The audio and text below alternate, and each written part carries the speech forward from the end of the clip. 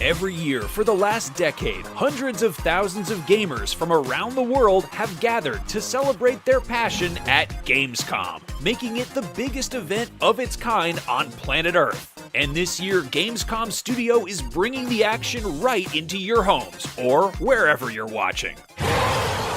This year's festivities might be winding down, but we're going out with a bang. We'll be breaking down our favorite moments from Gamescom Studio, as well as checking out an incredible cosplay competition throughout the day, thanks to Hydra Forge. And it's all leading up to Gamescom Best of Show, where we highlight the best that this year had to offer and announce the winners of awards in a range of categories, including ones voted on by you, the viewers. Get ready, because Gamescom Studio is bringing the heart of gaming to you, starting right now. Embrace the software.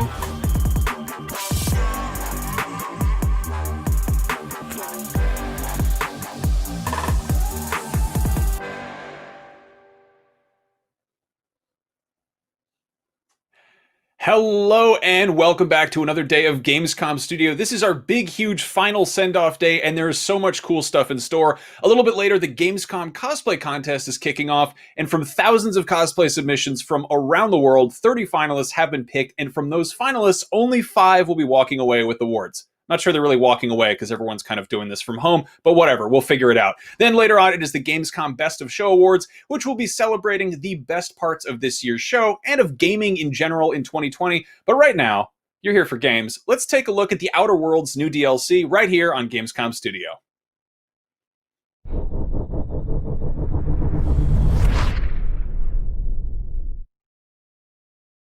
Hey everyone, thanks for joining us. My name is Carrie Patel, and I'm the game director for Peril on Gorgon, the first expansion to the Outer Worlds. Today we're going to be looking at some pre-release footage for one of our side quests, Love is the Plan is Death. Let's have a chat. All right, inspection time. Look at my eyes for as long as you can without blinking.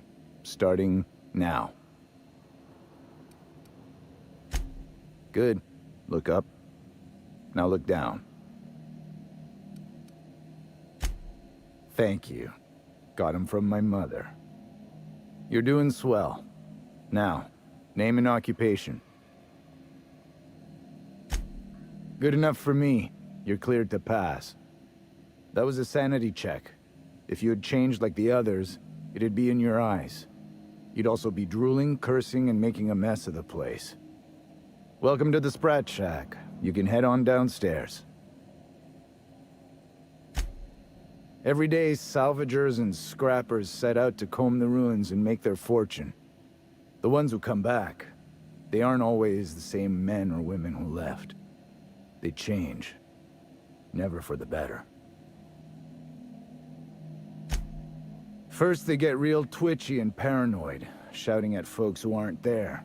Then they smell like they soiled themselves, on account of how they soiled themselves. After that, they're gone. Nothing but animals wearing human skin. Seen it happen myself. It's never pretty. Watch yourself out there. So this is the Sprat Shack. Now this looks like a real dive. Hey, I wonder if they got those floorboards that creak when a stranger walks in. Oh, ugh. This place smells like Felix's bird. And as you can see, your companions have plenty to say about this, as well as many of the other discoveries you're going to make on Gorgon. This is a former supply depot that's now become a sublight-run bar and smuggler stopover, and it's also your hub for a number of side quests. We never had bars this nice. Got balconies and everything. Jerome would have loved this place. You don't look like one of the salvagers, no? Don't really seem like the type. You've got the look of someone who's traveled far to get here and whose journey is far from over. Confidence. The scavengers around here, they're faking it. You're the real deal. I don't know if you're bound for the old ruins, but in case you are, can you look into something? I'd do it myself, but of course, the Marauders would eat me alive. Looking for something out there. Been paying Sublight to help me, but they haven't made much progress. It is to me, but apparently it's junk to Sublight. My husband and I worked on Gorgon during the good times. Jerome was on maintenance duty. I cleaned out test tubes till they sparkled. Nowhere good, that's for sure. In his final hours, Gorgon was a war zone. Violence broke out in the labs. The hills were full of marauders. You couldn't take a leisurely stroll without an armed escort. When the order came through to evacuate, non-essential personnel drew a lottery to see who would board the first wave of ships. Jerome won. I lost. As soon as I wasn't looking, Jerome switched our tickets and pushed me to the front of the line. I got to leave. Jerome stayed behind. I never saw him again. That Jerome always chose the right thing, even when it got him killed. This place is greedy. Took my Jerome, and it would have taken me too.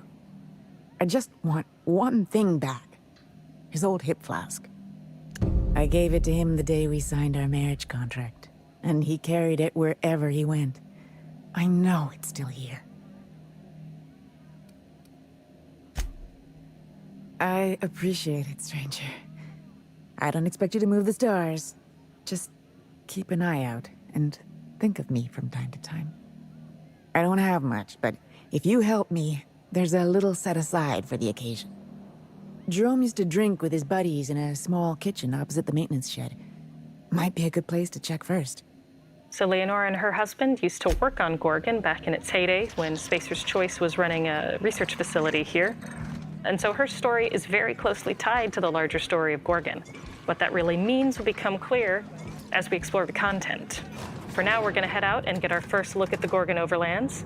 As with many side quests and tasks in the Outer Worlds, this is going to involve a mix of exploring a colorful but dangerous overland area, choosing between a mixture of combat and stealth to navigate the dangers, and making some choices about how we resolve things and how we present ourselves to characters.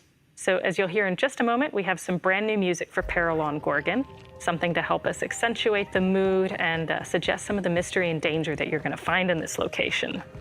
Now, this is your first look at the Gorgon asteroid. As you explore, you'll definitely get the sense that something pretty bad happened here. Something made a mess of this place. Watch your back, Felix boss. isn't wrong there.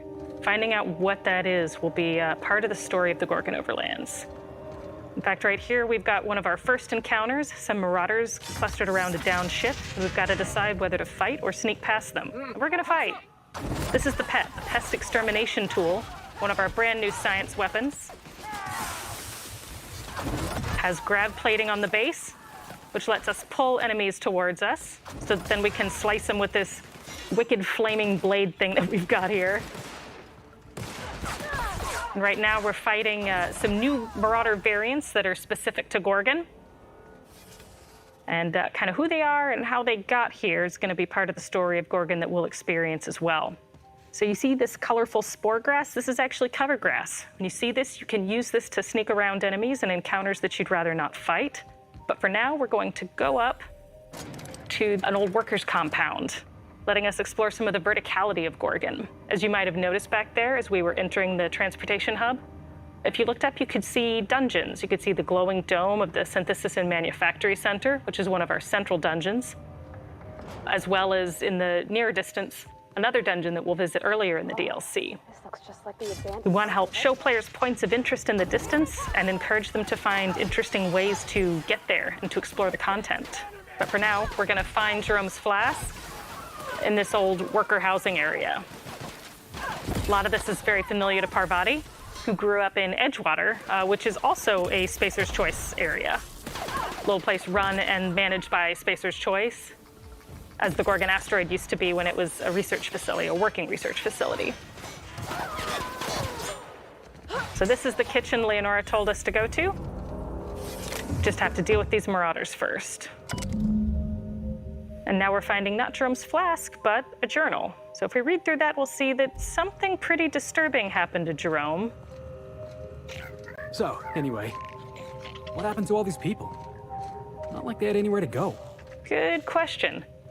We'll be figuring out what happened to the people on Gorgon, but for now we're going to focus on what happened to Jerome specifically. So to do that, we're going to follow the instructions in his journal to go up and find the apartment where he and Leonora used to live, and hopefully we can get his flask there.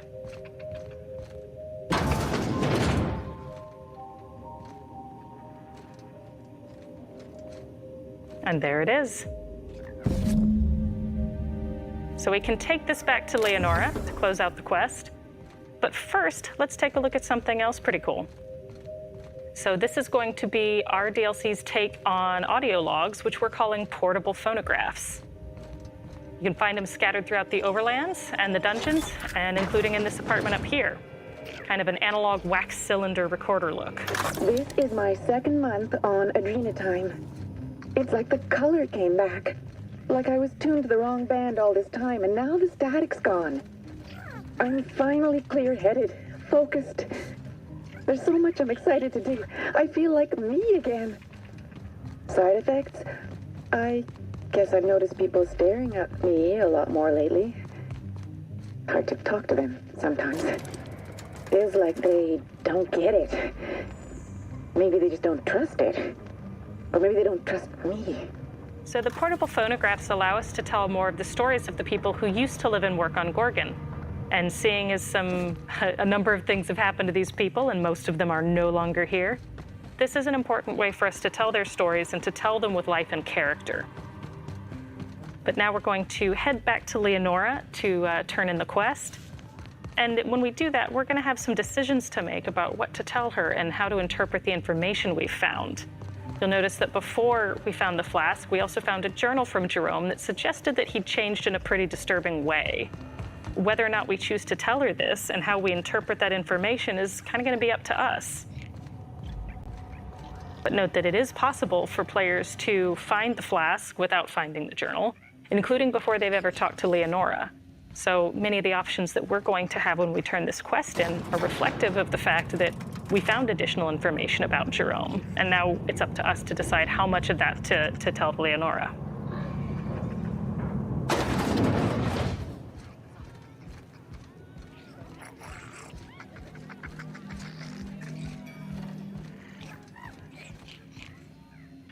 You find anything out there, you let me know. I'm ready to get off this rock. That's it, all right. Law. Still smells like his whiskey, his cigarettes, and that awful cologne he bathed in every morning. Here. I saved up for this, just in case I needed to go out into the ruins myself. Truth be told, I'm glad I never had to use it. You didn't happen to find anything else out there, did you? Here's where we decide what else to tell her. A marauder! You're telling me he's been alive all this time? Don't tell me that's the end of it. Was there anything else? Do you think one of them was my Jerome? I see. Thank you for telling me. Jerome got me out of Gorgon. I can honor his memory by staying out. Time to hit the dusty trail. Be seeing you, stranger. I don't think that's what you wanted to hear, but I'm glad you were honest. I think you did the right thing, Captain, but I hope she doesn't try to go after him. And that's your first look at Peril on Gorgon. Hope to see you back here on September 9th. Thank you. And that was a look at the Outer Worlds new DLC. In just a little bit, we'll take a look at some of the best cosplay on Earth. But first, here's this.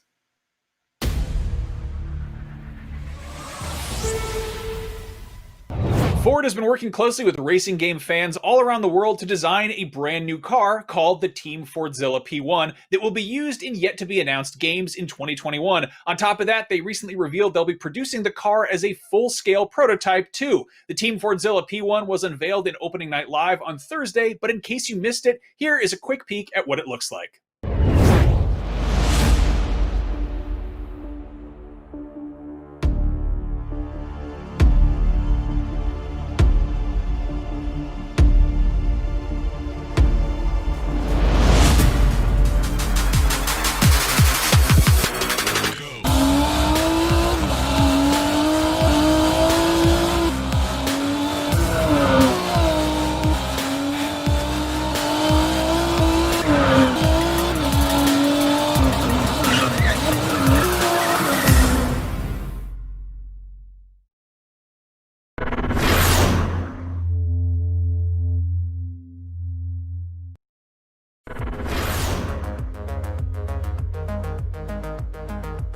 The next generation of video gaming is on the horizon, and IGN is here to bring you the latest PlayStation 5 and Xbox Series X news and analysis in our new weekly show, Next Gen Console Watch 2020. We'll bring on the experts to discuss and analyze all the latest developments around these new consoles. From frame rates, services, features, peripherals, and even all the new tech jargon, Next Gen Console Watch 2020 will keep you up to speed on everything leading up to the next generation of gaming. Join us every Friday for a new episode. Not only is IGN the world's biggest media brand for games and entertainment, but we also have a team of some of the world's biggest fans of your favorite franchises. From breaking news and exclusives, never-before-seen looks at movies and games, to reviews, let's plays, and live streams, IGN brings you all the coverage you need, no matter where you are. IGN, the #1 source for all games and entertainment fans worldwide. Everybody loves watching a speedrun of their favorite game. But what if you got the opportunity to peek into the minds of the developers while they watch their games getting completely wrecked? That's exactly what happens in every episode of Game Devs React to speedruns. Yeah, you can do that. Oh my god! We invite you to ride along with the developers as they react to, question, and enjoy some of the most skilled players exploiting and speeding through a game it took years of their life to create. Join us every Saturday for a new episode.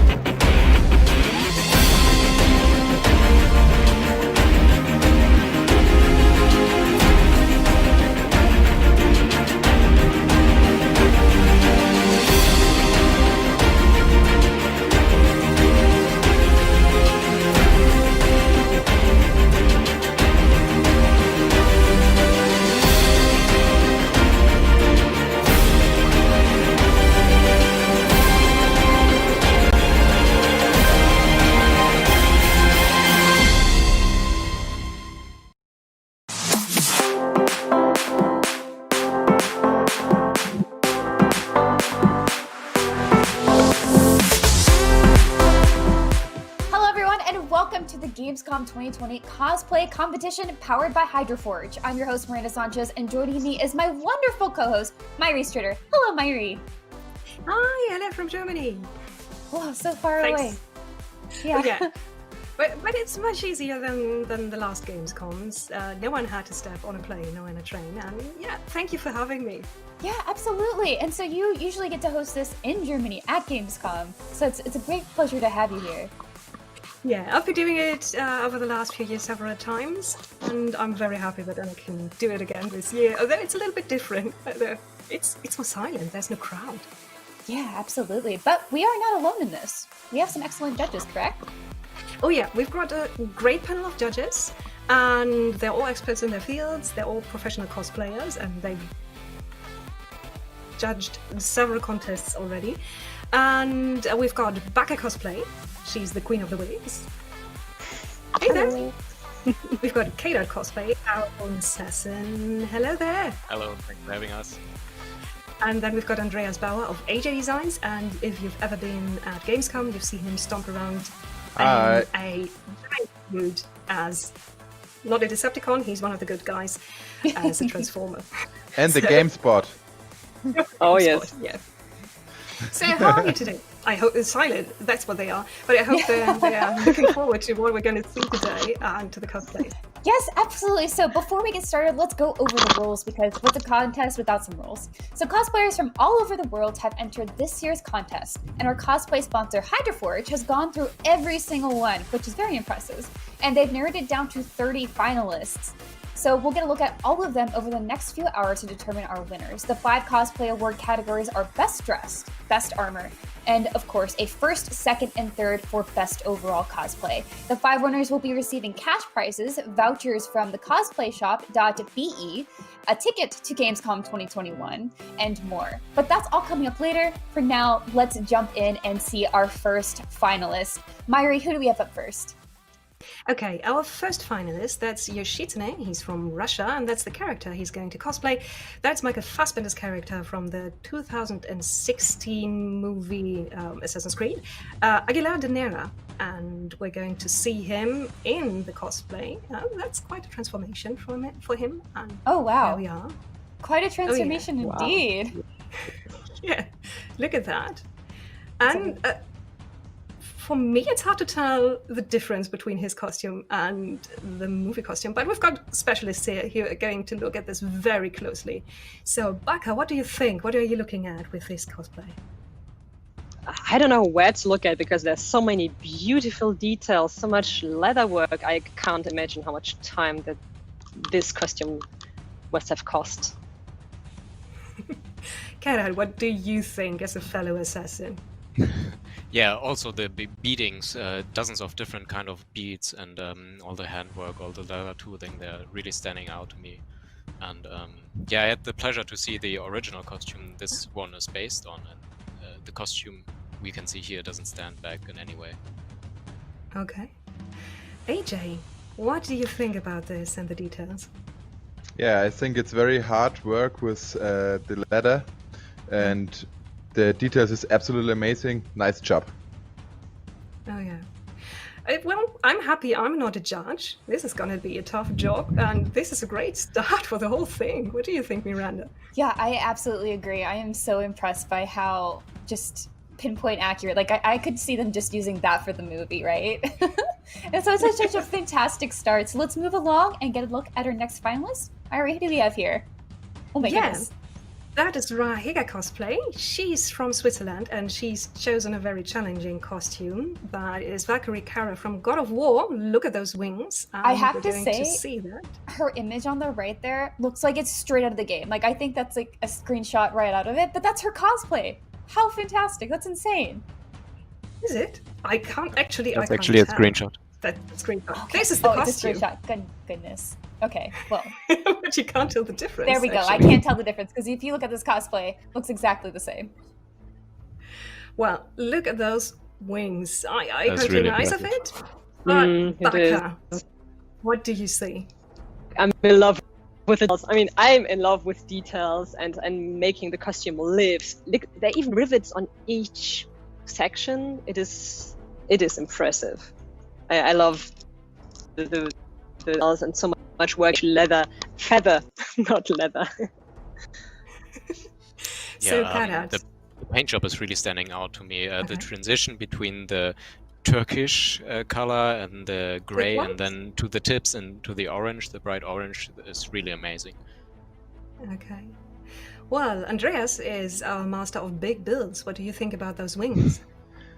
Yeah, the wings have the perfect size of the for the costume, and the material looks real leather. It's absolutely crazy, and the nice helmet.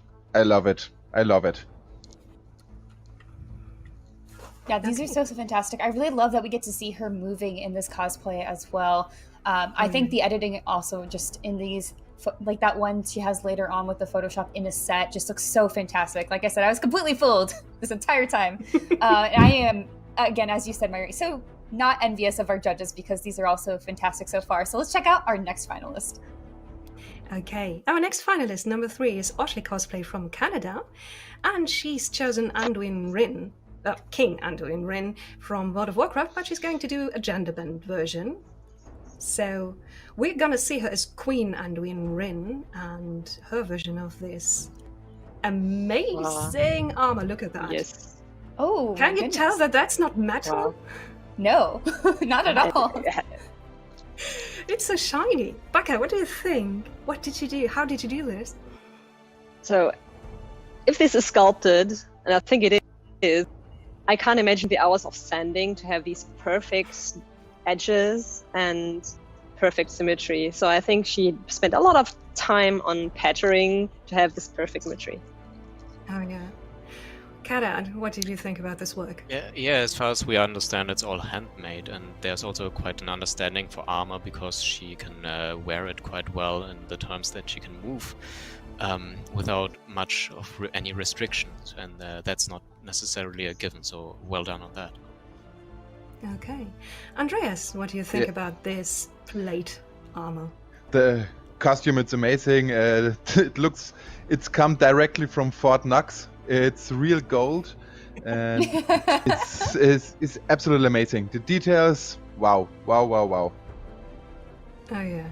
So Miranda, would you wear this? It looks comfy actually for an armor. I mean, absolutely. She wears it so super well, and I honestly can't believe that this isn't all metal. Like it's fantastic. The craftsmanship here is just unparalleled, I'd say. Again, do not envy the judges. But let's go ahead and move on to see who we have next. I cannot wait. Every time we move on to another contestant, I'm just blown away. Okay. Contestant finalist number 4. That's Margaret Cosplay. She's from Poland. There we have her. Oh, look at that cat bag.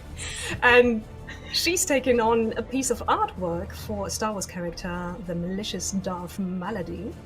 And she's taken the whole thing, including making her own lightsabers. And this is going to be also quite a transformation from the sweet lady with the cat bag. Oh wow, that is something I want in my closet. You're gonna wear Agree. that? Baka, would you wear this? How does I it would. to you? Totally would. And it could be foam, I think, so it could be even very comfortable. So the fit also seems very harmonic and very well done, so I think it's comfortable and badass. Oh yeah. What do you think about this work, about the details, Konrad? Well, we all know the dark side dresses best, and what stands out here for me is also that she took the concept of the artwork and translated it into the costume, the terms that she made this skirt and painted the draping on top of it, so it actually seems drawn still. Oh yeah. AJ, how do you like really this dark side lady? It's a really massive body armor.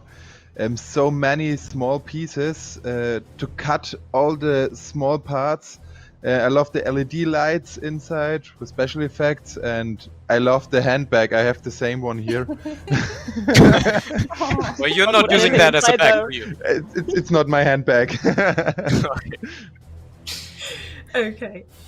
Well, I'm very happy to see this character. It's one of the lesser-known characters from the Star Wars universe. I have her comics, and I'm completely in love. What do you think, Miranda? Would you rather have the Sith lady costume or the cat bag? That's a very hard choice. We have a catback and lightsabers. These competitors are not playing games out here with what they are bringing to the table. Unfortunately, we do have to move on because we have so many great contestants to take a look at. And as much as I would love to look at her all day, we have another competitor. Oh yeah, we have to move on.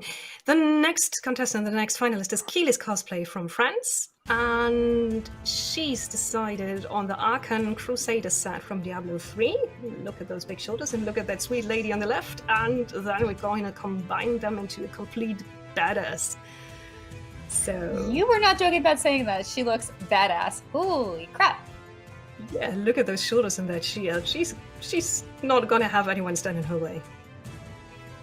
Okay. What do you think about this, Baka? What are you looking at? Well, it's very impressive. This is a transformation about, let's say, just a girl that you can cross in the street, and then she has this pauldrons, huge shield that you can jump any crowd. Yeah. Konrad, would you cross blades with her? Definitely not. Not from the front. Anyway, definitely one of our first tanks from this competition, and I really like that the shield has those fluorescent details on the front. I'm really curious how she managed to accomplish that. I'm not sure. What do you think, Andreas? I think it's just a good paint job, to be honest. Yeah, I like the glue color. It looks hot. The shield, it's very nice, and yeah, it's a nice costume. Oh yeah, I'd like that shield for my next trip to the grocers. What do you think, Amanda?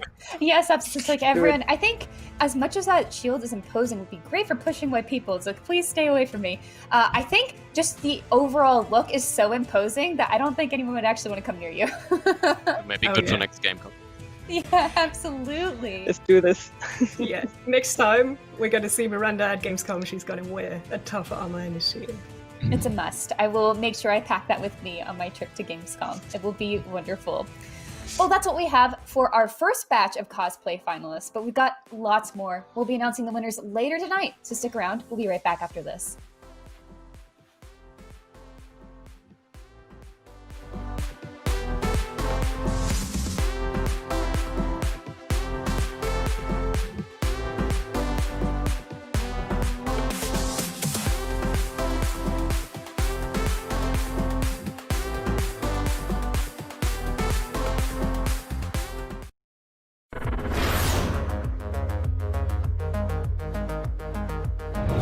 Everybody loves watching a speedrun of their favorite game.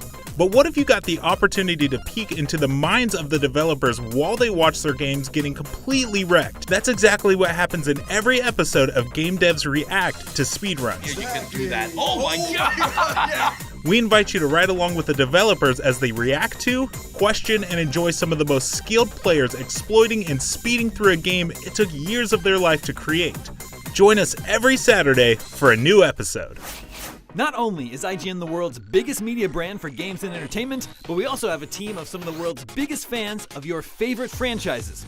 From breaking news and exclusives, never-before-seen looks at movies and games, to reviews, let's plays, and live streams, IGN brings you all the coverage you need, no matter where you are.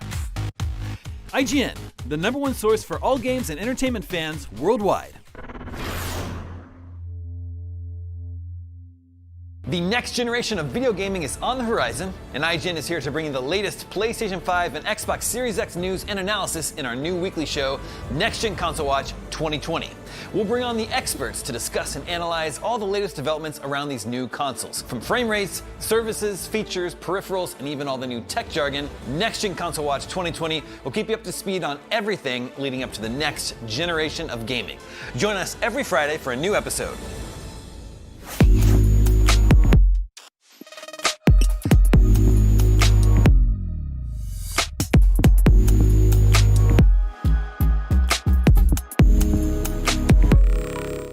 This year, Gamescom is streaming to you on IGN, and now you can watch it unfold on TikTok. World premieres, exclusive gameplay, cosplay, interviews, and unforgettable moments from the biggest show in gaming can now be crammed right into the palm of your hand. Check out IGN and Gamescom's TikTok accounts and use the hashtags WellPlayed and Gamescom 2020 to get in on the action.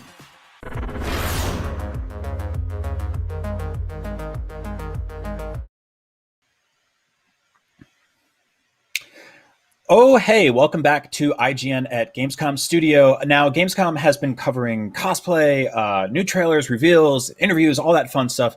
And we have a big award show today, too. But one of my favorite parts of Gamescom, and probably yours, too, is all of the new video games that get announced. And believe it or not, there were tons this year. Basically covering a wide gamut of different genres and consoles and mobile and PC and everything. And so we thought we'd get some people together and talk about some of our favorite new game reveals. With me to talk about those things are Miranda Sanchez and Seth Macy from IGN. Hello, friends. Hello. Now, Miranda, I want to start with you because you're super into this game called Minute of Islands, which I feel like a lot of people are sleeping on. It is awesome looking. So tell us all about it. Yeah, so the first thing that caught me is obviously this visual style. It's very reminiscent of Adventure Time, something I love very, very much. And it has like kind of like that grimy aesthetic, like obviously something is wrong here. And that's kind of what you're going about to investigate. So you're Mo, this little engineer, and she is trying to solve kind of like the island secrets. So this is a little platformer, and it has a lot of environmental puzzles, so it says. And I'm really excited to see what this is all about, because I think when you get these sort of very developed worlds that are really narrative focused, you have something that could be a very special experience. And obviously it's cute, but also pretty dangerous, as we saw with that little cavern. Mm-hmm. So I'm excited to see what has what like I guess what's in store in this world. You know, I really like that that mechanic of the character jumping down and the skirt kind of billowing up and then floating. It reminds me of like Princess Peach and Super Mario Brothers 2 for the NES. Like it's definitely kind of throwback. And yeah, it's it looks wholesome and cute, but also super creepy. Like there's giant gross feet and like a bloody skull and a bunch of other. it's my favorite thing. You know, Yeah, bloody skulls. Yeah, cute and wholesome and gruesome. Just mix it all together. It's great. On top of that, as all of you know, we have been mostly stuck inside this year and haven't really been able to travel or visit theme parks or anything like that. And our lives have become a lot more like The Sims than I think we wanted to. And so we miss theme parks. And a good thing that got announced just this week was The Sims 4 Journey to Batuu Star Wars expansion. And holy crap, I'm excited for this. Tell us all about it. Yes, so this is a game pack, which kind of puts it along the lines of what we've seen with the Magic expansion, Strangerville, and Parenthood. So it's not a full-on expansion, but it is a game pack. That means it has like different mechanics. So it does have its own location. There are very special things. I think you're supposed to kind of get. That's really funny. I love The Sims so much. Sorry. So you're supposed to get, I think, a reputation with either the First Order or the Resistance. And so there is like sort of a game element to just Batuu here, which is really exciting because I love like having an added element to The Sims. And this is its own location. And like the idea is that you go like kind of like when you're in the Disney parks, like you go here into special transition to somewhere else. And then you get to go home and you can bring stuff back with you. And I got to go and spend a lot of time there, and especially at Olga's Cantina earlier this year. And it was such a special experience for me, especially because, you know, now we're stuck at home. And so getting to play this again, potentially in The Sims, is just such a delightful surprise. So I'm really excited to see how we're able to craft our own stories in this. And of course, it's not like a full game, but I think it is definitely one of my favorite announcements from Gamescom.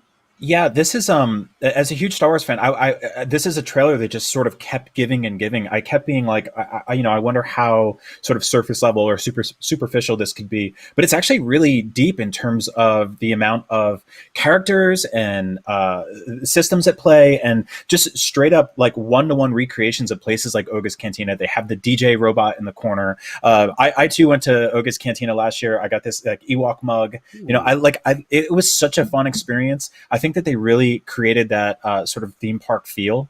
And I really can't wait to play this. I haven't really played The Sims in a while, and this is going to absolutely get me to jump in almost immediately. I know some guides and cheats that can help you out if you need it over on IGN.com. Head on over to IGN.com as soon as the show is over to get some guides and cheats for The Sims. Seth, tell us about Wohan Vengeful Spirit. So Wohan Vengeful Spirit is you play the spooky ghost of a girl who was killed during some sort of conflict, and it basically, just looking at it like it's like a supernatural Metal Gear Solid is what I'm getting from this. But instead of creeping around and knocking on walls, you actually take possession of these bad guys and then turn them against one another. Or in that case, you can take possession of a dog and be a real vengeful dog. And yeah, I'm definitely into this game right here. Oh, this looks awesome. Yeah, I really like the setting is definitely old school Metal Gear as hell too, which is super cool. But the ghost element reminds me sort of that GameCube game Geist.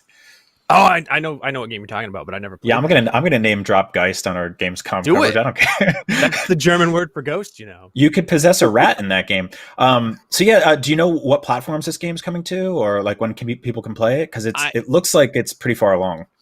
Yeah, I'm sure you can Steam wishlist it, but that's the best I can do for you, Brian. I'm sorry. Sorry to put you on the spot, Seth. No, it's okay. No, it looks really, really awesome, and I like the sort of possession element and the gunplay as well. Yeah, absolutely. Tell us about Nazar, Son of Man. Or This Nazar? game got me super excited because I knew nothing about it going in, and they said it's a 2D cover-based shooter, and I thought, well, I mean, okay, sure. And then I saw like the trailer of it, and I was like, this game is everything that I want in a game. It's got like a really cool animation style. The art style is really cool. It's like violent, stylized, steampunk, alternate reality. The guy has a real great mustache. Just look at that mustache. Yeah. I don't actually know. Oh, and also sometimes a giant hand will just come out of the sky and like either they'll punch enemies or they'll flick them away. Like you remember in Turtles in Time. Like that's the kind of the vibe I get when you throw a foot soldier at the screen. Like this game, I am very excited for this one, and it just came out of nowhere. I never heard anything about this game before, and then I instantly fell in love with it because it's so weird. It just ticks all the boxes of like things that I like. Like look at that. There's that big hand. Wow. Yeah, He's got brass knuckles too. Yeah, no, he's got the love ring, like do the right thing style. It's amazing. Yep. Yeah, there's look at that.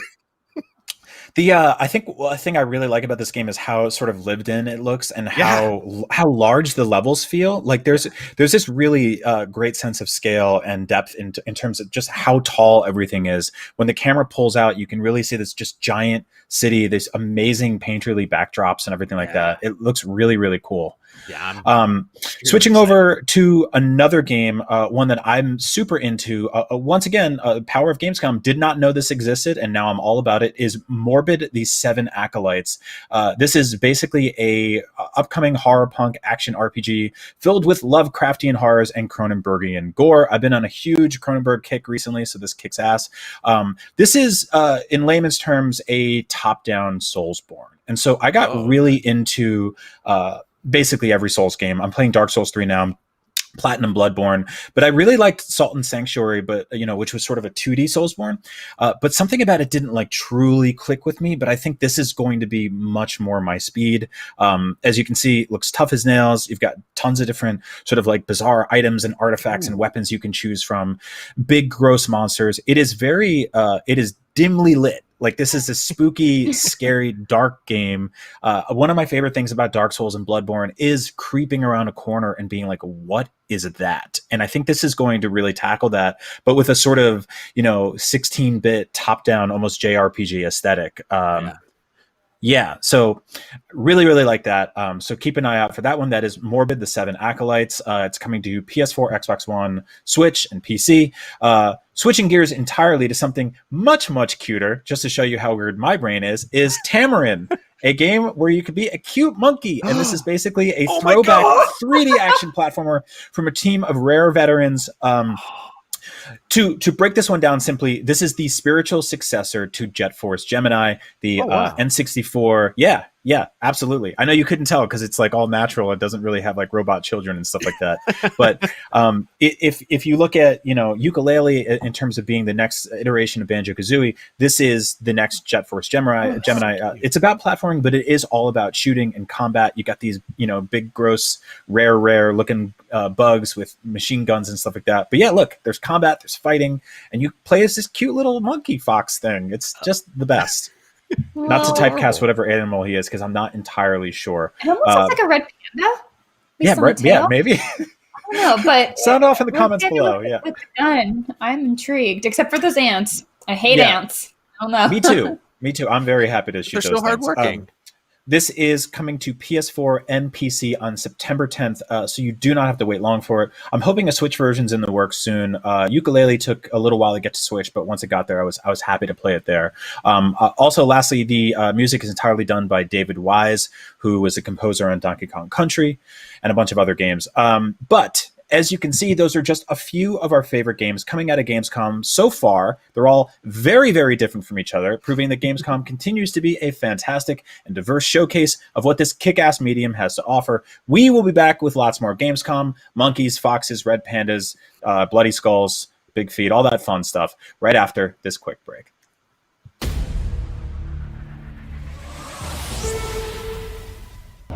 In this Gamescom Partner Spotlight, we're going to check out the trailer for Pathfinder Kingmaker Definitive Edition, the single-player RPG based on the Pathfinder series. Peggy 16.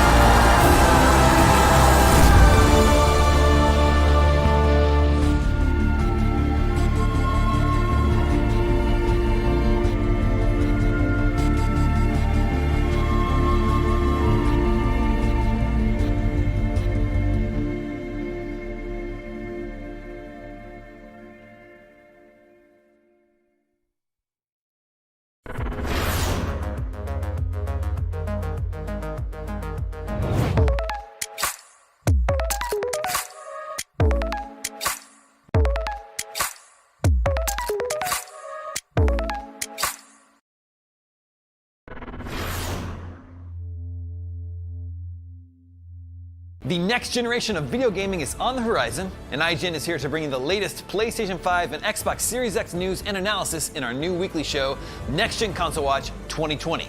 We'll bring on the experts to discuss and analyze all the latest developments around these new consoles. From frame rates, services, features, peripherals, and even all the new tech jargon, Next Gen Console Watch 2020 will keep you up to speed on everything leading up to the next generation of gaming. Join us every Friday for a new episode.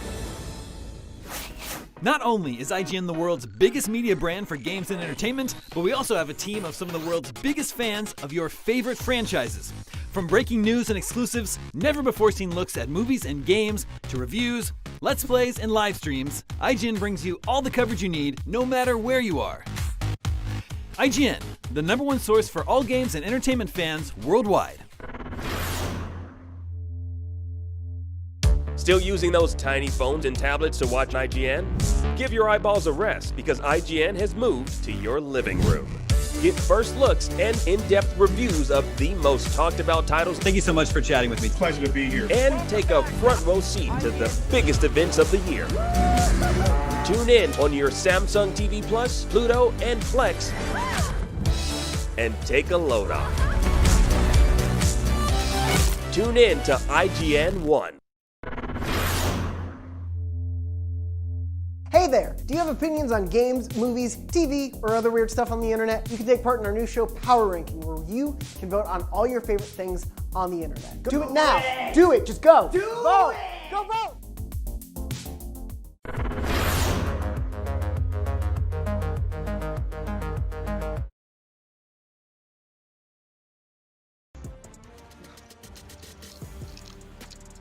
Hi again, welcome back to Gamescom 2020 Cosplay Competition powered by Hydroforge. We've got a bunch more finalists to admire. Once again, our expert judges are looking for best dressed, best armor, and best overall cosplay. Myri, let's jump back into it. Who are our next finalists? Okay, the first finalist of this batch is Anonchi from Germany, and we can see her without her costume, and we can see the character she's taking on. That's Queen Talanji from World of Warcraft. So I'm always impressed if people go for the trolls, because that's so much makeup, and here she is. Look at those, those shoulders. Yeah, those colors too. Oh my goodness, they just pop. It's so vibrant. Oh yeah. I love the feathers, the fake feathers. Okay. Please, judges, tell us, what are you looking at with this costume? Baka, what are you looking at? What are the details? Vibrant colors. She said it. It was the first thing that struck me. It is these real, vibrant and living colors, and next to that, very earthy and beautiful earth colors. That's beautiful, yes. Konrad, what do you think about those feathers, about those details on her skirt? I really like the textures on the skirt, on the white pieces, which kind of look like cobblestone actually, but turned into a fabric, which is kind of interesting. Oh yeah. I'm wondering how much this is weighing. AJ, what do you think, Andreas? Yeah, it's a nice weathering on the costume.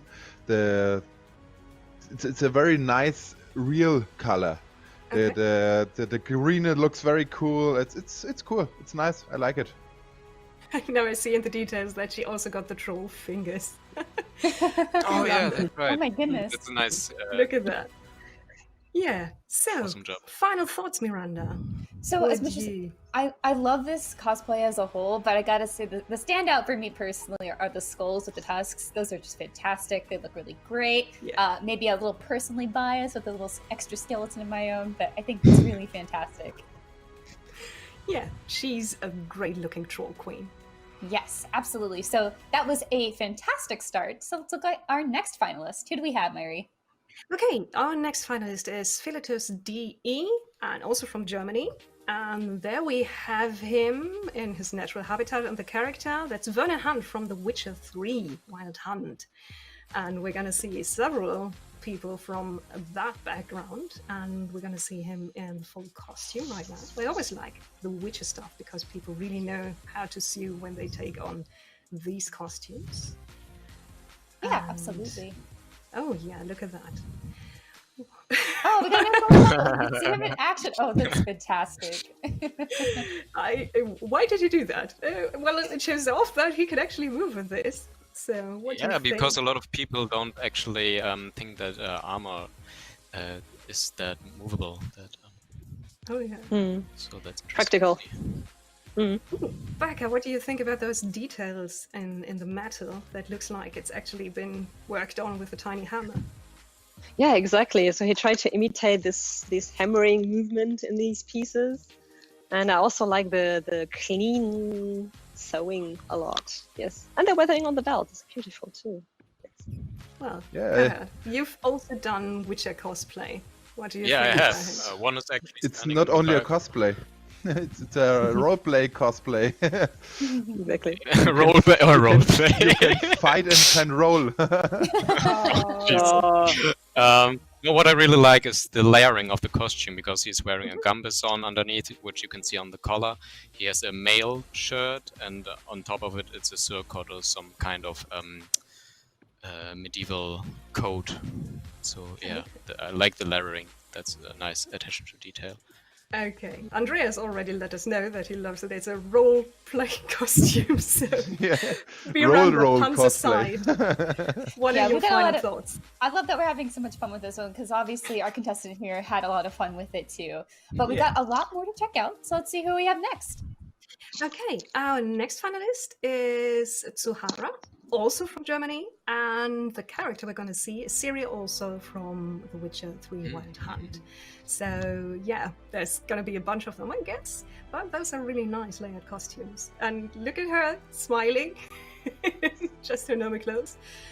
And then suddenly, a wonderful transformation. Yes. Look at that.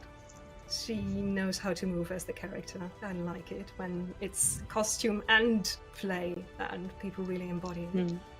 It's a great presentation, definitely. Yeah. Okay, The Baka, location. what are you looking at here? First, I saw that he combined very different materials that I appreciate a lot, that people explore a lot. And I'm a wig maker, so I love this huge bun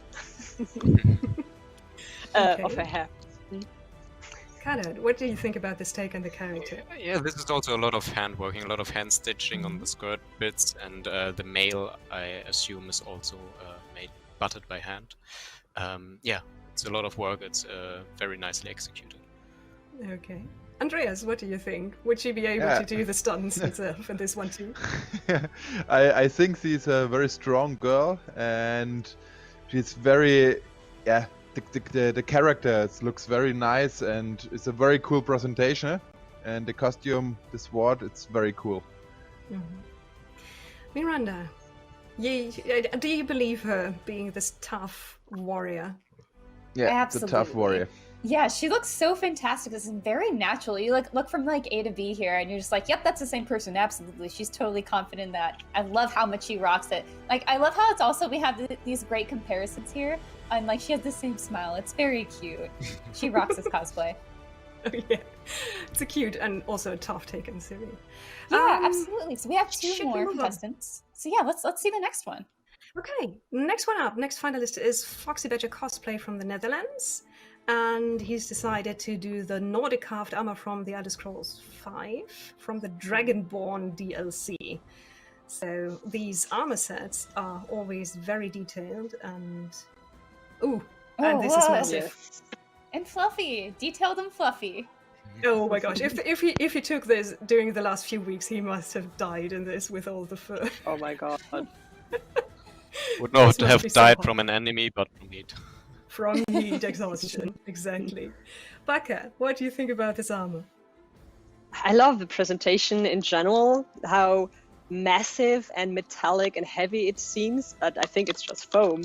So I really like this geometrical heaviness. I don't know how to explain that. Konrad, what are you looking for in this one? Again, we have very nice layering techniques with some padded armor underneath the metal plate armor, and it also gives him like the shape and the silhouette of an actual bear, which is really nice. Exactly. Yeah. So huge builds are your thing, Andreas. What do you think about this one and the axe? Yeah, I love the weapon. It's very strong and very heavy, and the helmet, it's with the head from the bear. It looks very cool, and it's very nice detail from form from the helmet, and yeah, it's cool. Yeah. It's very cool. There's the weathering from the metal optic. It's nice. Looks a little bit rusty and a little bit dirty. I love it. Okay, Miranda, what do you think? More fluffy or more dangerous? You know, I love bears because they're both fluffy and dangerous. So I gotta say, all around, this is fantastic cosplay. What do you think? I really like it that it looks so fluffy. I'm always happy when cosplayers go for the fake fur, really, to be honest. And look at him, how happy he is. Yeah, absolutely. All right, Myri, who do we have next? Okay, the last one for this batch is Damage Cosplays from Austria, and he's cosplaying Ornstein, Dragonslayer Ornstein from Dark Souls.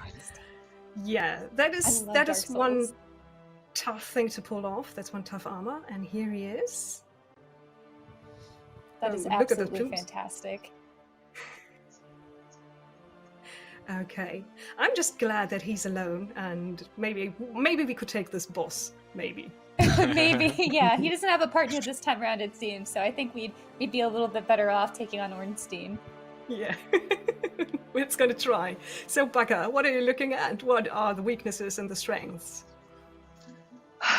Again, with big costumes, because I don't make them, I like when they are well proportioned and very huge, but still have some finesse in it, if you know what I mean. That is good, yes. Okay. And what do you think, Konrad, about this layering? I find it hard to find any weaknesses because he's wearing mail underneath the plate again, which is good.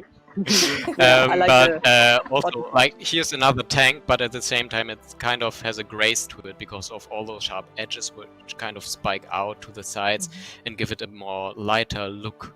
than you initially would think. So that's a good execution on that, on the balancing. What do you think how he did all these big pieces and especially those plumes? Andreas, have you any idea? Not really. The LEDs and the hairs, it's very nice and looks good. It's a little bit, it's moving on the hairs, but I think the guy can't see very good in this very, very big massive helmet, but it looks very strong and very heavy. I think you would There be we have surprised how it. much you could see out of a helmet like that. Okay. So, I think if we want to take him down, we should go with what Andreas said and make sure that he can't see us with a big helmet. Honestly, and I've roll never a lot. been on stage. Yeah, and roll a lot. Yeah, but you gotta conserve the stamina. You gotta worry. I think one of our contestants from earlier would give us some good tips on rolling, though. Getting those dodges. But yeah, I love that. As you mentioned, like, I don't know how he's seeing through this helmet, but obviously he is. I think I really love the presentation of this too. Dark Souls is one of my favorite games, so seeing an Ornstein cosplayer is just always a treat. I think the character themselves is really, really cool. And I must say, the great thing about this version of the contest and the online version is I can see the people without their cosplay and really compare them. And this is just lovely how they change and what difference it makes. Also in how they move. Yeah, and to your point on that too, I love that we get to see these really fantastic photo shoot photos that they go and do. Like, obviously, we know there's so many great and wonderful photographers in the cosplay community, and getting to see that also be showcased here is just such a treat. Oh yeah, absolutely.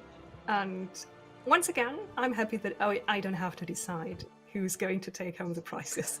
Yeah, judges, you guys are going to have, I think, a pretty tough one. You're We've going only to have seen a really some hard time. 30. Yeah, there are a lot of different kind of talents. It's a really diverse range of experience that the people show us here, and expertise as well. Exactly. Yeah. So it's kind of hard to compare them even at all. But I guess we'll have to get through that. It's a hard job. It's a very hard job. Yeah. We do our best. Someone has to do it. Yes. All right, so we've 3 of had them. so much fantastic cosplay so far, and we are just getting started. Sorry, judges, you're going to have, again, very tough job. We're announcing the winners in just a little bit, so stick around. We will be right back.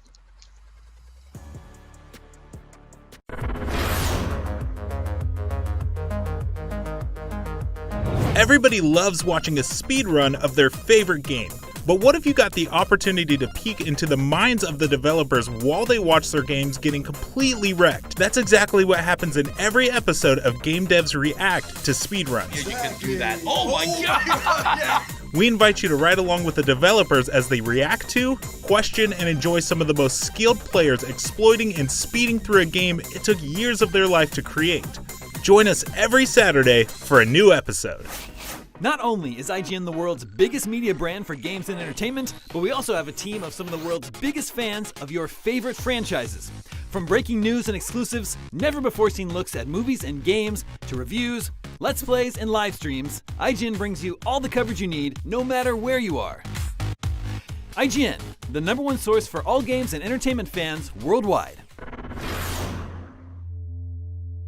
The next generation of video gaming is on the horizon, and IGN is here to bring you the latest PlayStation 5 and Xbox Series X news and analysis in our new weekly show, Next Gen Console Watch 2020.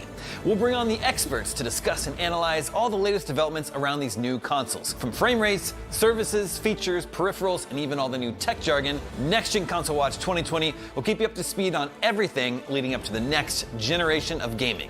Join us every Friday for a new episode.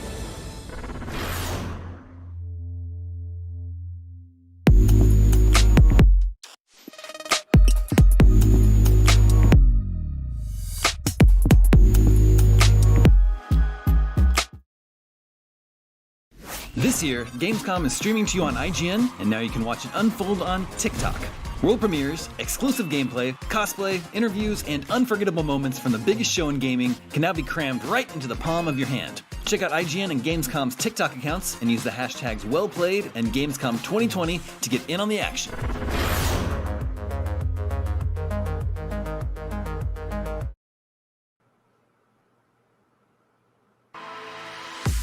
Welcome back. Between rumors, stuff being teased on social media, the inevitable leaks, and the occasional gut feeling, we usually go into Gamescom with some idea of what to expect, but there are always a few things that catch us off guard. I'm joined now by Miranda Sanchez and Jonathan Dornbush to talk about what surprised us the most this year. Miranda, let's start with you. Yes. Hello. So Dragon Age 4 was by far the most surprising thing for me. I did not anticipate to get any news about Dragon Age anytime soon. And so having anything at all was just such a great tease. And I think the reel that they show offers so much to pick apart too, between like character designs and just like so much more too. So I'm actually looking forward to doing my deep dive. I think the original tease that they did for Dragon Age was really fun. It was like kind of alluding to a lot of, kind of trouble brewing. And then that was the Game Awards Dreadwolf Rises one, right? Yes, correct. And so I think a lot of us have been looking forward to seeing BioWare like really pulling out all the stops and doing another just like very driven story game. Obviously they had some troubles with Anthem, and hopefully they figure out whatever they're doing with that game. And Mass Effect Andromeda was met pretty mixed. And so this one, they like really do have to nail it. And I'm glad to see that they're being so transparent about like, hey, here's where we are in development with this. It's still early on. We have so much to do, but here's what like a next generation Dragon Age game has the potential to look like. So I'm super excited to see what this is gonna I'm so torn on this because like I love behind the scenes stuff. I love learning how stuff gets made, and I really appreciate that they're trying to sort of humanize the studio and really be like, hey, there's people making this. But at the same time, I also kind of wish they just kept quiet until they had something with like a full trailer to be like, boom, here it is. Like, here's the sort of big reveal. It's kind of like, when you're like, oh yeah, my term paper's almost ready. Here's my the first 2 pages of my rough draft, but I swear I'll have it by the due date. Jonathan, Did you have any thoughts on Dragon Age? Yeah, so Dragon Age is one of those series that I've always admired but never got into. Like, I just always felt like I missed the moment for it. So I've been looking forward to this one. I don't know if it's the best jumping in point or I should go back and play an older one first. But, I've always heard such love and affection for everything. And I've recently been getting more into fantasy-based stories and all that sort of thing. So seeing all of what they've shown here, like, looks very cool, and I can't wait to see it. But Max, sort of similar to what you were saying, I was like, I just want to see what the game is going to look like and play like, because I know what the pedigree is of the franchise, and I'm really excited to see what they're doing after so much time away. It's been a few years.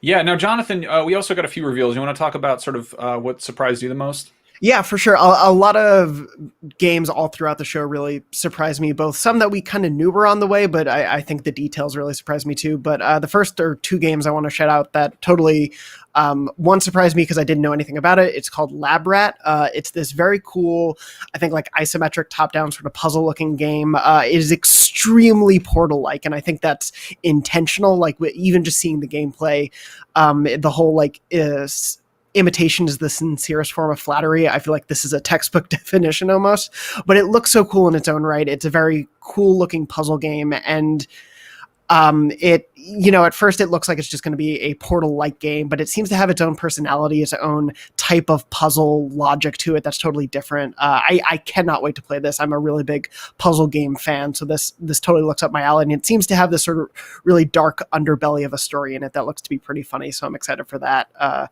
for sure. Another one for me is one I've been following for a while, but Iconfell I really want to shout out because it actually has a release date. It's a game I've been following for I think years now since its first Kickstarter reveal, and it's coming out October 8th, I believe, on all platforms, PC and all consoles.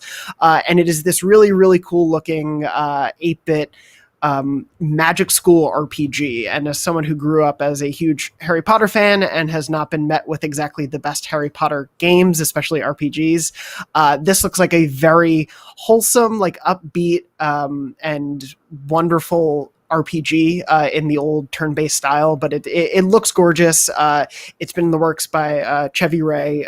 They've been talking about it a lot on Twitter over the years and marking the progress, and there's a ton of great music to it. Like the musicality is wonderful. The art design is wonderful. It's gone through a lot of iterations, and they've been very open about sort of the transformations the game has gone through, especially because it was in Kickstarter a while back. So to see the progress the game has been making and to know it's just a little over a month away is so exciting for me, because I want to go pretend I live and fight monsters at a magic school. That sounds wonderful, and I can't wait to play this.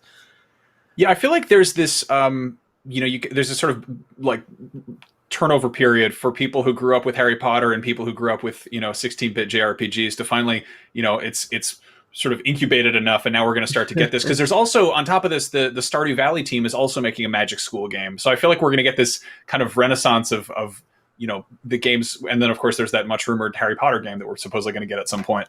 But yeah, I'm totally with you. I would like to go to Magic School. Yeah. Those definitely look a lot of fun, in my opinion. And then also one that I think we knew was coming because it was teased for Opening Night Live, the Fall Guys Season 2 premiere. I've been playing Fall Guys every night since it came out. I'm totally addicted.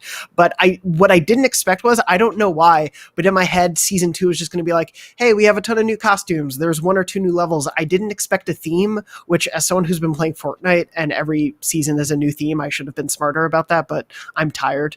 But this really, like, the whole idea that they are going for a full-on theme for Season 2, and it's a bunch of new games, some that are twists on existing games that are already in there, but it's all medieval themed, wacky new costumes, wacky new games. I'm excited for that and what that means for seasons going forward. I think they likely are going to come away with some pretty creative, wacky stuff as we go through all these seasons, and just the look of these first few teases of the games, we don't have too much information on them, but one of them is essentially you need to go through all these different stacked tiers of gates. It's sort of like a reverse of the gate crashing that we have in the game right now, but you need to use these blocks sort of collectively with the other players to make progress, but eventually then also screw those other players over so you can get ahead of them. I think that's the best combination of Fall Guys, is when you're both working with and against other players. There's a fun combination there, and so that really, really excited me as a big fan of that game. Nice. I think the things that really surprised me the most, this one got sort of burned past really quick, but we got a trailer for Unknown 9, which is fittingly a lot of question marks. We got this gorgeous CG trailer, which tells us basically nothing about the game except for this little girl. It looks like she gets some time distortion powers. I dug into this a little bit, and it's part of this huge sort of transmedia storytelling experience that's kind of rooted in secret society stuff. There's novels out already. I think they're planning a TV show, maybe a movie, a comic, just basically kind of coming at you on all fronts. So there is existing lore out there, but they're aiming to make a whole AAA game. And I think one of the people behind it is worked on the Assassin's Creed series. So there's definitely some sort of pedigree on, making one of those, meta stories that makes people dig into it and pick it apart. But yeah, I hope we actually get to see some gameplay sometime soon. Definitely, I think the biggest surprise was seeing Christopher Lloyd as Doc Brown during Opening Night Live. That was definitely not something I would ever expect, and I love that they hyped it up with Back to the Future music, and then he came out in character as Dr. Emmett Brown for the first time in God knows how long, and then he proceeded to promote Surgeon Simulator 2, which is great, which has doctors in it, I guess, but it doesn't involve time travel or DeLoreans or really. I don't. It was kind of an odd twist there, but yeah, very strange combination. I was like, wait, what is happening? Back to the Future? No time. Okay. Yeah, Here we are. I feel like maybe they could have gotten him to announce the Telltale Back to the Future game back when that came out, but whatever, I guess. Why not? I mean, they put the DeLorean in Rocket League. They could have used him, but okay, sure, Surgeon Simulator. Why not? Anyway, there are probably still some more Gamescom surprises to go, and coming up, we have a ton more incredible cosplay, arguably some of the best cosplay on Earth, and then the Cosplay Awards to figure out which of those cosplayers are actually the best of the best. And still to come, the Gamescom Best of Show Awards, but right now it is time for a short break. Stick around.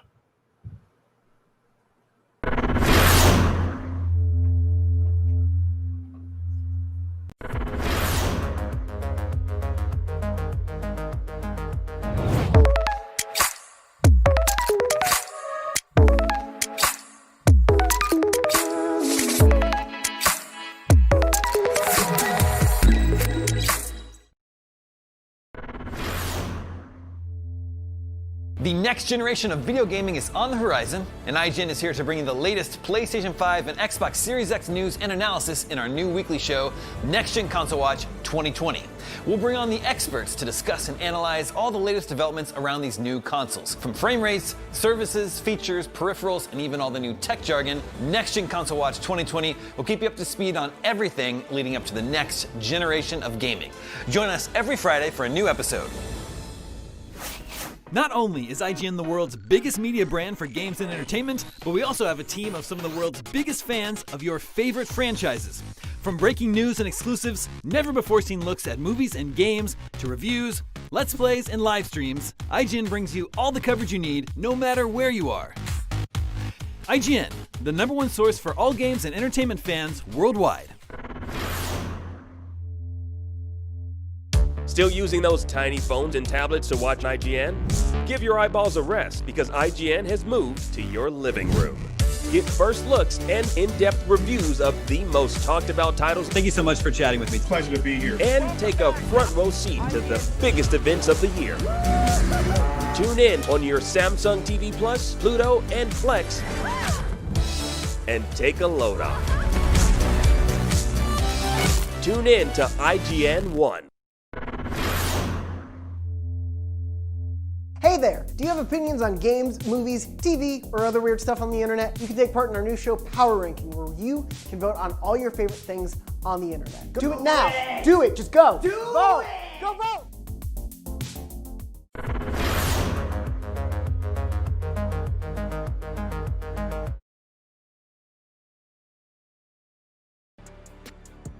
Welcome back to the Gamescom 2020 cosplay competition powered by HydroForge. We've got another batch of 5 finalists, and once again, our expert judges are looking for Best Dressed, Best Armor, and Best Overall Cosplay. Myri, let's jump right back into it. Who is our first finalist of this batch? Okay, first finalist this time around is Hummel Cosplay from Germany, and she's cosplaying as Amicia de Rune from A Plague Tale: Innocence. And there we see her, and with her gear, and there we see what she's going to take on.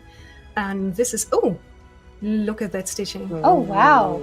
Yes. That is so lovely. And I think that's her real hair. That's not a wig. Oh, it's a really, really good wig. Baka, as our resident wig specialist, what do you think? That is difficult to say because sometimes you can hide the hairline by adding some hairs on top, and there are many techniques to do that.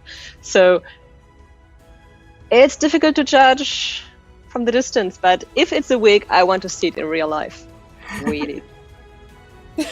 And other details, look at the costume, what do you think? What I think? I think it's perfectly accurate. I mean, I saw the reference because I don't see the character, but it was literally the same. Okay.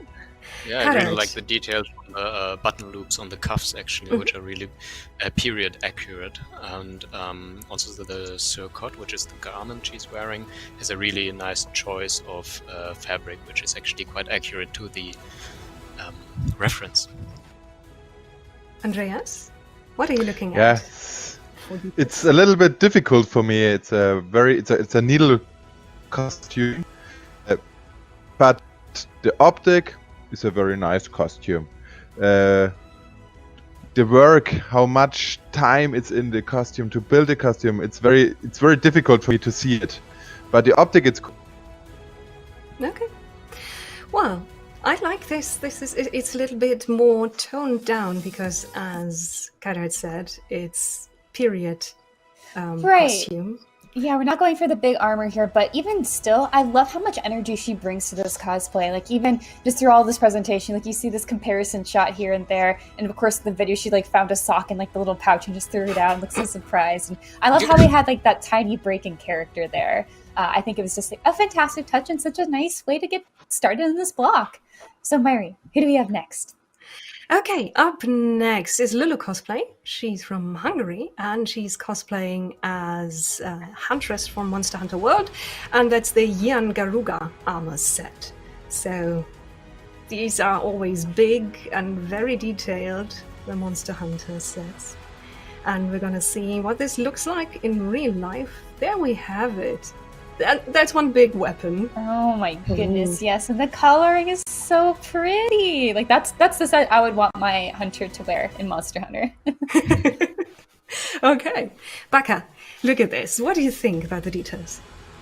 Yeah, the details, of course, I'm in love with them because they're very organic, but still they have a very beautiful rhythm in them. And the change from lilac to black to gray, it's very smooth, very beautiful. Okay. Konrad, have you seen that weapon with the little eye and all those tiny things? Yeah, I'm actually not familiar with the game at all, but yeah, I can actually see that those are supposed to be scales and pieces from a creature which he put together to build this armor, to scrap build it basically, and that's definitely very convincing. Mm-hmm. Andreas, what do you think about that weapon and all these scales and big pieces? Yeah, I like the battle damage on the armor. It looks very real. But from the last cosplayer too, the pictures and the locations is so amazing. It's a very nice job from all cosplayers in the moment. I love it. It's absolutely amazing and nice job for all guys. Mm-hmm. Okay, Miranda, you said you want your Huntress to look like that. So Yes, absolutely. I feel like the only thing that she's missing here is a palico. We just need a little good furry companion to sit alongside them. Also on this cosplay, I really do love the textures. Like we got that fluffiness. As we've said before, we do like the fluffy cosplay. Oh yeah. And then mixed, of course, with that heavy armor. So it's just the perfect touches here and there, you know?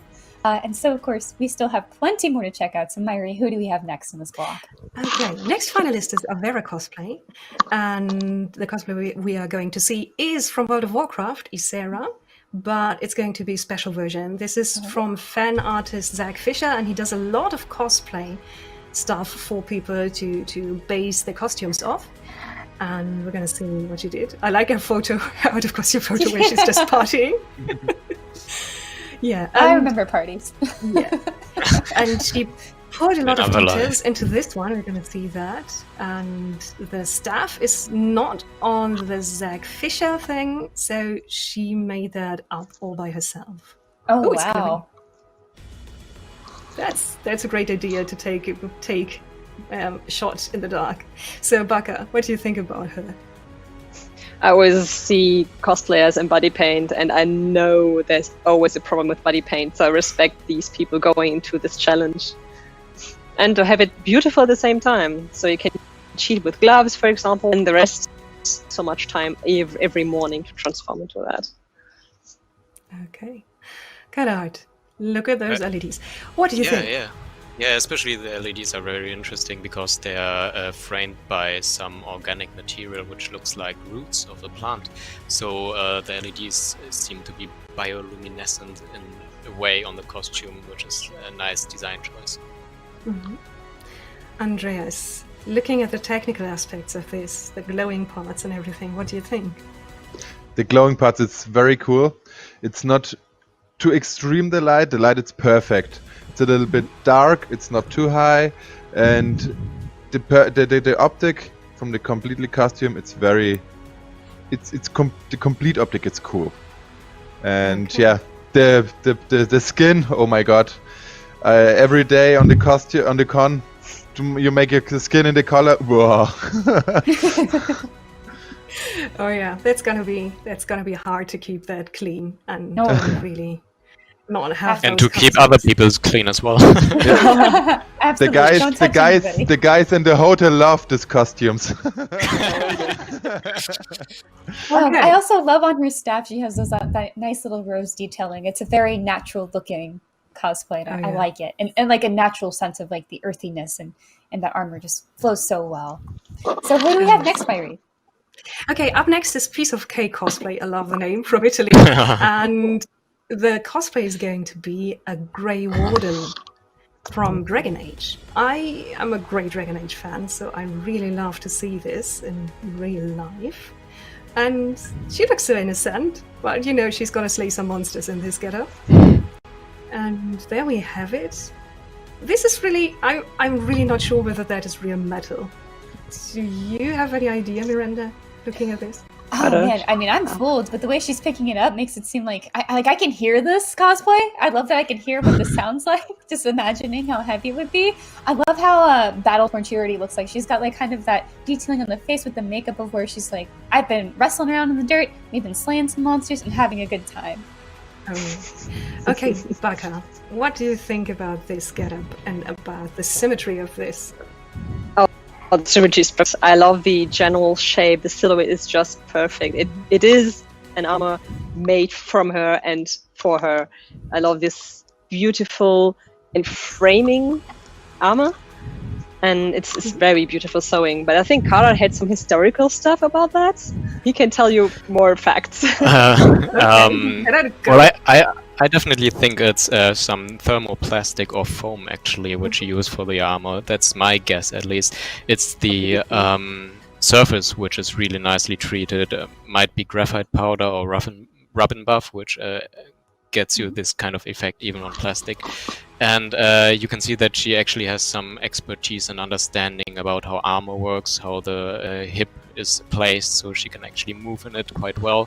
And also I really appreciate the dents she put into the armor surface. You often see cosplay armor being weathered with deep cuts, which is not actually accurate to how battle damage would look like. It would be more scratches and dents like she's doing here, and I really like that. It's really convincing. Okay, AJ, quickly, what are your thoughts? Yeah, I'm steelworker for 18 years, and I think this is a real steel costume. Okay. No, it's plastic. It's unbelievable. Absolutely amazing job. Great. Okay, Yeah. Miranda. Well, I mean, there you have it. I mean, they said it all. It's very impressive, and I love it's like piece of cake. It's like, you sure? Because you make it look like a piece of cake. It's so good.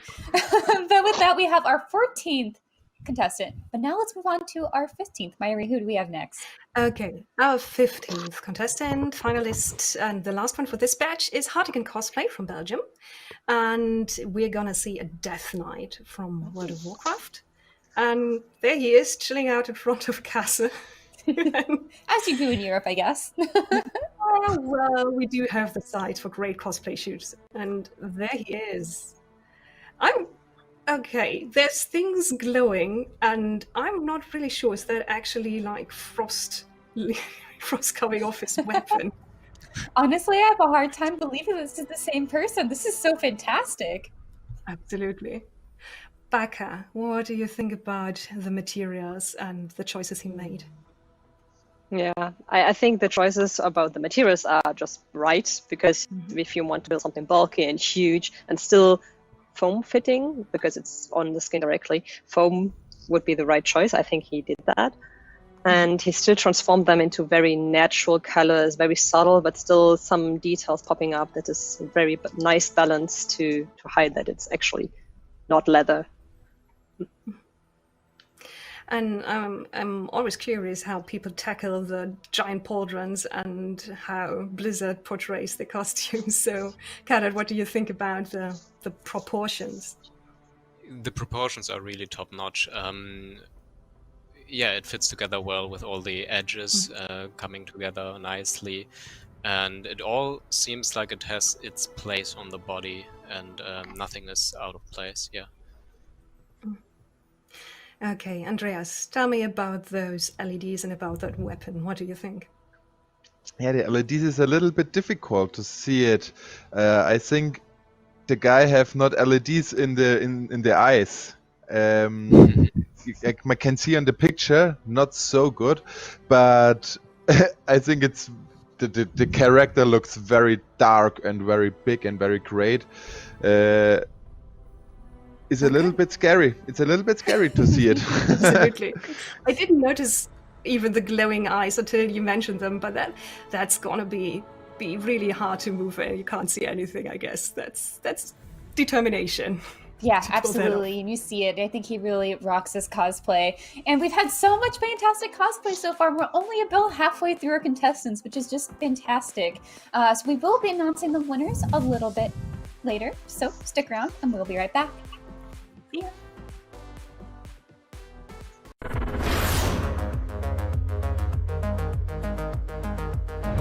Still using those tiny phones and tablets to watch IGN? Give your eyeballs a rest, because IGN has moved to your living room. Get first looks and in-depth reviews of the most talked about titles. Thank you so much for chatting with me. Pleasure to be here. And take a front row seat to the biggest events of the year. Tune in on your Samsung TV Plus, Pluto, and Plex, and take a load off. Tune in to IGN 1. Not only is IGN the world's biggest media brand for games and entertainment, but we also have a team of some of the world's biggest fans of your favorite franchises. From breaking news and exclusives, never-before-seen looks at movies and games, to reviews, let's plays, and live streams, IGN brings you all the coverage you need, no matter where you are. Whether you're on IGN.com, the IGN app, YouTube, Facebook, or Snapchat, we've always got you covered. IGN, the #1 source for all games and entertainment fans worldwide. Everybody loves watching a speedrun of their favorite game. But what if you got the opportunity to peek into the minds of the developers while they watch their games getting completely wrecked? That's exactly what happens in every episode of Game Devs React to speedruns. Yeah, you can do that. Oh my god! We invite you to ride along with the developers as they react to, question, and enjoy some of the most skilled players exploiting and speeding through a game it took years of their life to create. Join us every Saturday for a new episode. The next generation of video gaming is on the horizon, and IGN is here to bring you the latest PlayStation 5 and Xbox Series X news and analysis in our new weekly show, Next Gen Console Watch 2020. We'll bring on the experts to discuss and analyze all the latest developments around these new consoles. From frame rates, services, features, peripherals, and even all the new tech jargon, Next Gen Console Watch 2020 will keep you up to speed on everything leading up to the next generation of gaming. Join us every Friday for a new episode.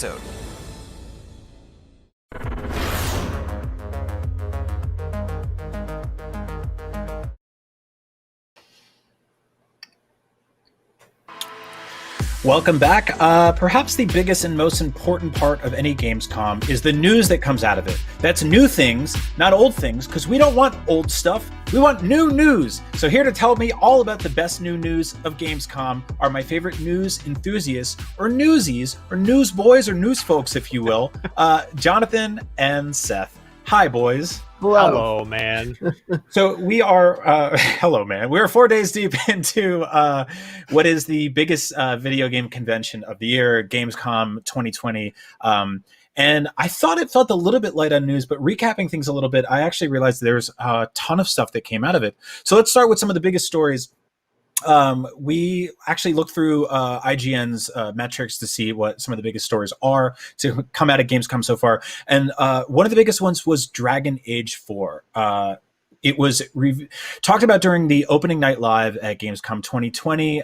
This was during Jeff Keighley's show, and we found out that executive producer Mark Dara and other developers at the studio were talking about and showing off new concept art from the game, in development game footage, and discussing the game's goals. This has been sort of synonymous with EA's approach over the last few years for game reveals, I would say, in that we don't necessarily get a full-on gameplay reveal. We get a bunch of talking heads and sort of like, documentary style footage of concept art and ideas of what a game will be someday, which some people love and some people don't, but this was either way immeasurably popular with our audience. What is your sort of take on where this game is going so far, guys? For me, I'll jump in. I think it's one of those things where BioWare is in a really interesting spot right now because they're coming off of both Mass Effect Andromeda, which at launch wasn't the most well received. It did have a lot of updates post-launch that I think got it to a better place that fans wanted. But then, of course, they went to Anthem, which pretty infamously had a troubled launch, and it's going through a sort of Anthem 2.0 restructure right now. And they're being very good about being open about that process and putting up blog posts of like, here's the small tweaks we're considering, here's the big tweaks, here's all of that. And I think Dragon Age, it's another major BioWare franchise, and it's one of those things where they know they have to get this right. Like, this is a really, really big step for the studio, and they know they need to get this right, and they know they need to satisfy the core fandom. And I think the reason we see an update like this, where it's not really gameplay reveal, it's not like here's a release window, here's any of that stuff. I think we're seeing this because they want to keep reinforcing the idea of what they're working toward, even if it is in early stages, and they want to show fans, here's, the broad strokes of what we're looking at, and giving people concept art and larger elevator pitch ideas of what the game can be, I think is important for them to start reading the room as early as possible with what they're working on, so that one, they feel like they know what the fans want, but also can feel sure in the creative steps that they're taking. Right. No, that's a really good way of putting it. I think it's sort of it humanizes the development process a bit. It shows you. I've always been like a big fan of this sort of like behind the scenes making of documentary stuff. And usually that's the kind of stuff I watch as supplemental content after a movie is out, or I'm reading a big art book based on Star Wars or something. But EA's approach recently has been to sort of lay the ingredients on the table before they start cooking, or maybe while they're cooking, but you don't really see the food come out of the oven for a couple of years. Yeah. It's kind of like if you did that at a restaurant and then you went onto Twitter and saw what people were saying, like, I like that salami, and then you throw that salami out there. Just feeling things out. We also got a first look at Fall Guys Season 2, which is medieval as hell. It's also much more far along. This game, I think... I don't think anybody truly expected it to blow up to the level it did. I think we all knew it would be pretty popular because it's immeasurably fun and goofy and silly, and also incredibly frantic and occasionally just infuriatingly disappointing when you die and it's not fair and it's the game's fault and RNG and whatnot. It's your fault. It's your fault. It's always your fault. But yeah, let's talk about Fall Guys Season 2. Yeah. As you can see right here, lots of new costumes, lots of new stages, and more chaos than ever before. I can't wait for this. Sorry, Seth. Go ahead. Oh no, I was to say I'm really excited. I actually haven't had a chance to play Fall Guys, and I frantically went to download it because it's free on PS Plus this month. And then, like, as soon as I download it, they're like, "Oh, Season 2 is coming out," and it's got wizard hats and dragon wings, and it looks like the funnest thing. And I mean, the popularity is not a surprise, not only because it's like free, but because it's just like a fun game that you can just watch people streaming it, and it's hilarious. So yeah, I'm like, I cannot wait to dive into this. Yeah, it was really clever to be free at launch on PlayStation Plus, and it's apparently now the most downloaded PlayStation Plus game ever, which I think speaks to how instantly, like you were saying, Seth, you can watch people and see how fun it is kind of instantly, but it's also huge on Steam. And so to see that they have like a really strong theme in mind for Season 2, I can't wait to see what they're doing for seasons to come. I play every night, regardless of how poorly I do in a night. It's always such a blast. I'm excited to see what these new games add to the mix. I think this is sort of really iconic of what a great game can be in 2020, where the base platform is tremendous and smart and engaging, and something that like pretty much anyone can jump into. But you can also see the sort of exponential growth in creativity and costumes, added content, levels. Like, this is basically endless in terms of what they can do here. And I love that a lot. It reminds me of, like, honestly, some of the like vintage Monkey Ball levels that I used to play back in the day. Just sort of this fun, goofy chaos that you're also still end up screaming at your television for. Speaking of just incredibly fun, joyous, engaging, beautiful things that the whole family can gather around, Doom Eternal is getting some new DLC. And this time they're going to some pretty sweet places. I think they're going to check out Disneyland and Donald. No, just kidding. They're going to go to hell again, and space, and things are going to blow up and light and burst into flames. This was revealed during Gamescom 2020's Opening Night Live. Bethesda showcased the first gameplay of Doom Eternal's DLC expansion, The Ancient Gods Part 1. It's coming out October 20th. Promises more gameplay from the critically praised sequel, and you'll get to battle some intimidating opponents. What do you guys think?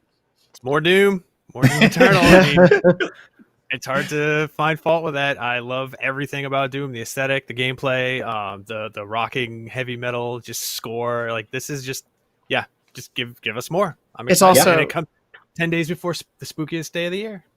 Yeah, look at that. Look at that big beast. All Saints Day. But yeah, I think it's great timing too, especially to have, obviously it's part 1 of the DLC, but to have this coming pretty soon before the presumed launch of the next gen consoles, because Doom Eternal is going to have free updates, like free upgrades for those who have it now and then want to play on next gen. So to have this like ready to go, especially for people who maybe didn't jump on Doom earlier this year, it's going to be a great sort of package to have going into the end of the year. Yeah, totally agree. Pivoting again entirely, sorry for the sort of news whiplash happening here today. Dogs are coming to Sea of Thieves, which is great because you can bring your dog on a boat and I presume get drunk in front of him and do all the other fun stuff that you can do around a dog. Or maybe you shouldn't. But yeah, this is... obviously a game that keeps growing and growing and growing. I can't believe how popular this game continues to be. Everybody likes dogs, right? Yes, yeah, Of course. obviously. Good. Glad we're all on the I same page owned there. one, so I would hope I like them. I own 2. And- Not to put you on the spot. Darn. It's not a competition. You can go get as many dogs as you want. And finally, very, very quickly, we saw some more Ratchet and Clank Rift Apart. It's confirmed as a launch window game. It is giving you the option of 2 resolutions modes, 4K at 30 FPS and 60 FPS at lower resolutions, which to me is, I believe, going to start setting the tone for the options we will have on next gen. Yeah, absolutely. Yeah, and this to me is the game. It is, I would say, one of the most definitive next gen games we've seen so far. Absolutely. It is the game that I think has really sold us on what the PS5 can do. Yeah, we're excited for this one, right? Oh, absolutely. Oh, yeah. Cannot wait for more Ratchet and Clank. So yeah, that is a launch window game. We don't know exactly, it could be anywhere in the few months range of whenever the next gen consoles are actually coming out, which we still don't know. Thanks a lot, 2020. But that was some of the biggest news of this year's show. Here's a breaking announcement. I am thrilled to announce that it's now time to take a break. So stick around, hang out, stay tuned, or just please continue to watch in some form. That's all we ask. See you soon.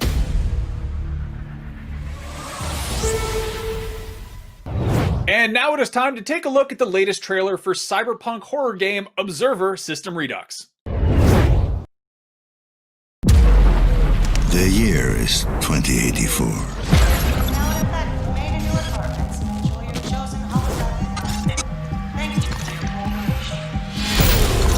I am what they fear, a corporate tool of oppression. If you don't remember, that's when they call me. To access you.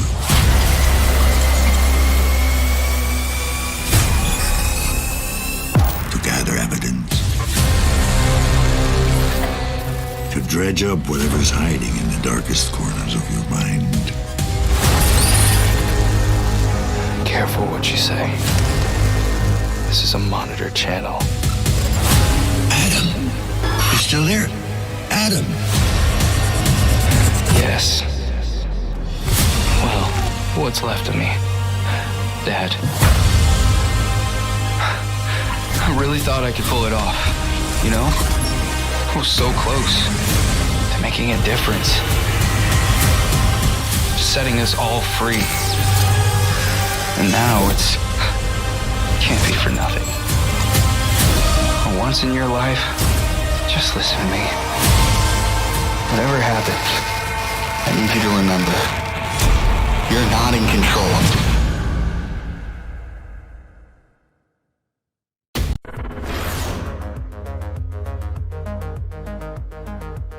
Everybody loves watching a speedrun of their favorite game. But what if you got the opportunity to peek into the minds of the developers while they watch their games getting completely wrecked? That's exactly what happens in every episode of Game Devs React to speedruns. Yeah, you can do that. Oh my god! We invite you to ride along with the developers as they react to, question, and enjoy some of the most skilled players exploiting and speeding through a game it took years of their life to create. Join us every Saturday for a new episode. Not only is IGN the world's biggest media brand for games and entertainment, but we also have a team of some of the world's biggest fans of your favorite franchises.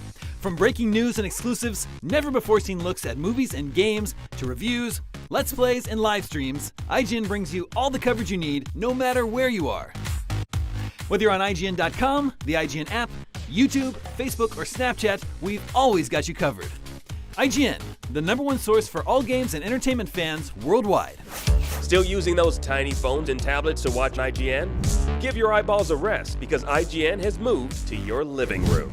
Get first looks and in-depth reviews of the most talked about titles. Thank you so much for chatting with me. Pleasure to be here. And take a front row seat to the biggest events of the year. Tune in on your Samsung TV Plus, Pluto, and Flex, and take a load off. Tune in to IGN 1. The next generation of video gaming is on the horizon, and IGN is here to bring you the latest PlayStation 5 and Xbox Series X news and analysis in our new weekly show, Next Gen Console Watch 2020. We'll bring on the experts to discuss and analyze all the latest developments around these new consoles. From frame rates, services, features, peripherals, and even all the new tech jargon, Next Gen Console Watch 2020 will keep you up to speed on everything leading up to the next generation of gaming. Join us every Friday for a new episode.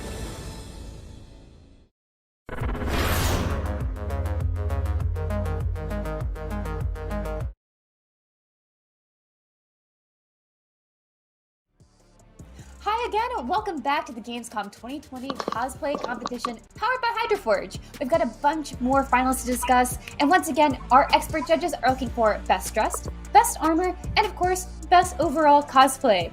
So, let's get back to it. Myri, hello! Who do we have first? Okay, this time around we're starting with Mikana Cosplay from Germany. There we see her out of costume. Her cat, and there's the character she's going to cosplay, Savannah's Windrunner from World of Warcraft, and there she is in the woods, looking very grim. What do you think of this Banshee Queen? Yeah, she looks very neat and very, of course, in place in the woods, but I wish this is one of those times where I know we have to show all the detailing, but I wish we could see her at night just like stalking around, but you probably won't be able to see her because you'll probably only see like those purple bits because she's so sneaky and just so ready to take on the night. Okay. Becca, what do you think about this dramatic lady? Yeah, exactly. The transformation between what we saw first as a normal human being and then what she becomes. It's impressive. Okay, cat art. Look at this. I really like the shades of purple, which are flowing into each other, have a nice transition to it, into the lights and the armor, but also the clothing. And if I see it right, the weathering is also done in different shades of purple instead of just using a black or something, so it gives the whole costume a bit more depth. And life. Okay. Yeah. Andreas is looking at this very intently. Okay. What are you concentrating on? What are you looking for? I like the fingers. It's cool. You can move the weapon. It's emblem with the armor on the fingers. It's a nice construction, and the light in the weapon it's cool, and the light on the shoulder. Yes, it's cool. I like it. Yeah, so this is, I think, I'm really excited that we do get this evening shot because I think this is where this cosplay shines. Of course, just her running around, but that's like the natural element, right? Also, I love the cat in her before photo as well. Yeah, as you mentioned, people need more fluffy animals and companions. She's got one. Yes, absolutely. So let's see, who do we have next? Okay, next up, the next finalist is Luna Petronella. She's from Germany, and she's going to cosplay as Bayonetta from Bayonetta 2. So, the witch with the impossibly long legs, but looking at her, she's got the figure. Yeah, that's, oh my goodness. Yeah, she has super long legs. This character was made for her. And she knows her poses. Oh my god. Look at those boots. Baka, what do you think about this outfit? It is very harmonic. That's not an English word, isn't it? It's very well together. All the details are nicely rhythmed. I am inventing English, but you know what I mean. I like this. And the posing is very dramatic. Okay, cat art, what do you think about this? Yeah, she's definitely in the role. She's wearing it with so much confidence that it's just a joy. And I like the repetition of the repeating parts of the guns on the shoes as well. Oh yeah, I'm just amazed that you didn't do a backflip and shoot people in the face with those. Andreas, what do you think about this? The shoes is perfect when you go on the airport. Oh my gosh, you have weapons on your feet. The rest, it's a nice girl. It's the perfect cosplay for this body. Oh yeah, for this lady. Okay, yeah, I'm very impressed. I've got to say. Yeah, I love the whole movement, of course, of the cosplay itself. I think She did such a fantastic job of portraying this, and we get to touch on this a little bit too. But I love when people really envelop the character that they're playing. Like you mentioned, her poses are so spot on. They absolutely are. I love how dramatic she is with everything. Perfect Bayonetta cosplayer. Oh yeah, the side eye she gives. Yes, that's the key part. So who do we have next? Okay, next up is KUI from Germany, and we're gonna see another dragon aspect from World of Warcraft, and this time it's gonna be Alexstrasza, the queen. There she is with. Oh, that's quite. That's a nice location. Yeah. And also a nice yes, location. the location. Yeah. With drones, beautiful. Yeah, so nice. Dang. Oh, and the context too. I love it when you get those really nice contexts. They're so vibrant. Those are hard to find. Baka, what do you think? Apart from how well this is shot, what do you think about the cosplay? Yeah. I like the colors. They are very vibrant, but still not too flashy to make it too comical. Love the wearing and the rhythm between the shapes. That it's not too much and not. It's still very impressive. That this overall shape makes it very harmonic. I like this. Yes. Yes. I really enjoy the texturing on the pieces, like the different materials which he's trying to achieve. The horns, the armor pieces, the gold edging. That's a really nice attention to detail. Oh yeah. What do you think about the construction, Andreas? With those big horns, pulling that off is probably pretty hard. Yeah, I think that it's wobbler and it's very heavy. But it's a perfect cosplay for the summer. Would you wear it? Do it. Okay, never mind. Go. Wear it. I think he'd rock it. Absolutely. I totally agree. I love the gems that she has on here too. Like just the details. Yeah. These little things that you really zoom in on are really fantastic and just give such a grand appearance to the whole thing.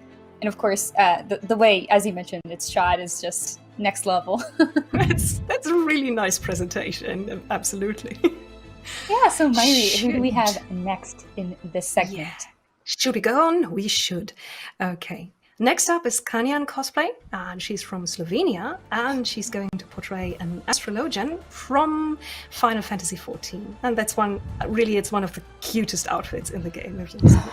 Oh, this is so it's moving. wonderful. I feel like I have to say I'm surprised we haven't seen more Final Fantasy here, and this is such a great step forward for that. Oh my goodness. It's sparkling, and look at her stuff, it's moving. That's crazy. I'm a bit speechless, so I'm handing this over to Baka. Say something, please. Oh, okay, I'm trying my best, but it's quite easy actually. The prop is perfect, it's beautiful. I like the silhouette, this huge but still very graceful skirt, and the wig is very clean. And I love when wigs are clean and have a very beautiful transition, fading. How do you call that when colors have beautiful? Kind of like an ombre, yeah. Ombre. Thank you. I'm French. I didn't get this name. Okay, Konrad. Yeah, so Looking at these sparkles, what do we you think? can't directly see is the construction that must be underneath, which I would expect to be a crinoline, which is like a skirt made out of rings, starting thinner from the top and going wider the further it goes down. And that's also a really complicated thing to build, and we can't see it here, so it's kind of humble that we only see the top of the huge construction. Okay. Huge constructions, that's what Andreas is working on. But still, what do you think about the overall look of the cosplay? Regardless what's going on underneath. The costume is bling bling. Looks a little bit 1 million diamonds on the costume. It's so hard this year. We make in the last 4 years in the charge of the cosplay contest on the Gamescom, and can't see the costumes in real life. It's so hard. I will see this prop what I have in hand. It looks so nice and it's so cool, and we can see only pictures. It's horrible. It's absolutely horrible. I want to see it too. I want to touch it. It's also going to be hard to follow up. Yeah, I should move on. Yes, I totally agree. As much as I want to keep staring at that wonderful prop, we do have one more contestant to take a look at before we take a quick break. Okay. Next up is Silverin Cosplay from Germany. And another Dragon aspect, and we're back to Isera, but in a version as a Death Knight. And this again is a Zach Fisher artwork. And there we have her. Oh my goodness. So striking. Yes, she knows how to pose. Oh, yes. The fabric very much, how it's moving, and she's taking this into this acting. She is the character. It's gorgeous. Yeah, what do you think about that weathering? She must have... Oh, I love that. Yes. She must have got nuts on that. Yeah, and some layers. Only this cape alone. I haven't seen it in detail, but there are at least 3 layers. It's beautiful. I think so. What do you think, Konrad? I like the blending of the lights in the shoulder pieces into the horns themselves. So it's not just cut and there's a light and there's more material, but it's like nicely blended with colors and the see-through bits basically. Absolutely. It's a nice, clean work. It looks cool. It's amazing. And with you see here, it's a little bit real leather. Looks cool. And the horns, and it's a perfect optic. And also, that's a very nice shoot in the dark to show those LEDs. Good choice. The transformation from the character is so crazy. You see the girl, and then you see this very strong fighter. Yeah, she's one of those who really embodies the character in cosplay, and the way she walks, the way she moves. Puts the play into the cosplay. Yes, absolutely. Yeah. I think we've seen a lot of that in this walk, and I'm I really agree. grateful to see everyone have fun with it. Like, obviously, I think cosplay is such a fun activity to get into, especially if they are into developing that character. They have to translate the lack of stage presence, which we don't have here, unfortunately, in this case. But they're doing a great job at doing that. I've really appreciated how we have had some of these cosplay featured in the dark, because I think there's some elements, obviously, if they have any sort of lighting, that it pops especially well in those darker settings. And that character also just belongs in the dark, right? Like, you wouldn't see her run around in the daylight as much. Like, you can, but I know if I saw her at night, that's just where it really shines. And so I love seeing that as well. Something you can't necessarily do at a show. Yeah, that's true. Yeah. And usually people with all the LEDs, and then you really have to squint to see them shine on stage and all the light.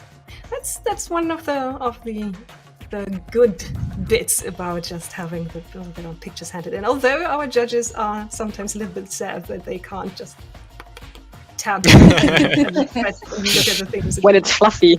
Until sort of touching on the costume, Well, if it's just after you have the picture in there, then it's okay. Is it that way? Oh, okay. Don't touch me. No, only if you get the permission, of course. Yeah.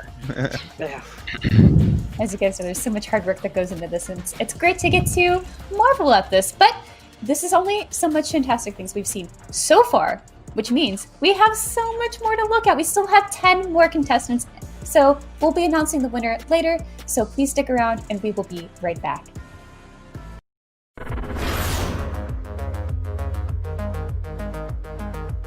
Everybody loves watching a speedrun of their favorite game.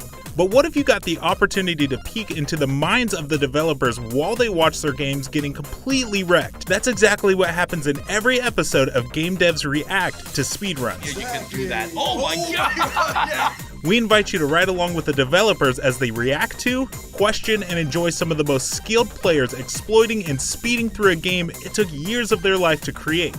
Join us every Saturday for a new episode. Not only is IGN the world's biggest media brand for games and entertainment, but we also have a team of some of the world's biggest fans of your favorite franchises.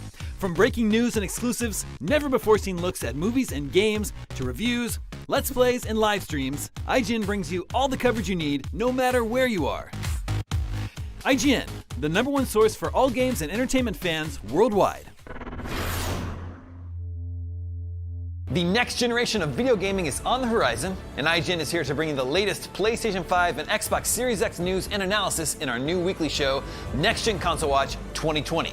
We'll bring on the experts to discuss and analyze all the latest developments around these new consoles. From frame rates, services, features, peripherals, and even all the new tech jargon, Next Gen Console Watch 2020 will keep you up to speed on everything leading up to the next generation of gaming. Join us every Friday for a new episode.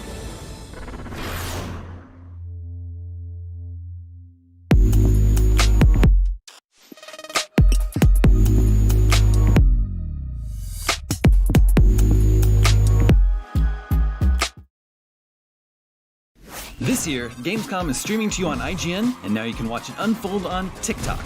World premieres, exclusive gameplay, cosplay, interviews, and unforgettable moments from the biggest show in gaming can now be crammed right into the palm of your hand. Check out IGN and Gamescom's TikTok accounts and use the hashtags WellPlayed and Gamescom 2020 to get in on the action.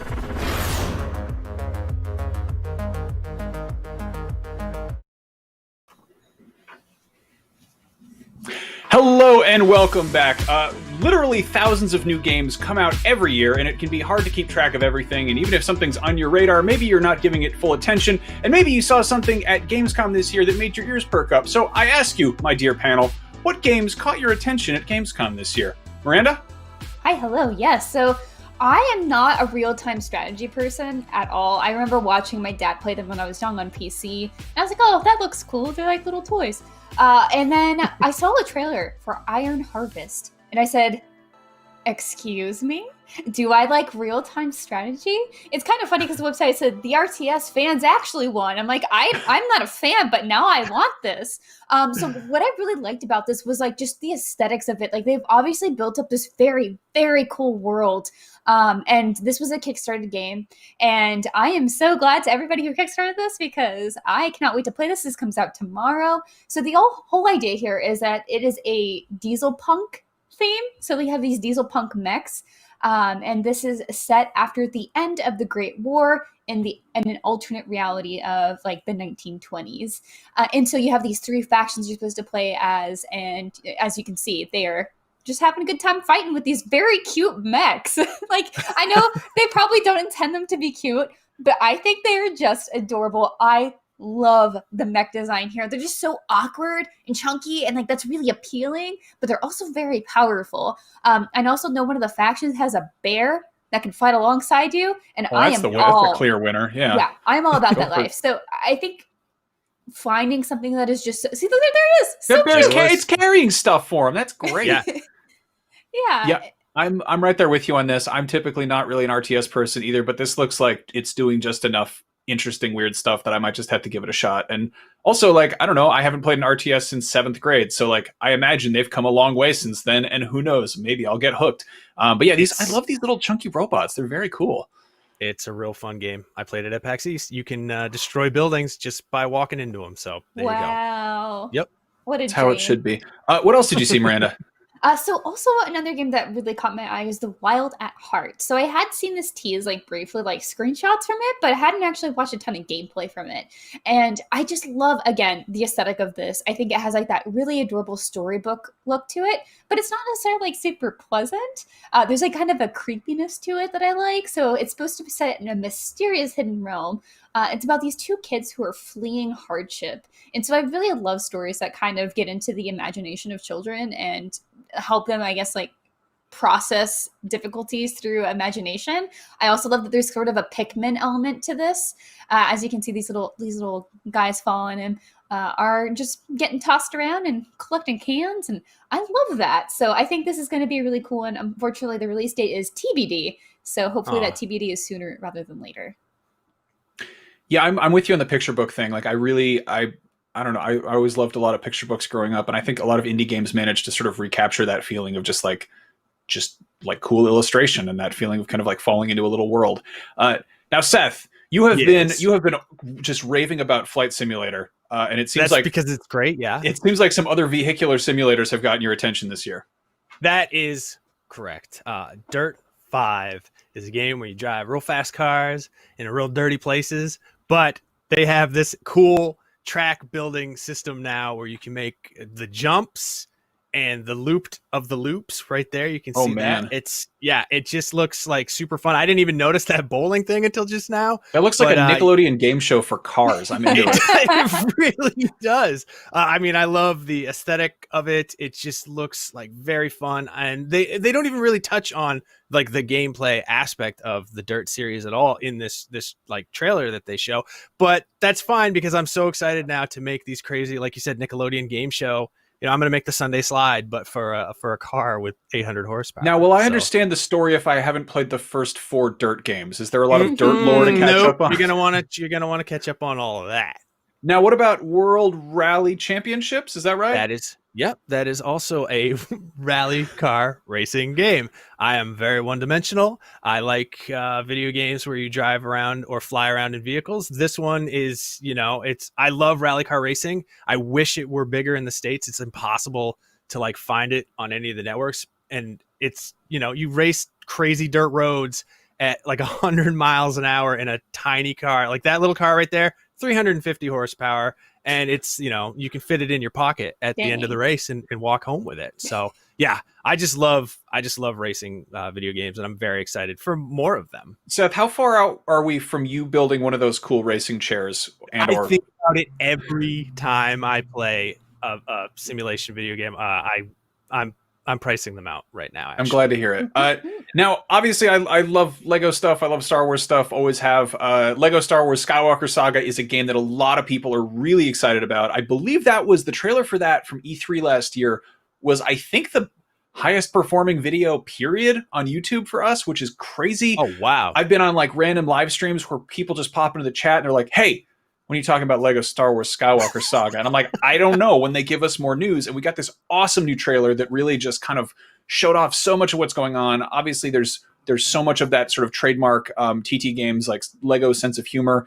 The last one of these I played was The Force Awakens, which was good. And I sort of assumed that we were going to get, like subsequent Last Jedi and Rise of Skywalker, but we didn't. So now we're getting a full game that encapsulates them all 9 movies, and I'm super into it.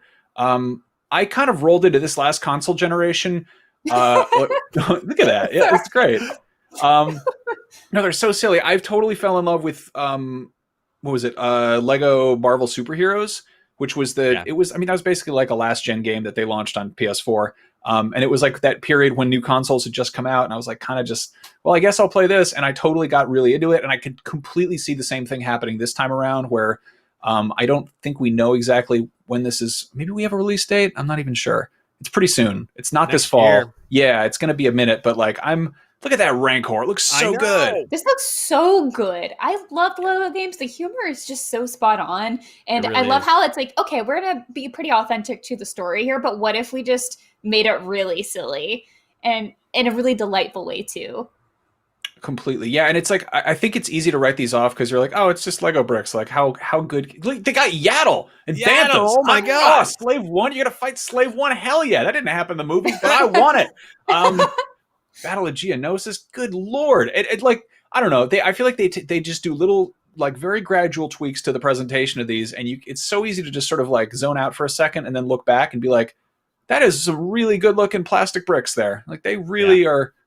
Look at God, it's so silly. And then on a completely different note, Mafia Definitive Edition is, I never played the Mafia series, never really got into it, but like the new one looks so gorgeous. And we've seen I think we saw a cinematic trailer, some screenshots, and I was like, that looks okay. And then we're finally at the point where they're showing off like good chunks of gameplay. And I'm like, this looks beautiful. I am down to like get lost in a, big old open world and mess around here. Did either of you play the Mafia series?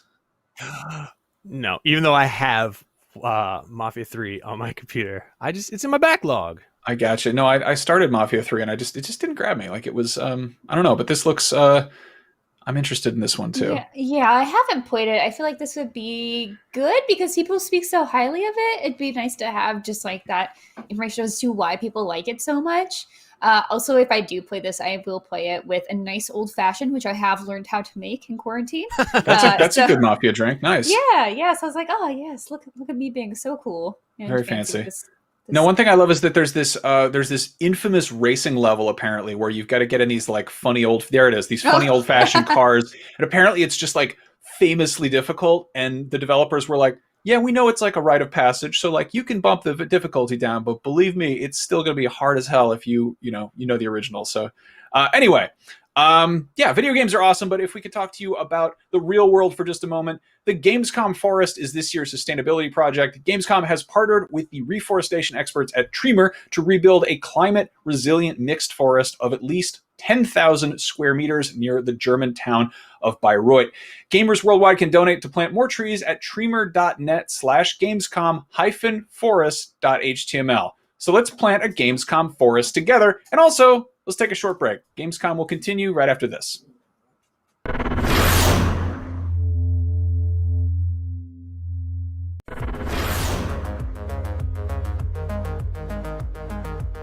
Everybody loves watching a speedrun of their favorite game. But what if you got the opportunity to peek into the minds of the developers while they watch their games getting completely wrecked? That's exactly what happens in every episode of Game Devs React to speedruns. Yeah, you can do that. Oh my god! We invite you to ride along with the developers as they react to, question, and enjoy some of the most skilled players exploiting and speeding through a game it took years of their life to create. Join us every Saturday for a new episode. Not only is IGN the world's biggest media brand for games and entertainment, but we also have a team of some of the world's biggest fans of your favorite franchises. From breaking news and exclusives, never-before-seen looks at movies and games, to reviews, let's plays, and live streams, IGN brings you all the coverage you need, no matter where you are. Whether you're on IGN.com, the IGN app, YouTube, Facebook, or Snapchat, we've always got you covered. IGN, the #1 source for all games and entertainment fans worldwide. Still using those tiny phones and tablets to watch IGN? Give your eyeballs a rest because IGN has moved to your living room. Get first looks and in-depth reviews of the most talked about titles. Thank you so much for chatting with me. Pleasure to be here. And take a front row seat to the biggest events of the year. Tune in on your Samsung TV Plus, Pluto, and Plex and take a load off. Tune in to IGN 1. The next generation of video gaming is on the horizon, and IGN is here to bring you the latest PlayStation 5 and Xbox Series X news and analysis in our new weekly show, Next Gen Console Watch 2020.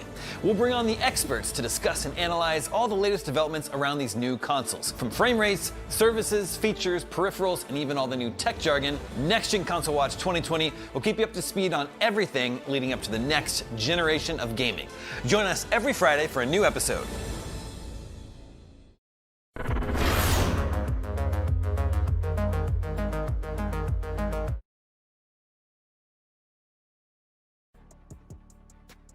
And we're back! If you're just joining us, we've been taking a look at the finalists for this year's Gamescom Cosplay Competition, powered by HydroForge.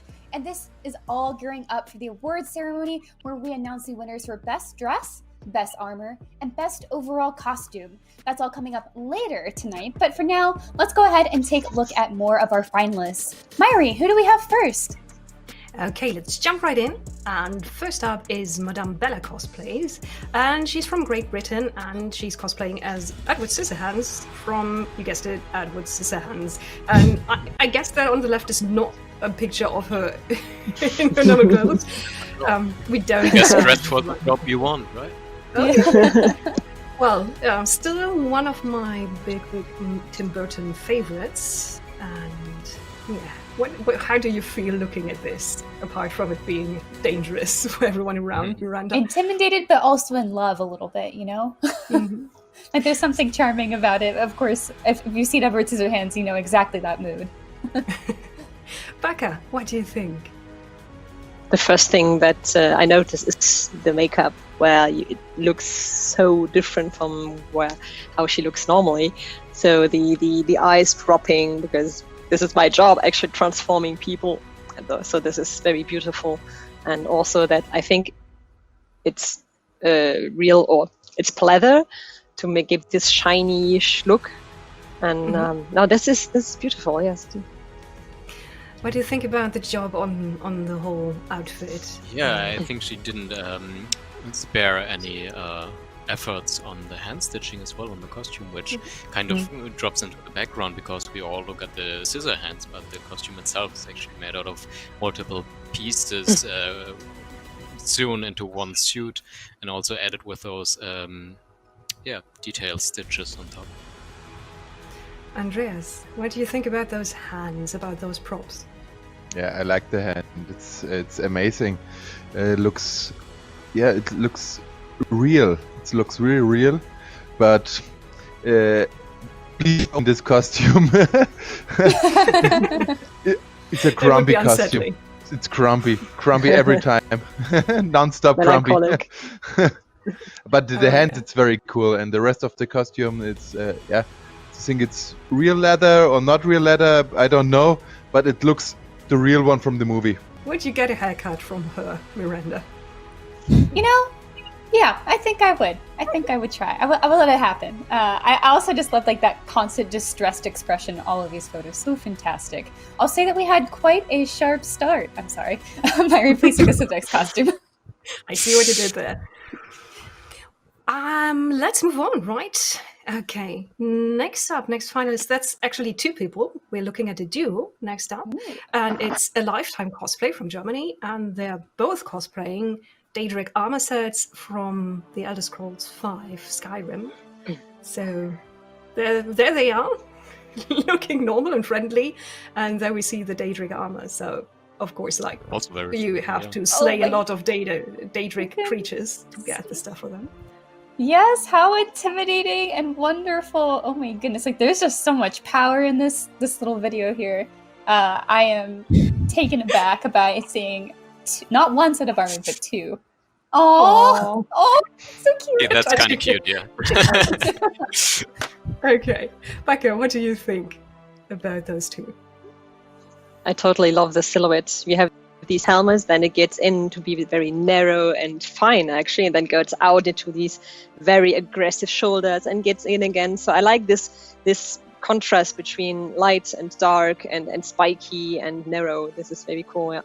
It almost seems like a beast by itself. The blend between armor and actually organic formed pieces, like the crest on the back. I think that's thanks to the design, but that's really well executed as well. Okay. It's a nice transformation. Okay, you see the face is too in a nice color. And yeah, it's cool. And yeah, the helmets looks very bad, and the rest of the armor, it's badass. Yeah, it looks looks very badass. Yeah. Yeah. Okay. I really like that they're kind of in these giant armor standing right in front of a field, and there's cars going by. You don't want to come to this field. This is not for you. So people are like, what? They could probably be glad that no one asked the police to show or yes, absolutely.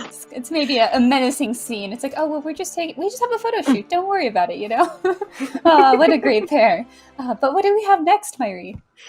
Up next is Lychee from Germany, and she's going to cosplay Mercy from Overwatch, but not just any version. As we can see here, it's going to be the Winged Victory, the Summer Games skin. Oh wow, how lovely! It was still from the game, honestly. Yeah, I feel like we're going just like from one extreme to the other. We had some vicious pair before, and now we have a very nice and helpful Mercy here. Okay, Becca, tell me something about this wig. Oh, the wig is beautiful. It's very fitting. It's very voluminous, but still accurate or authentic. And I love this when you have some kind of character that is comical, or not comical, comic-ish, you know, the very abstract, but still it's on a real person, so you have to find the very perfect balance between those two. Nice stuff. Okay. Karen, what do you think about the dress and about the draping? Yeah, the dress is a very nice cut. It looks really light, but still rigid enough.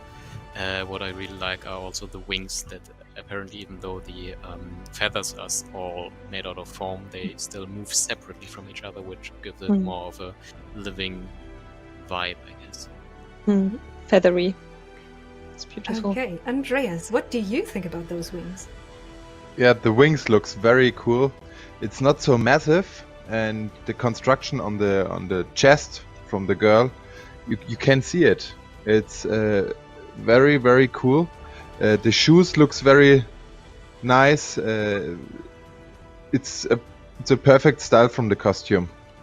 It looks really, really real. Well, she reminds me that I never managed to get that skin for Mercy, although it's my main character. I need to try again. What a fun reminder, though. I love just like such a dainty cosplay. It's very elegant too, and such a nice. I think not necessarily a break from everything we see. We've seen a lot of like dark and like intense ones, so something a little bit different to shake things up is really fun too. I know we have a pretty exciting one next too, huh, Myri? Okay, up next is Alien Cosplay from Germany, and she's going as one of my all-time favorite characters. That's Suki from Avatar: The Last Airbender. Oh, and she's got a kitty. Yeah, well, A+ presentation already. They know how to push our buttons. Yeah, and that's not the character as she appears in the show. That's Hannah Alexander artwork. So the version where she's more like Art Nouveau style. What do you think about this look, Baka?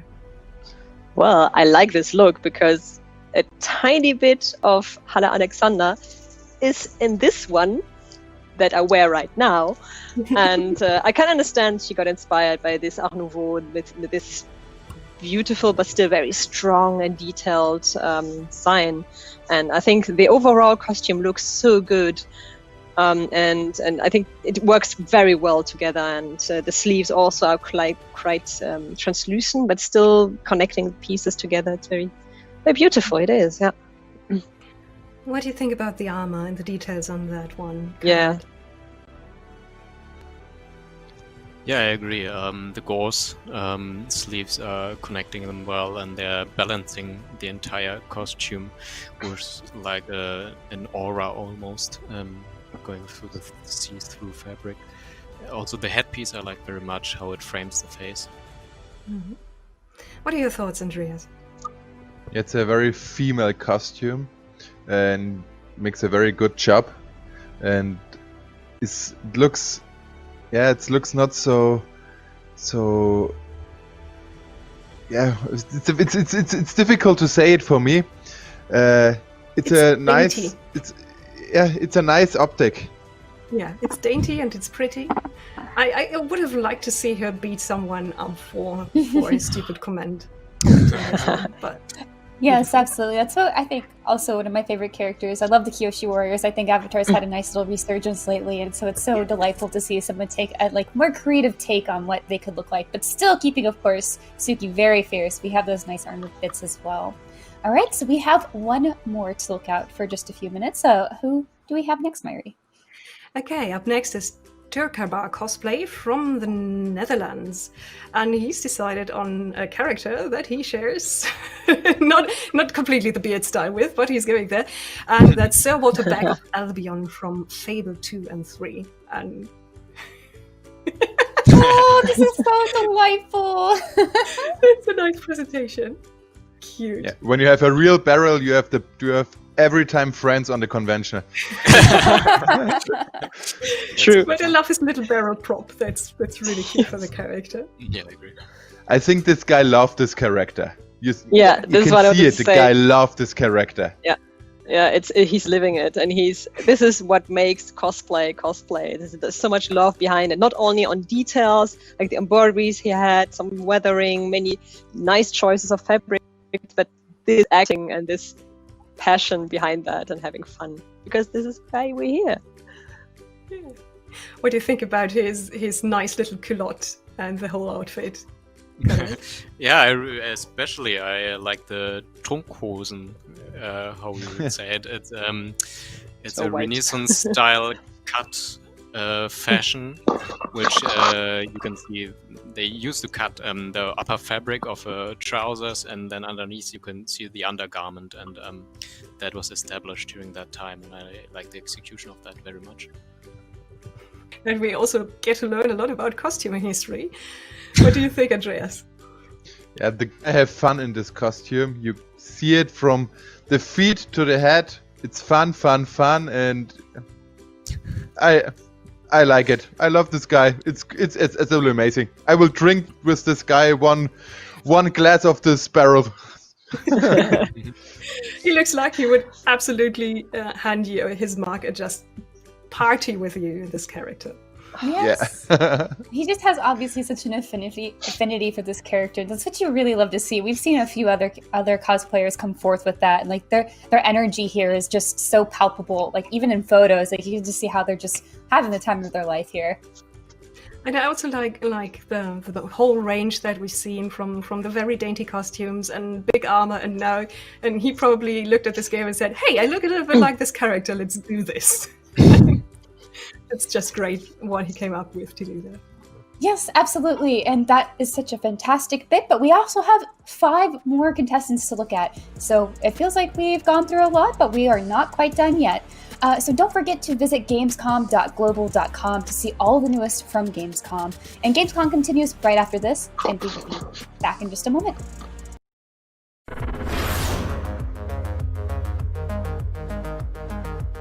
The next generation of video gaming is on the horizon, and IGN is here to bring you the latest PlayStation 5 and Xbox Series X news and analysis in our new weekly show, Next Gen Console Watch 2020. We'll bring on the experts to discuss and analyze all the latest developments around these new consoles. From frame rates, services, features, peripherals, and even all the new tech jargon, Next Gen Console Watch 2020 will keep you up to speed on everything leading up to the next generation of gaming. Join us every Friday for a new episode. Not only is IGN the world's biggest media brand for games and entertainment, but we also have a team of some of the world's biggest fans of your favorite franchises. From breaking news and exclusives, never-before-seen looks at movies and games, to reviews, let's plays, and live streams, IGN brings you all the coverage you need, no matter where you are. IGN, the #1 source for all games and entertainment fans worldwide. Everybody loves watching a speedrun of their favorite game. But what if you got the opportunity to peek into the minds of the developers while they watch their games getting completely wrecked? That's exactly what happens in every episode of Game Devs React to speedruns. Yeah, you can do that. Oh my god! We invite you to ride along with the developers as they react to, question, and enjoy some of the most skilled players exploiting and speeding through a game it took years of their life to create. Join us every Saturday for a new episode.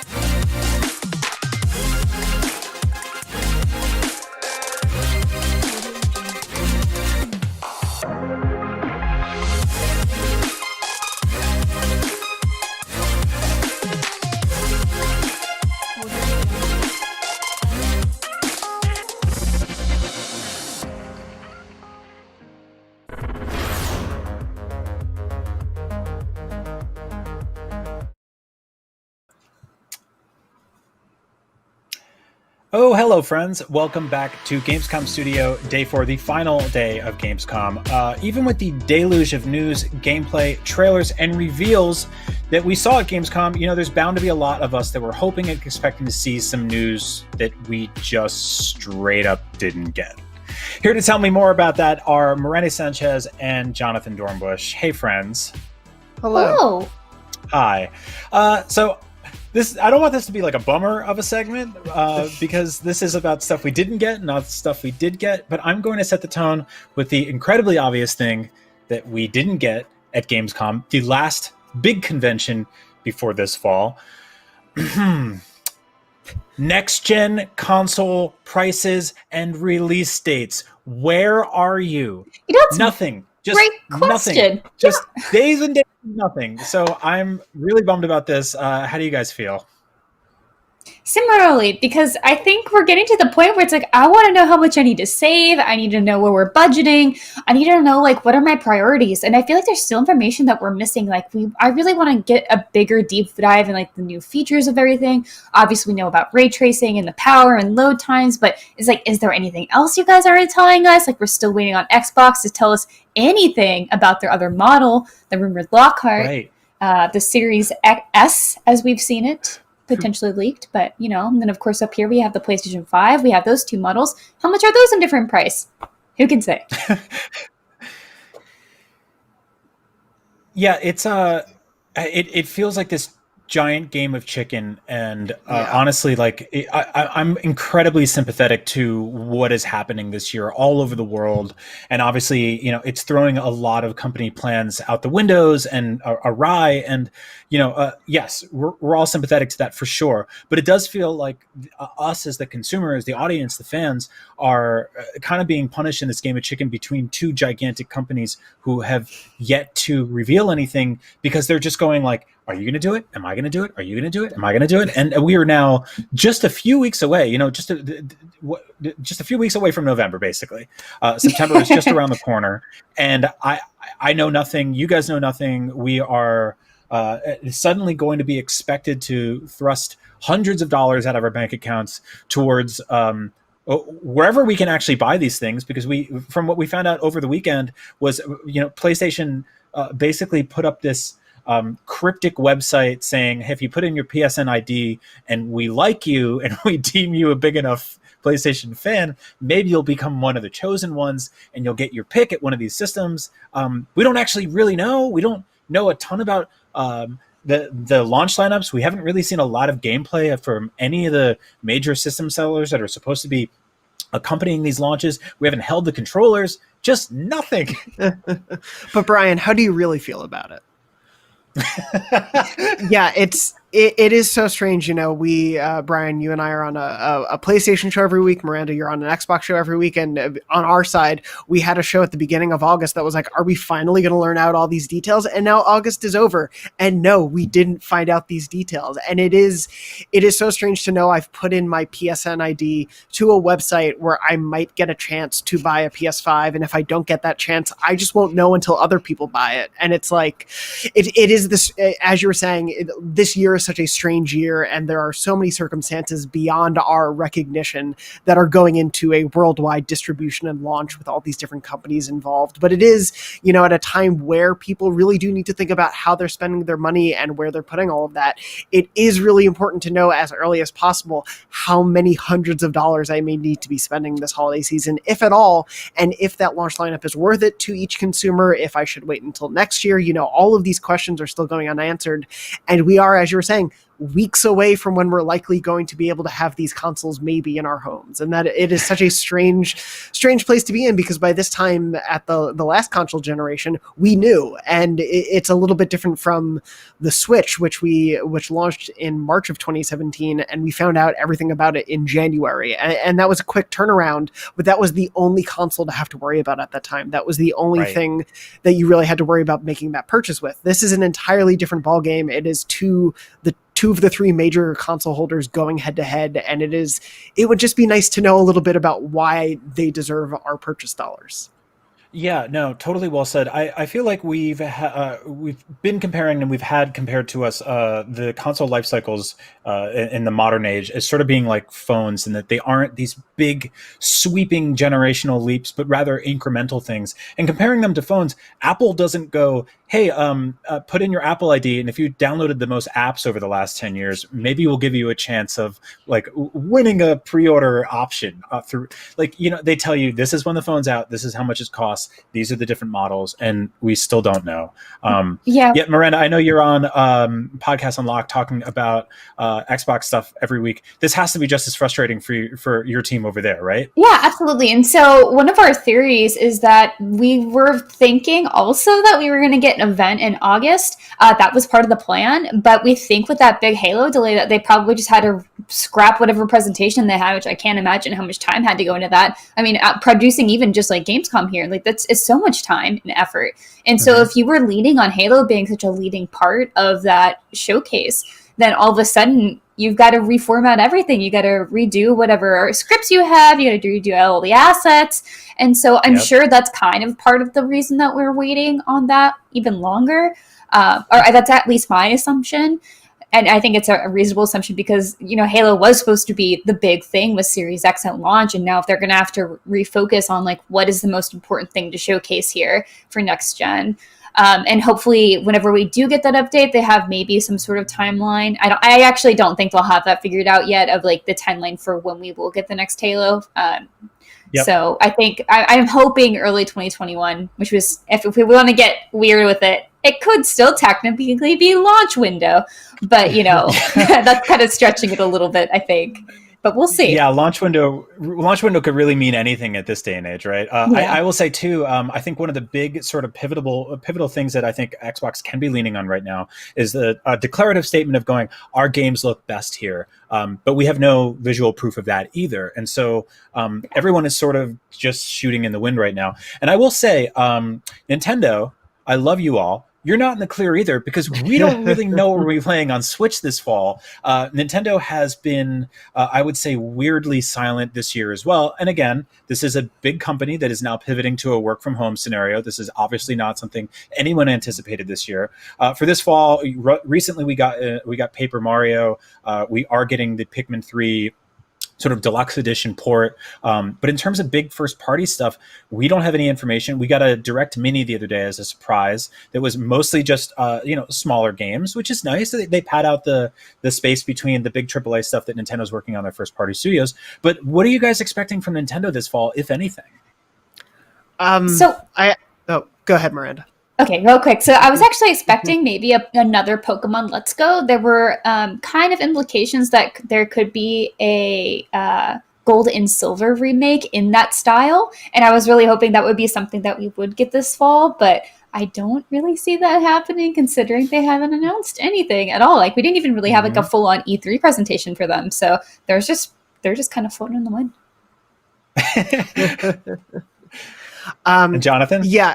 I definitely think, obviously COVID has impacted them to a certain extent.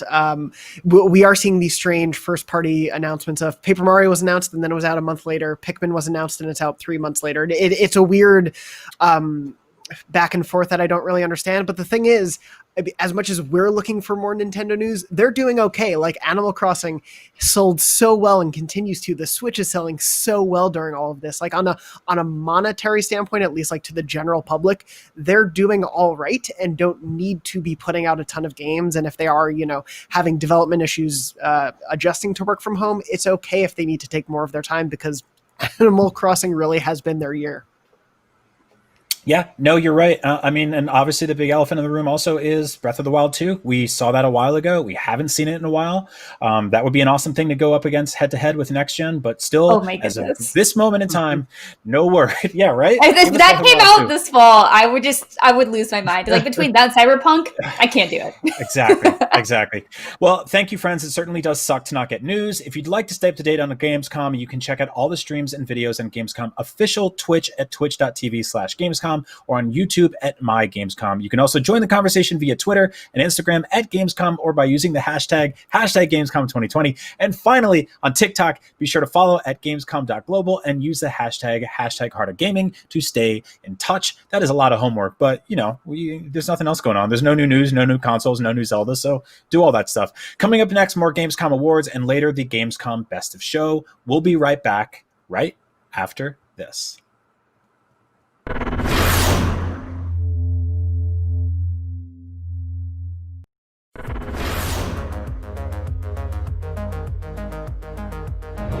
Everybody loves watching a speedrun of their favorite game.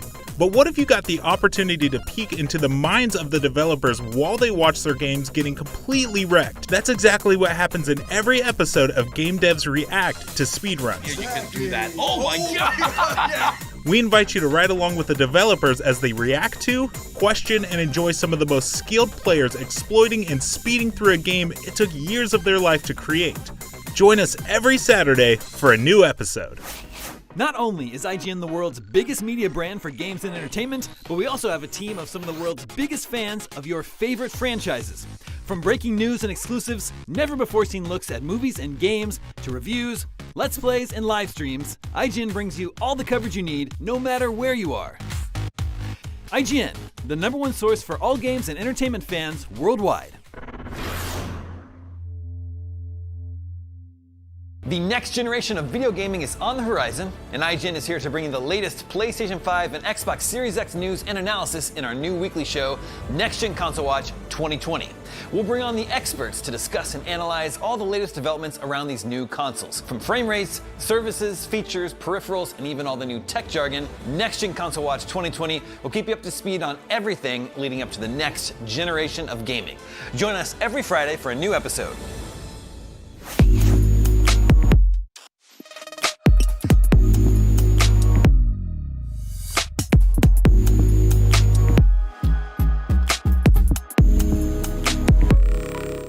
This year, Gamescom is streaming to you on IGN, and now you can watch it unfold on TikTok.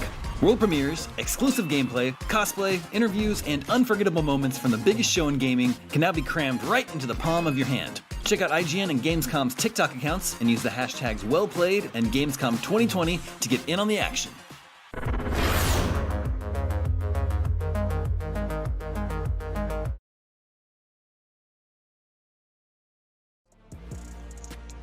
Welcome back to the Gamescom 2020 Cosplay Competition, powered by Hydroforge. We've got lots more incredible cosplay finalists to sort through. Once again, our expert judges are looking for best dress, best armor, and best overall costume.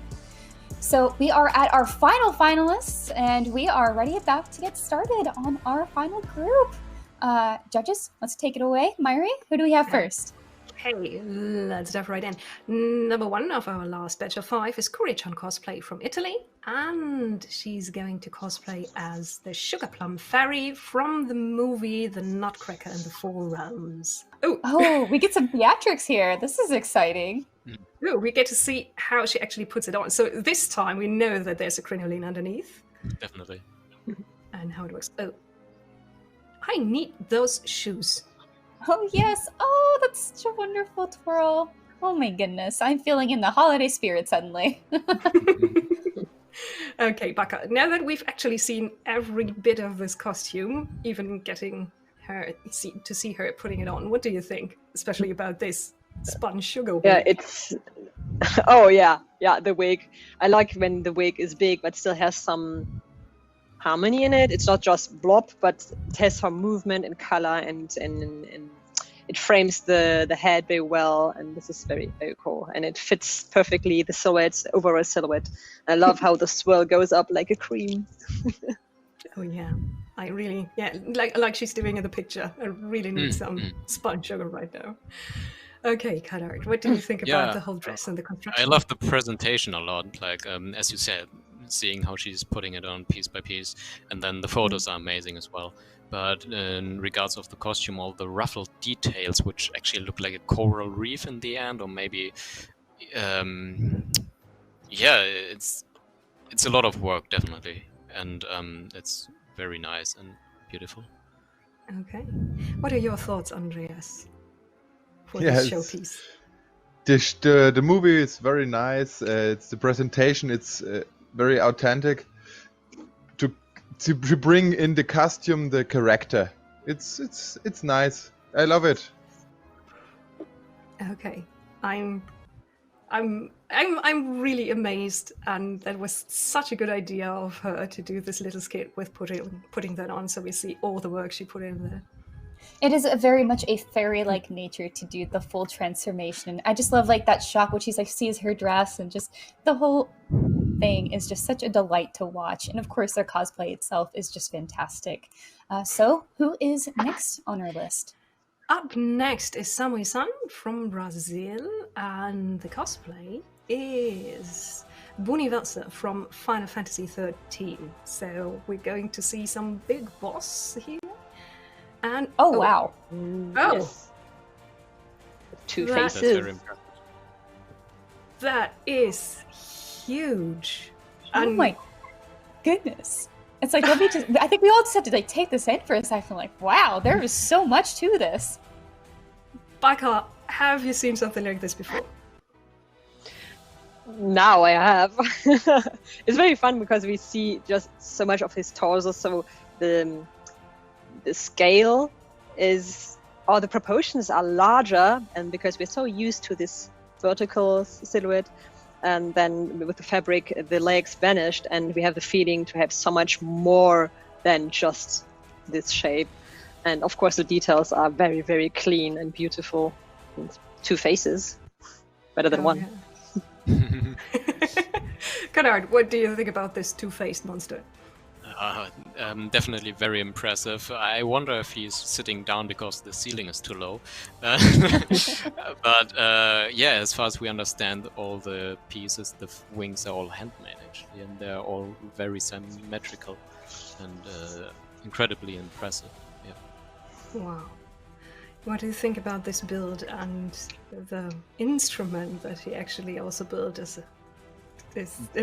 the lights as strings? Kind of hard. Andreas? Yes, it's. I think the he plays on the thunder, and yeah, the under construction. It's very interesting. You must bring it's very stable construction for the 8 wings on the chest. I think this costume. It's very, very heavy, and with this big monster head.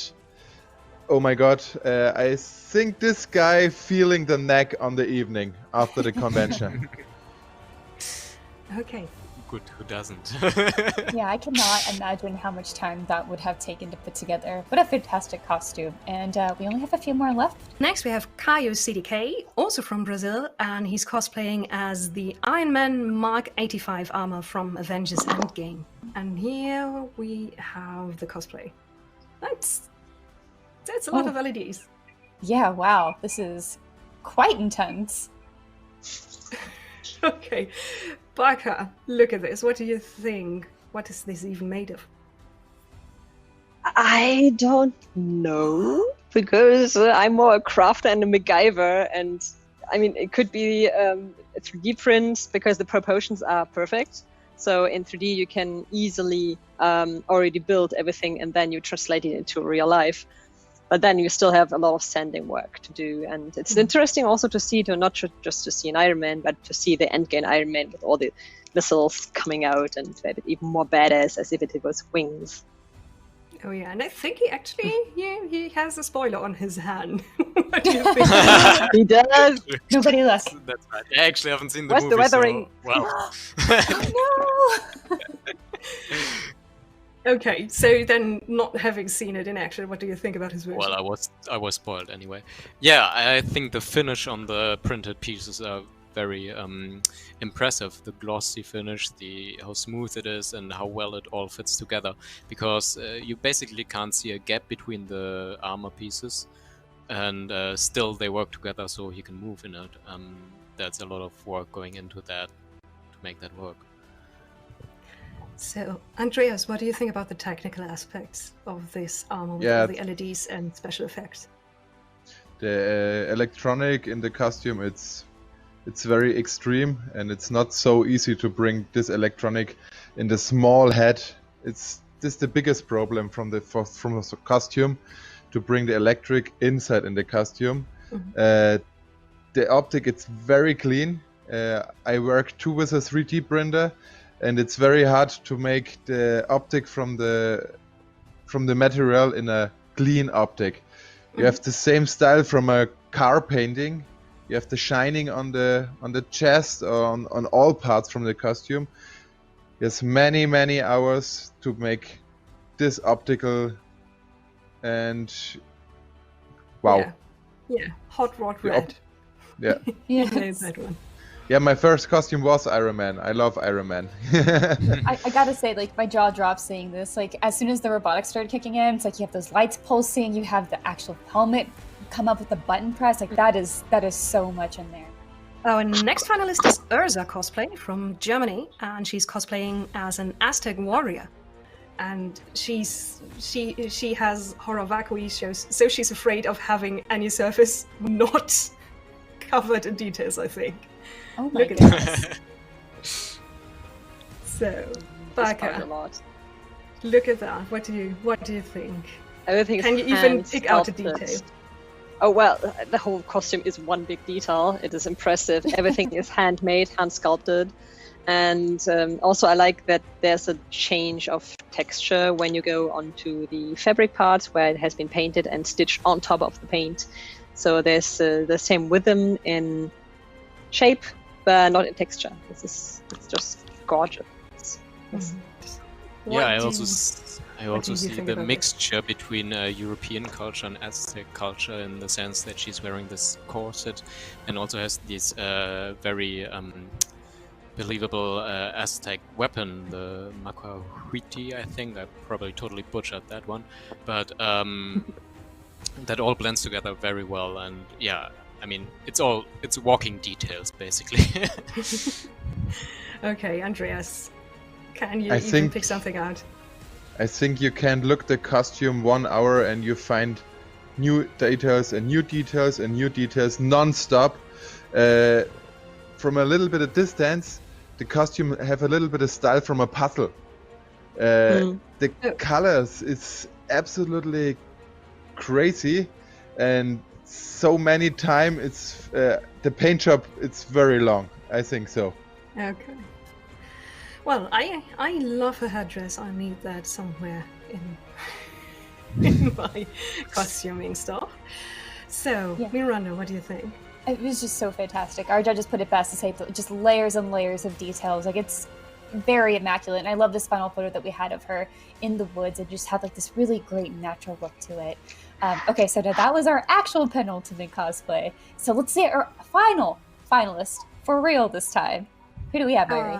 Final finalist is a very nice pick because we're going full circle. This is Right Beat Cosplay from Russia, and she's cosplaying as Maria Thorpe from the 2016 Assassin's Creed film. So we're back. Oh, I love that. We have come full circle. It's such a nice way to touch on this. And again, a fantastic assassin. Yes. And I think this is the same place that the other Assassin's Creed costume was shot. Okay, look at the the details. weapons and details, Baka. What do you think? It's incredible. I mean, everywhere you look, there's something happening. It's painted or stitched, or there are pearls on it. You have embroidery, you have sculpture on the weapon, on the fabric. Everywhere there's something to look at, but everything in different material and technique. And this makes it so believable and very authentic. Okay, Konrad. Yeah, it's You're almost back. as if she had stitched entire pictures or reliefs on the costume, on the hood, on the shoulders, and also the fabric seems to be printed, as far as I can tell. And yeah, the props, as you said, the Qatar, which is the star you can see there, is also engraved. And I don't know, every section, every little centimeter has screaming details again. You talked about the patching, which was, I know nothing about the sewing, but it must be very difficult. Yeah, to it is. It is. It's also different kinds of tailoring. We got this bodysuit. We also have the vem braces, which also require pattern work, but also she's Okay. wearing a corset. The detail is extreme. Yeah, Yeah. that's an art of itself to make corsets. So it's Yes. great. Costume is Top- self-made. It's not from a Hollywood a company. This is Yeah, crazy. That's definitely not the case. At home, in the living room. Yeah. Probably, yeah. Yeah, so we've just got one fantastic piece of art after another. That was our final cosplay finalists.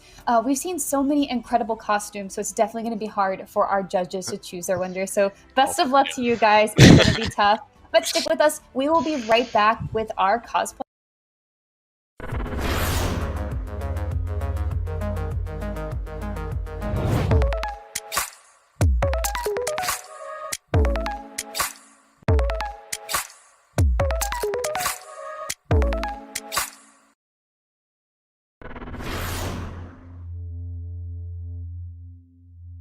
The next generation of video gaming is on the horizon, and IGN is here to bring you the latest PlayStation 5 and Xbox Series X news and analysis in our new weekly show, Next Gen Console Watch 2020.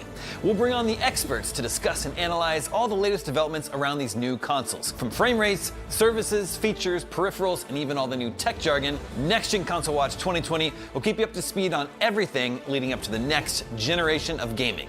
Join us every Friday for a new episode. Not only is IGN the world's biggest media brand for games and entertainment, but we also have a team of some of the world's biggest fans of your favorite franchises. From breaking news and exclusives, never before seen looks at movies and games, to reviews, Let's Plays, and live streams, IGN brings you all the coverage you need, no matter where you are. IGN, the #1 source for all games and entertainment fans worldwide. Still using those tiny phones and tablets to watch IGN? Give your eyeballs a rest because IGN has moved to your living room. Get first looks and in-depth reviews of the most talked about titles. Thank you so much for chatting with me. Pleasure to be here. And take a front row seat to the biggest events of the year. Tune in on your Samsung TV Plus, Pluto, and Plex, and take a load off. Tune in to IGN 1. Hey there! Do you have opinions on games, movies, TV, or other weird stuff on the internet? You can take part in our new show, Power Ranking, where you can vote on all your favorite things on the internet. Do it now! Do it! Just go! Vote! Go vote!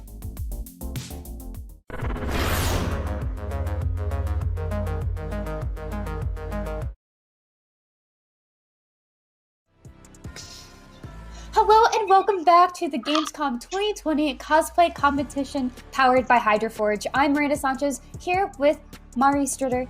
Hello. Hey, and we're nearly there. Yeah, Myra, we've seen so many great cosplay. Thousands of cosplayers from all over the world submitted entries to this year's competition, and from the 30 finalists we checked out over the last few hours, we've managed to pick 5 winners. Somehow, our judges are amazing. We're joined once again by our panel of judges, Baka Cosplay, Kadar Cosplay, and Andres Bauer of AJ Designs. Hello, everybody. Thank you so much for sticking around. You had such a hard job. Yes. So it is helpful to choose just one. Or choose for anything. Yes. So the categories we had were Best Armor, Best Dress, and then first, second, and third place for the Best Overall Costume, which no, does not mean cosplay that involves wearing overalls. Otherwise, we probably have a lot more Mario, Wreck-It Ralph, and Minions costumes, which could be exciting too in their own right, but not necessarily what we saw today. Each winner will be getting an awesome prize pack that includes cash prizes, gift certificates to cosplayshop.be, and Gamescom hoodie from Gamescom Wear, and of course a ticket to Gamescom 2021. So judges, was it hard to narrow down your picks? Oh yes. Oh yeah. Definitely. We had a wide variety of different expertises, which all came into the costume works we saw. They were all very diverse in the type and in the style, and it's really hard to compare anything to each other, to be honest. But yeah, somehow we had to get through that one. Yeah, but we have it. Yeah, you guys did it. Did it. So let's jump into it, right? So our first category is Best Dress. Myri, can you explain the category, what this is, what the judges were looking for when picking a winner? Okay, best dress doesn't mean literally a dress, but it means that we're looking at cosplays that are not armor cosplays or anything, but we're looking at fabrics and how people work with those and how they combine them. And so it's a little bit different than like the big builds, but we're looking at a lot of very beautiful details and materials here.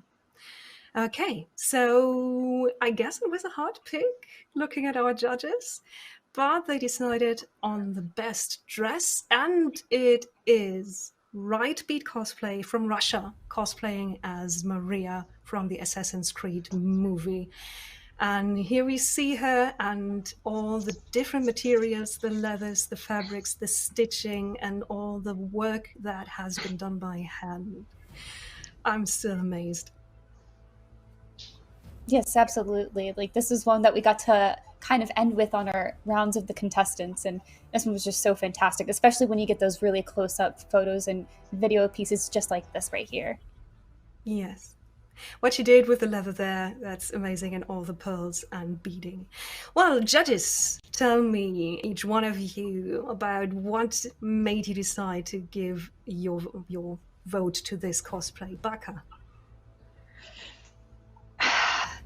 It's, as you said, it is so difficult, but what strikes here is just the richness and the amount of details of different materials playing together, pearls, paint, leather, fabrics.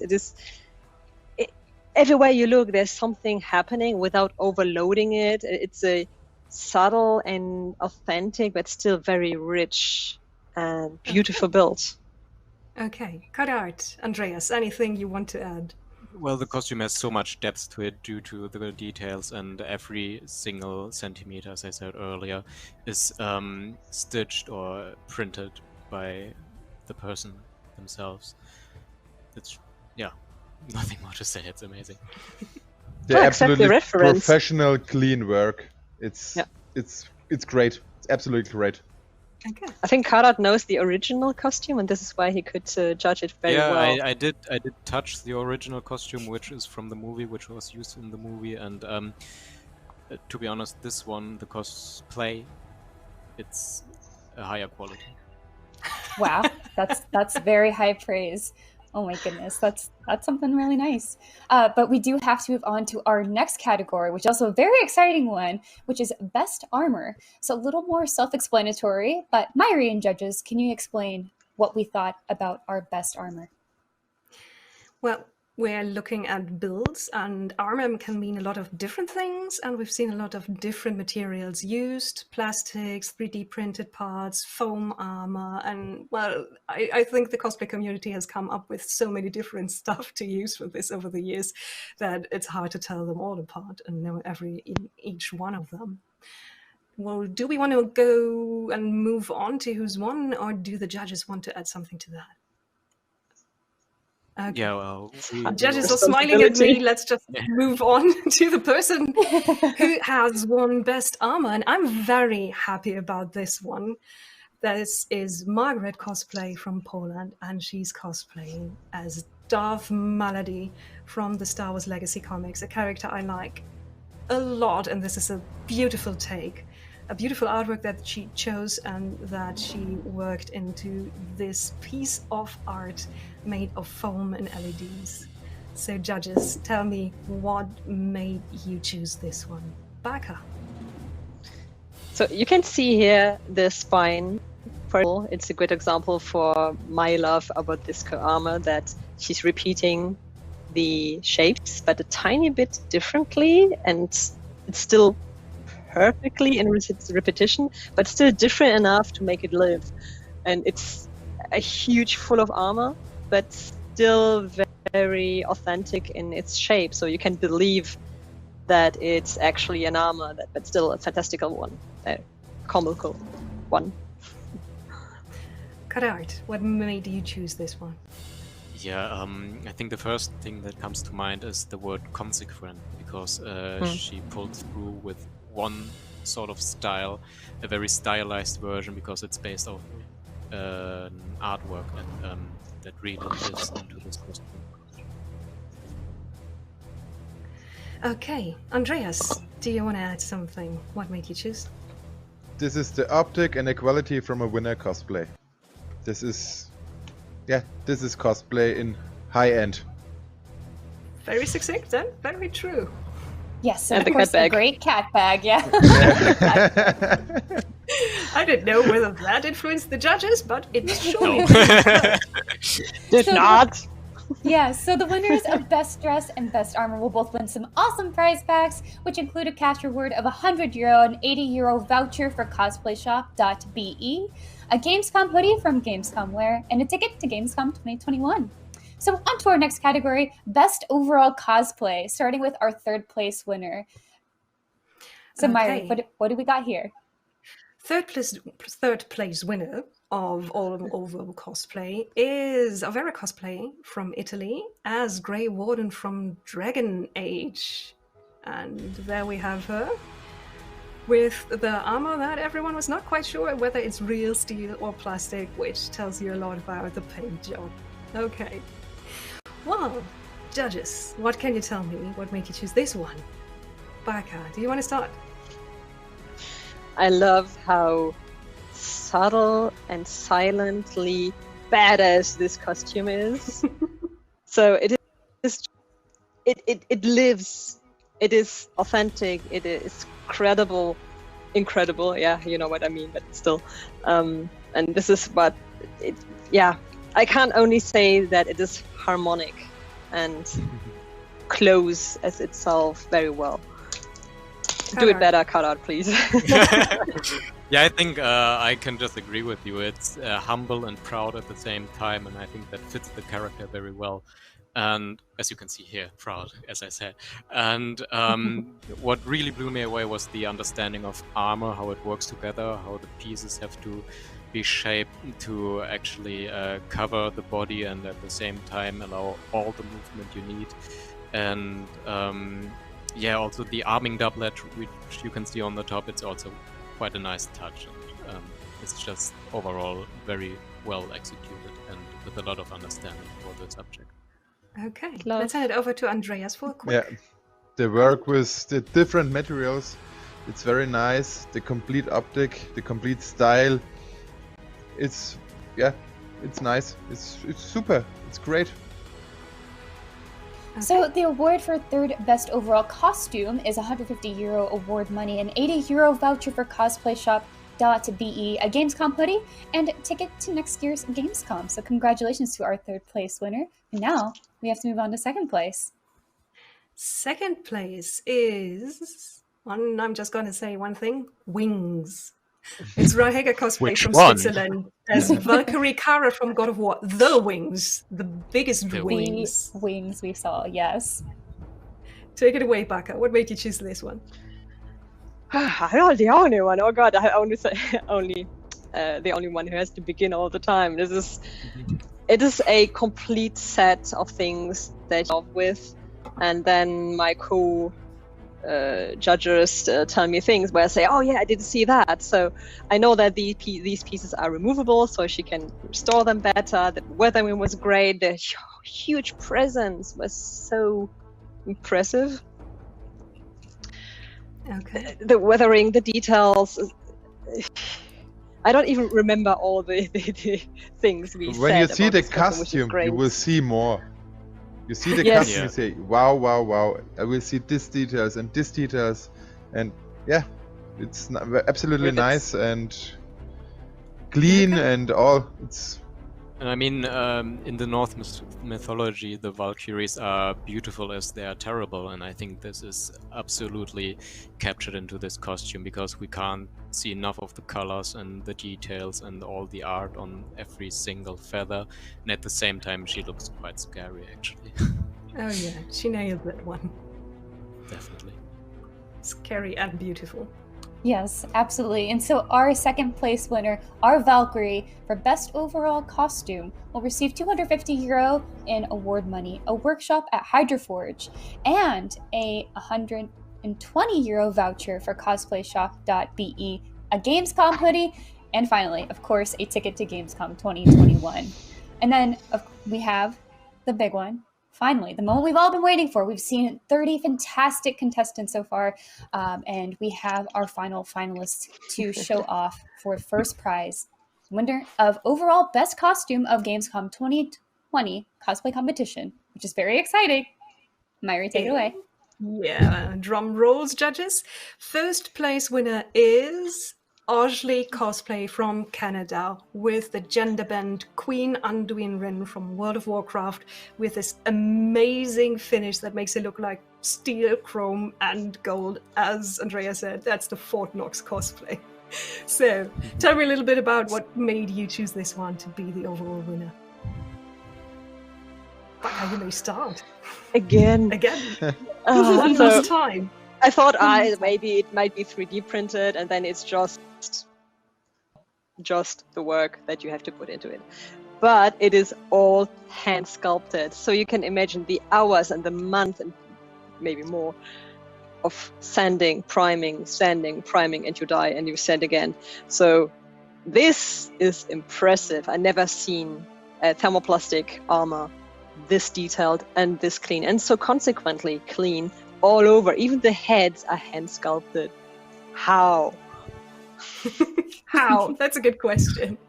Work. Yeah, is it a question you can answer, Konrad or Andreas? How? How did you pull with this a off? lot of patience, I think. A lot. With the research we did about the cosplayer, it's just patience and skill, obviously. And I think it's very inspiring, as are all the participants, and they're all very worthy. And I think we've found a really good finish and solution for them all. Yeah, I'm just really She glad. is a worthy champion of Yes. this contest. I hope 2021 I have a meeting with this costume and with this builder. It's absolutely amazing. And discover The- even more details. Yeah. Yeah. The fabric Probably even has can't some see how. stitching on it. You don't even see it in the video. It's amazing. Yes, absolutely. And so our grand prize winner wins €750 award money, a €300 voucher for MediaMax, a €150 voucher for cosplayshop.be, a Gamescom hoodie from the Gamescom Wear store, and then of course a ticket to Gamescom 2021 so they can enter the competition all over again. And hopefully we get to see this grand piece in person. Yeah, we really just want to thank all the participants. They were really inspiring. I hope everyone takes something away from it. All the participants, even us judges, among each other, among the people who showed their fantastic creations to us. It's really hard to compare anything to each other. Even in one costume, there might be dozens of different techniques involved, and let alone 30 participants. And you guys are amazing, and I hope you take away from each other, learn something, what you've seen with others as well. We certainly do. Thank you. Thank you, thank you, thank you. You're amazing. As always, I think I've got the best job at these shows. I can just gawk at all the beautiful costumes and I don't have the hard job to decide who is going to win. And there were some of my absolute favorite characters in there. Someone from Avatar: Last Airbender, a Darth Malady. It was a beautiful show and you can see me, I'm all smile. I'm just happy to have been here and to have seen what these people brought. That's all for cosplay, but stay tuned because the Best of Gamescom awards show is coming up right after this, and don't forget to visit gamescom.global.com to see the newest from Gamescom. Gamescom continues after this.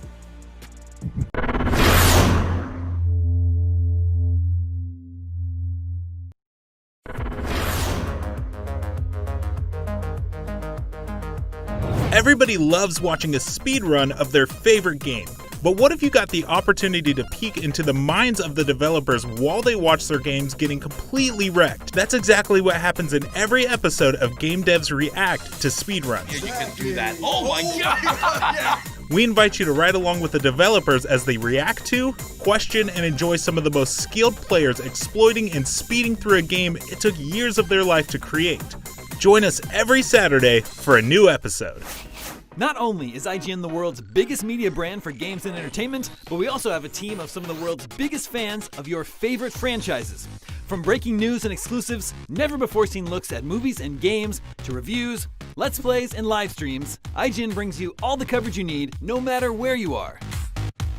IGN, the #1 source for all games and entertainment fans worldwide. The next generation of video gaming is on the horizon, and IGN is here to bring you the latest PlayStation 5 and Xbox Series X news and analysis in our new weekly show, Next Gen Console Watch 2020.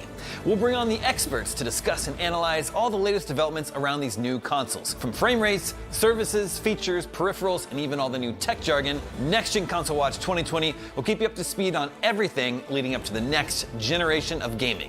Join us every Friday for a new episode.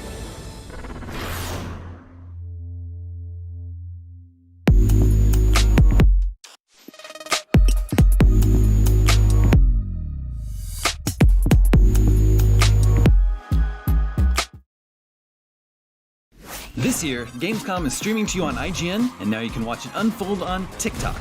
World premieres, exclusive gameplay, cosplay, interviews, and unforgettable moments from the biggest show in gaming can now be crammed right into the palm of your hand. Check out IGN and Gamescom's TikTok accounts and use the hashtags WellPlayed and Gamescom 2020 to get in on the action.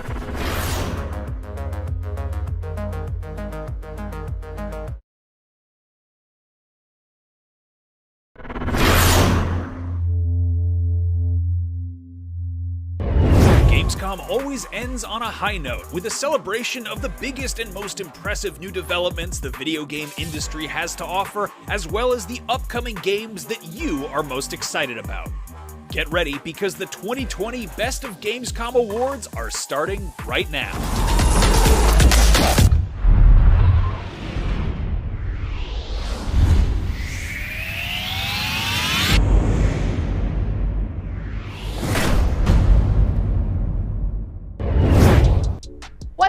everybody, and welcome to the 2020 Gamescom Awards at the Gamescom Best of Show. I'm your host, Sydney Goodman, and even though Gamescom is coming to a close, we've saved the best for last. Literally. Over the next hour, I'll be presenting awards to the biggest and the best Gamescom had to offer, and luckily, I'm not alone in this venture. Here to help me announce the winners from our diverse set of categories are Damon Hatfield and Akeem Lawanson. What's up, guys? Hey Sid, and hello to everyone watching at home. Now, the Gamescom Best of Show Awards cover a wide range of categories, with some winners picked by Gamescom's panel of judges and others voted on by you. Yes, that's right, you guys viewing this show at home. And in a rare double whammy of luck, Sydney and I are joined by the fabulous Damon Hatfield from the comfort of his very own home. Take it away, Damon. Thank you, Akeem. Now, most of all, the Best of Show Awards is just a great chance to celebrate all the best parts of Gamescom in one place, well, one figurative place, since Gamescom's been a bit more spread out than usual this year.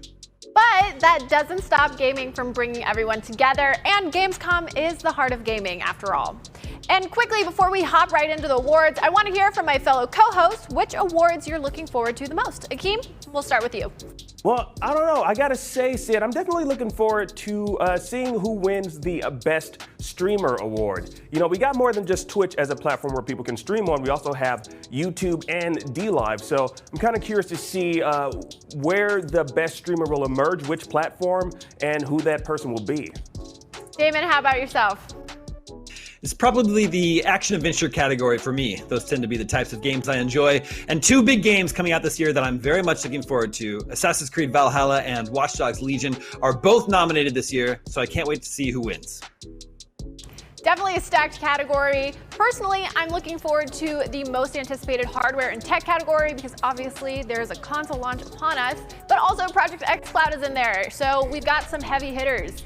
But thank you so much, Akeem and Damon. We'll catch up with you both soon. Webster's Dictionary defines originality as the opposite of the way I'm introducing this category, but in all seriousness, where would we be without developers willing to take a chance, try something new, and reinvent what gaming makes possible? Here are your Gamescom Best of Show nominees for Most Original Game.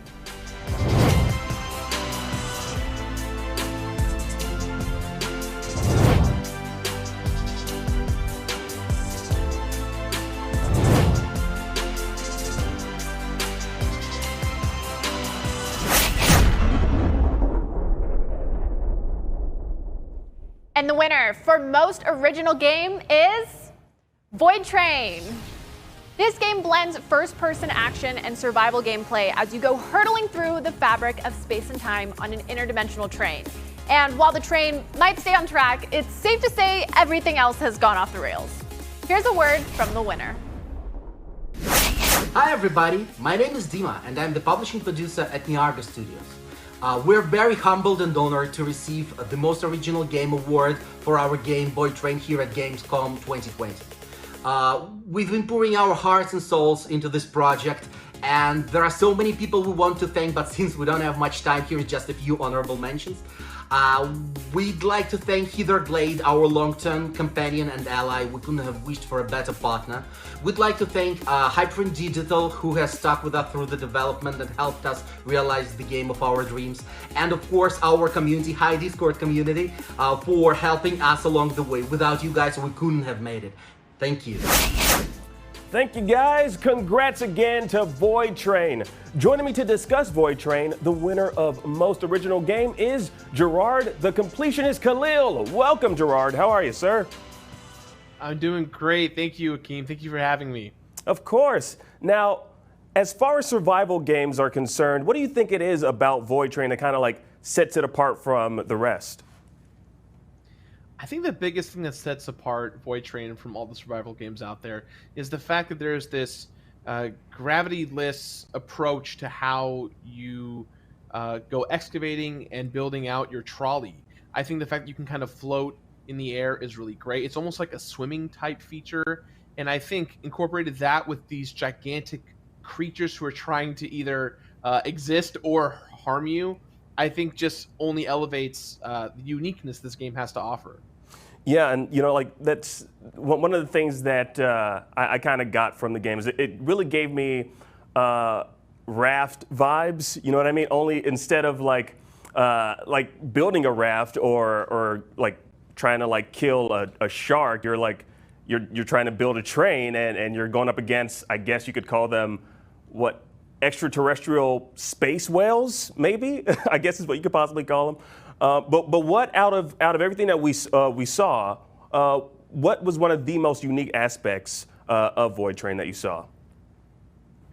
I think one of the most unique aspects about Void Train that I experienced was seeing these gigantic monsters come at you passively while you're on this adventure of trying to build up your trolley, and then having to defeat them and gather parts and build your trolley accordingly is so interesting. It could have easily just been like an on-rail shooter. It could have been just a straight, FPS approach to everything. But really what you have is this hybrid genre based in this early steampunk 1920s-ish kind of combat. You have a revolver that's very classic. It's not like a modernized pistol. So I think there's just so many combination of things that really make this stand out. Yeah, I know, like when I first experienced Void Train, I thought it was just going to be like this very serene experience as you're traveling through these voids and you're tethered to your push trolley and you're interacting with these various different, I guess, space creatures, killing some of them, and then all of a sudden you find yourself liberating a Nazi depot. Now you're right there, guns ablazing. So I like that. It's kind of like that weird dynamic where it's like, all right, I'm floating in space. Now I'm like guns ablazing all of a sudden. Now, as far as like the train construction, what did you think about building your own train? A space train.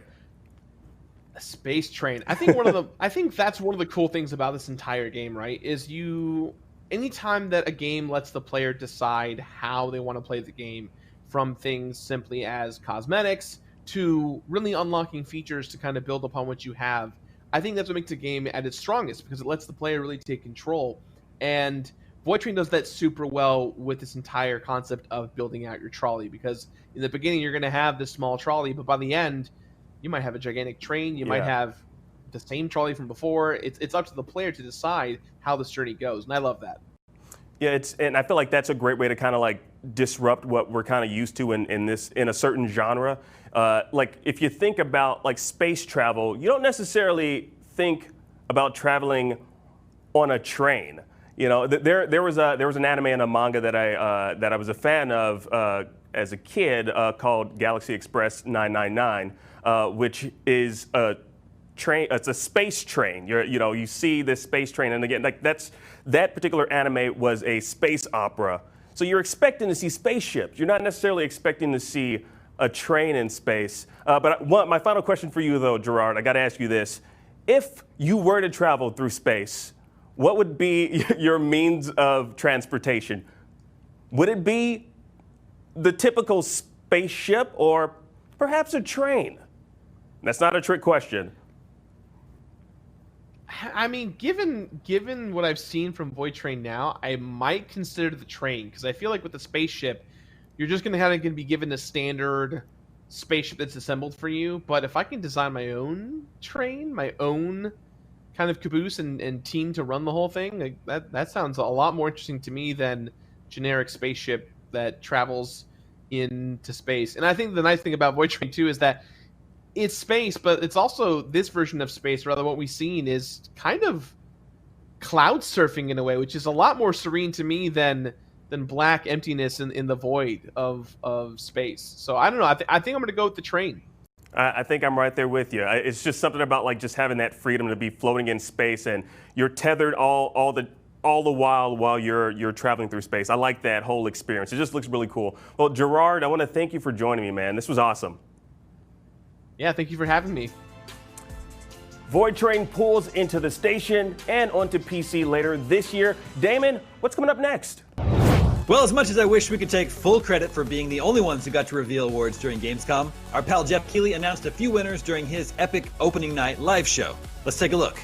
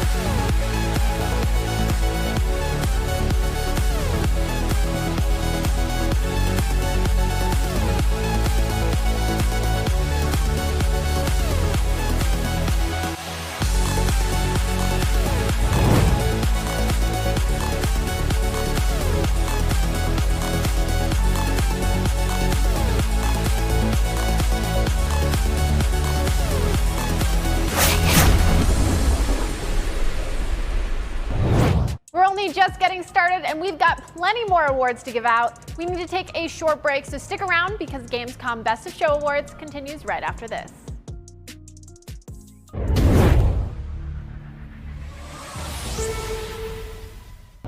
A very special crossover is coming to Summoner's War Sky Arena. Let's have a quick look at the teaser trailer to find out more.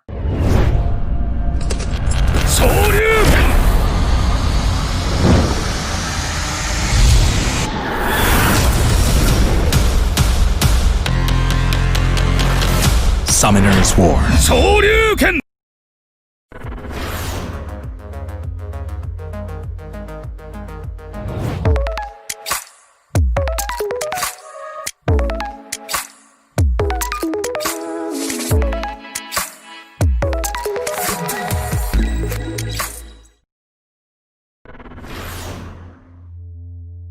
The next generation of video gaming is on the horizon, and IGN is here to bring you the latest PlayStation 5 and Xbox Series X news and analysis in our new weekly show, Next Gen Console Watch 2020.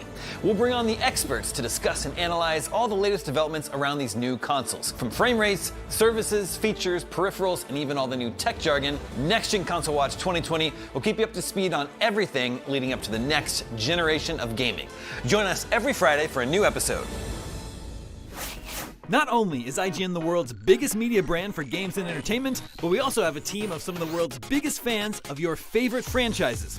From breaking news and exclusives, never-before-seen looks at movies and games, to reviews, let's plays, and live streams, IGN brings you all the coverage you need, no matter where you are. IGN, the #1 source for all games and entertainment fans worldwide. Still using those tiny phones and tablets to watch IGN? Give your eyeballs a rest because IGN has moved to your living room.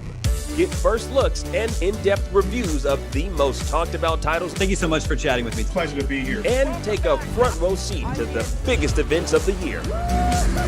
Tune in on your Samsung TV Plus, Pluto, and Plex and take a load off. Tune in to IGN 1. Hey there! Do you have opinions on games, movies, TV, or other weird stuff on the internet? You can take part in our new show, Power Ranking, where you can vote on all your favorite things on the internet. Do it now! Do it! Just go! Vote! Go vote!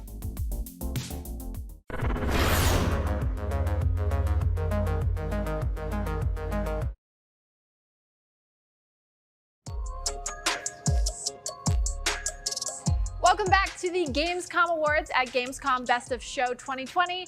Our chance to celebrate all the best parts of this year's Gamescom and the best parts of what's going on in gaming in general. Now, role-playing games are generally epic, sprawling, and deep experiences packed with huge quests, dozens of hours of storytelling, and of course, characters to level up and stats to obsess over. The medium of video games will forever be connected to the RPG genre, and RPGs are only getting bigger and better as video games continue to evolve. Here are the Gamescom Best of Show nominees for Best RPG.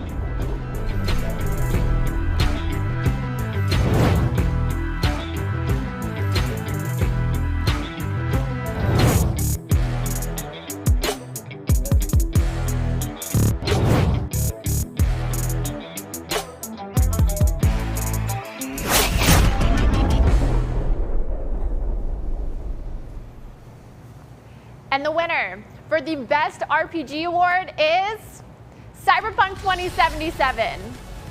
Cyberpunk 2077 is continuing to look as if it'll be the most ambitious game of this year. Just hold out a little longer, folks. The wait is almost over. Congrats on winning this prestigious award. Hey, I'm Miles Toast, one of the level designers working on Cyberpunk 2077 at CD Projekt Red. And today, I have the very special honor of finally being able to announce the final prize for the Xbox Series X. Now this prize... Okay, apparently there's a bit of a change of plans. Oh, turns out I almost announced the wrong prize. We're here to actually announce the prize for the best role-playing game at the Gamescom Awards 2020. And that prize goes to... It's not Fall Guys? Why isn't it Fall Guys? Okay, apparently this prize goes to us. And so on behalf of everyone back home in Poland, I would like to tell you my greatest thanks for this special prize. It really means the world to us. Thank you, and see you in Night City. Joining me to discuss the Best RPG Award winner, Cyberpunk 2077, here's Akeem and Damon. What's up, guys? Hey, how are you? Hello. I'm doing well. Thanks for joining me. So I don't think it's any huge surprise to know that Cyberpunk 2077 won Best RPG. But Damon, let's start with you. I mean, CD Projekt Red has clearly packed so many details into this game. Is there a certain aspect that you're most excited about?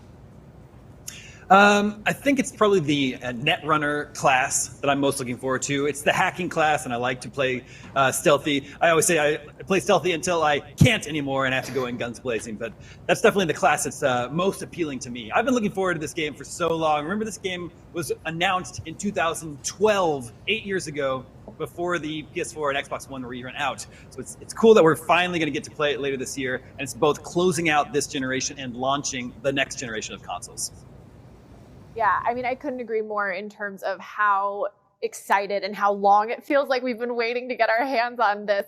Akeem, how about you? Is there a certain detail or aspect of Cyberpunk 2077 that's really catching your eye? Oh, absolutely. Yeah, I mean, so the thing is, I played all forms of RPGs, this is the first one, I believe, that I'm going to be playing from the first-person perspective. Never played an RPG from that perspective, and that's honestly one of the things that I kind of envied about shooter games, first-person shooters, is because it puts you right there in the driver's seat of the character, and this is finally going to be my chance to kind of experience that in RPG form with everything that entails. And we get to explore this massive city.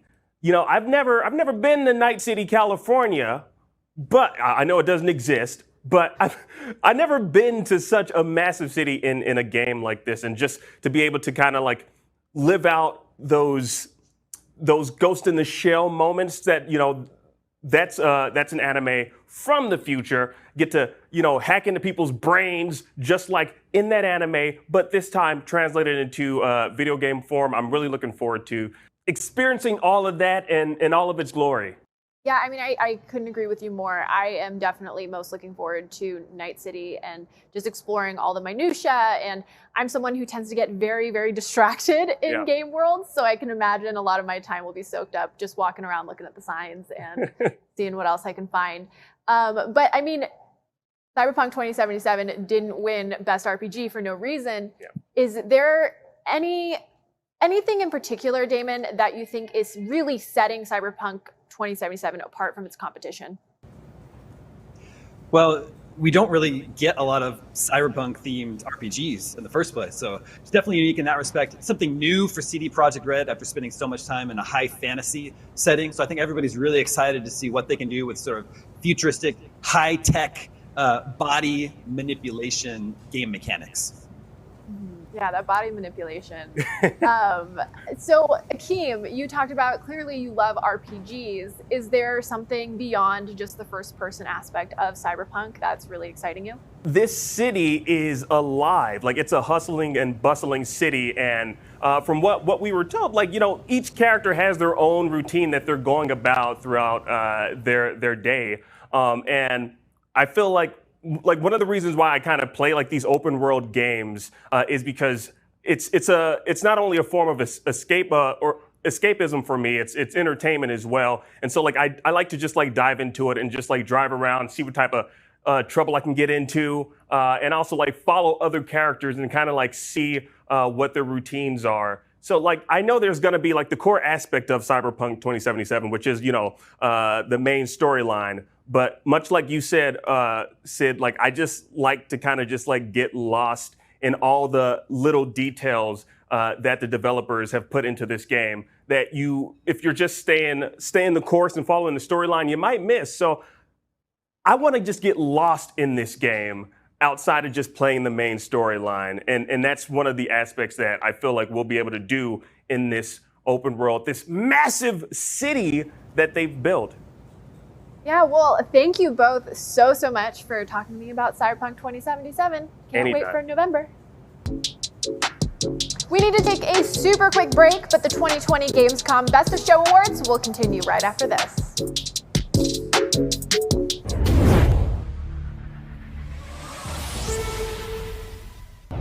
In this Gamescom Partner Spotlight, we're going to take a look at the new trailer for cyberpunk horror game Observer System Redux. The year is 2084.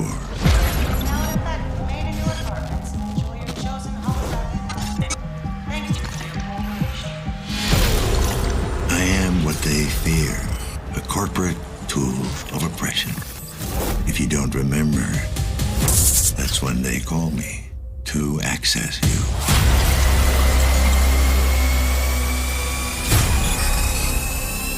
To gather evidence. To dredge up whatever's hiding in the darkest corners of your mind. Careful what you say. This is a monitored channel. Adam, you still there? Adam. Yes. Well, what's left of me? Dad. I really thought I could pull it off, you know? I was so close to making a difference. Setting us all free. And now it's... can't be for nothing. For once in your life, just listen to me. Whatever happens, I need you to remember, you're not in control.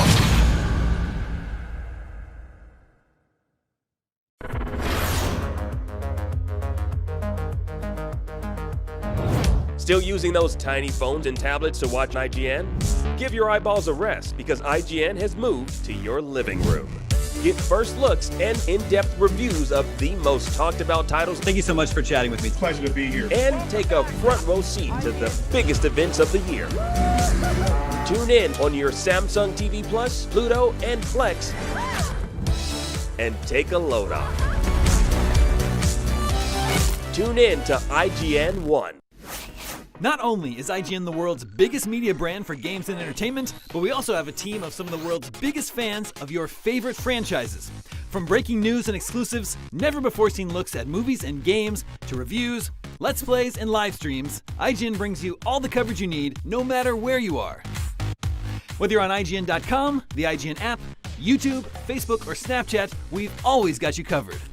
IGN, the #1 source for all games and entertainment fans worldwide. Everybody loves watching a speedrun of their favorite game. But what if you got the opportunity to peek into the minds of the developers while they watch their games getting completely wrecked? That's exactly what happens in every episode of Game Devs React to speedruns. Yeah, you can do that. Oh my god! We invite you to ride along with the developers as they react to, question, and enjoy some of the most skilled players exploiting and speeding through a game it took years of their life to create. Join us every Saturday for a new episode. The next generation of video gaming is on the horizon, and IGN is here to bring you the latest PlayStation 5 and Xbox Series X news and analysis in our new weekly show, Next Gen Console Watch 2020. We'll bring on the experts to discuss and analyze all the latest developments around these new consoles. From frame rates, services, features, peripherals, and even all the new tech jargon, Next Gen Console Watch 2020 will keep you up to speed on everything leading up to the next generation of gaming. Join us every Friday for a new episode.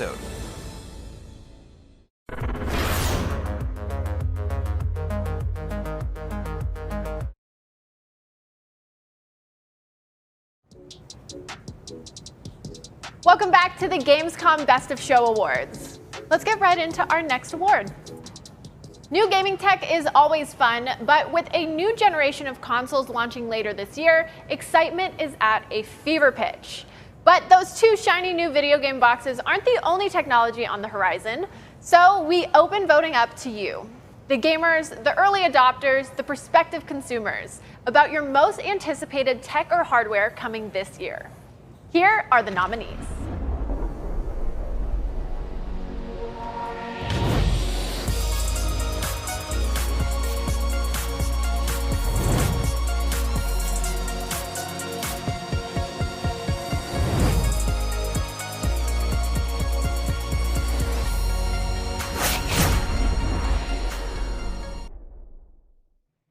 And the 2020 Gamescom Best of Award for Most Wanted Tech is the Xbox Series X. Congratulations! Coming later this year, the Xbox Series X is poised to be the most powerful console in history. Xbox fans around the world will soon be able to get their hands on this monstrosity of tech. Until then, let's hear what Microsoft had to say about the Xbox Series X winning this award. Thank you, Gamescom 2020, for this amazing award. Xbox Series X is designed to deliver a new level of power, speed, and compatibility never seen before in console gaming. We made this for you, the millions of gamers all across the world. From all of us at Team Xbox, we can't wait to share more with everyone soon, and for our fans to get their hands on Xbox Series X when it releases this holiday. Thank you again. So a lot of people are clearly excited about the Xbox Series X, which bodes well for its release this holiday. Here to discuss just what's so exciting about Microsoft's next console, here's IGN's executive editor of tech, Bo Moore, and content creator, Paris Lilly. Gentlemen, thank you so much for joining us today. Thank you for having me. Thanks, Damon. Paris, what excites you about the Xbox Series X? You know what really excites me about the Series X is just the technology that they've packed inside this box. The fact that we're now getting this 8-core, 3.8 gigahertz Zen 2 CPU. We're getting the 12 teraflops GPU, the 16 gigs of DDR6 RAM that they're having in it, and of course that SSD, which is 1 terabyte, I believe, but just the speed that we're going to get, getting rid of load times, things like this. I'm normally a big PC guy, but seeing the tech that's under the hood inside the Series X, it's going to compete with any of the high-end PCs that you're going to see this holiday. So it's very exciting. Now, Microsoft calls it the most powerful console ever created. Bo, are you impressed by the Series X's specs? I'm just like Paris. I'm been a PC guy, but I really am impressed by the Series X specs. You've got the 12 teraflops. That's pretty much on par with a high-end gaming PC at this point. And especially for, we don't know the price of the Series X yet, but what we're expecting it to be, somewhere in the at absolute most $600 and hopefully much, much lower than that. To build a gaming PC at that price point, you're not going to get anywhere near that level of performance. Now, the quick resume feature should let us switch between games super fast and instantly pick up where we left off. Paris, is that an exciting feature for you? Absolutely, because it's something that we've not been able to experience in console gaming yet. And the fact that I could be playing, Forza Horizon 4, and then I'll quickly be able to switch over to Gears 5 and resume from wherever I was playing from. I mean, that's when we start talking about next-gen features of hardware, that's clearly one of the leaders. Now, what about ray tracing? Bo, is that an important new feature that's coming to Xbox Series X? I think it'll be very important in the long run, but for right now, at this beginning of the console generation, ray tracing is, it's going to look nice, but we might not even see it that much in terms of the Xbox implementations. And ray tracing is a really, really big performance hit. So once we get further through the generation and developers have had some time to actually work with this technology and implement Microsoft's solution to ray tracing, then I think we're going to see some really, really nice looking visuals. Now, one of the very unique advantages the Xbox Series X has is that it's going to be compatible with 4 generations of games. It's a feature that other consoles just don't have. Paris, do you think that's difficult to pull off? Oh, absolutely. It's going to be difficult to pull off. Think about just all the different type of architectures throughout the years that we've seen on these consoles. I mean, I know the Series X is more or less basically an x86 architecture PC, but when you go all the way back to the original Xbox, it was doing something completely different. 360 was doing something completely different all the way down the list. So they're doing some big time emulation under the hood, which again goes back to the fact that the technical specs of this hardware are very impressive that they're going to be able to pull something like this off. Now, Paris, what game are you most excited to play on Xbox Series X? I was really excited to play Halo Infinite this holiday. That's obviously getting delayed now, so we'll see that in 2021. Honestly, I'm a big Cyberpunk 2077 guy, so I'm really looking forward to seeing how the Series X is going to be able to take advantage of that. Bo, how about you? Game you're most excited to play on Xbox Series X? I think it's got to be Cyberpunk. That game, from what we've seen, that CD Projekt has been able to do with games like The Witcher, they just get so much prettier the more that you can take advantage of the hardware. And so for the Series X to have that hardware to really be able to push out the frame rate and the resolution that we're going to be expecting for a high-end beautiful looking game. Yeah, the Series X is what I want to play it on the Series X. Yeah. Yeah, I agree. I cannot wait to play Cyberpunk as well. Gentlemen, thank you so much for joining us on the Gamescom Best of Awards show here. We're now going back to Akeem for the next award. Now, we've got tons of greatness to recognize during the Gamescom Best of Show Awards, but only a limited time to do it, so consider this an appetizer. But you can't eat it, guys. Now, it's not rushed, it's densely packed with awesome. Here are our genre winners.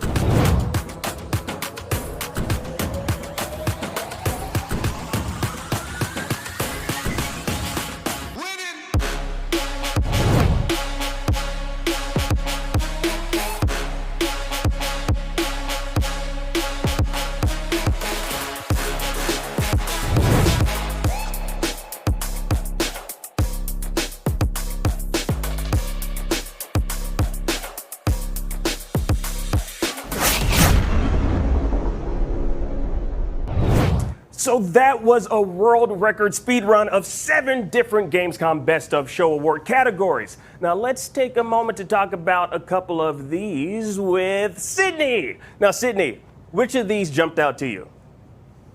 Yeah, what's up, Akeem? Hey. So I am just so enamored by Kiwi, which won Best Family Game, and it is just so cute. So it's these little kiwis, like the bird, not like the fruit.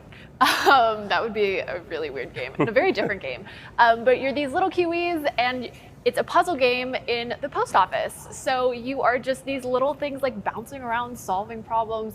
I am usually very attracted to like intensely stressful games. But I have been trying to play games that kind of just make me smile and are a little bit more relaxing and peaceful. And this definitely looks like it fits the bill. Oh, absolutely, and it's something you can play with your family. Like, so what other titles jumped out at you regarding this list? I know you've got to be looking forward to Cyberpunk 2077. Am I right?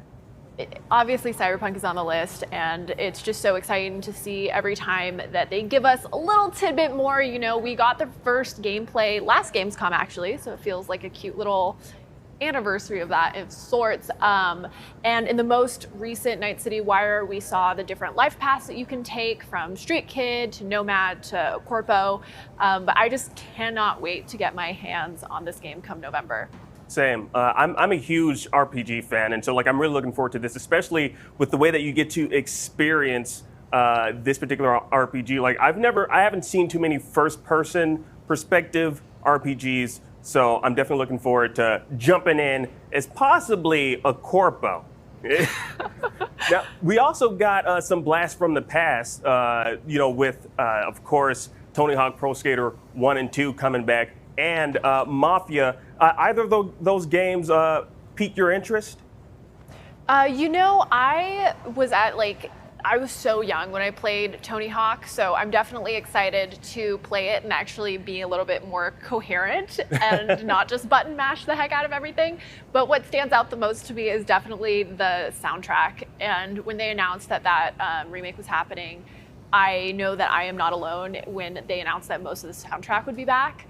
So I'm just really excited to live out those nostalgia days when that comes out. Same, yeah, and the thing is, like, I was never a big fan of punk music or ska, but I do attribute my interest in it to the Tony Hawk Pro Skater series. I actually kind of jumped into the series with the Underground series, and I'm pretty sure like this is gonna be a successful launch. I mean, obviously it won Best Sports Game, and I know a lot of people have been anticipating this and waiting for this to come out.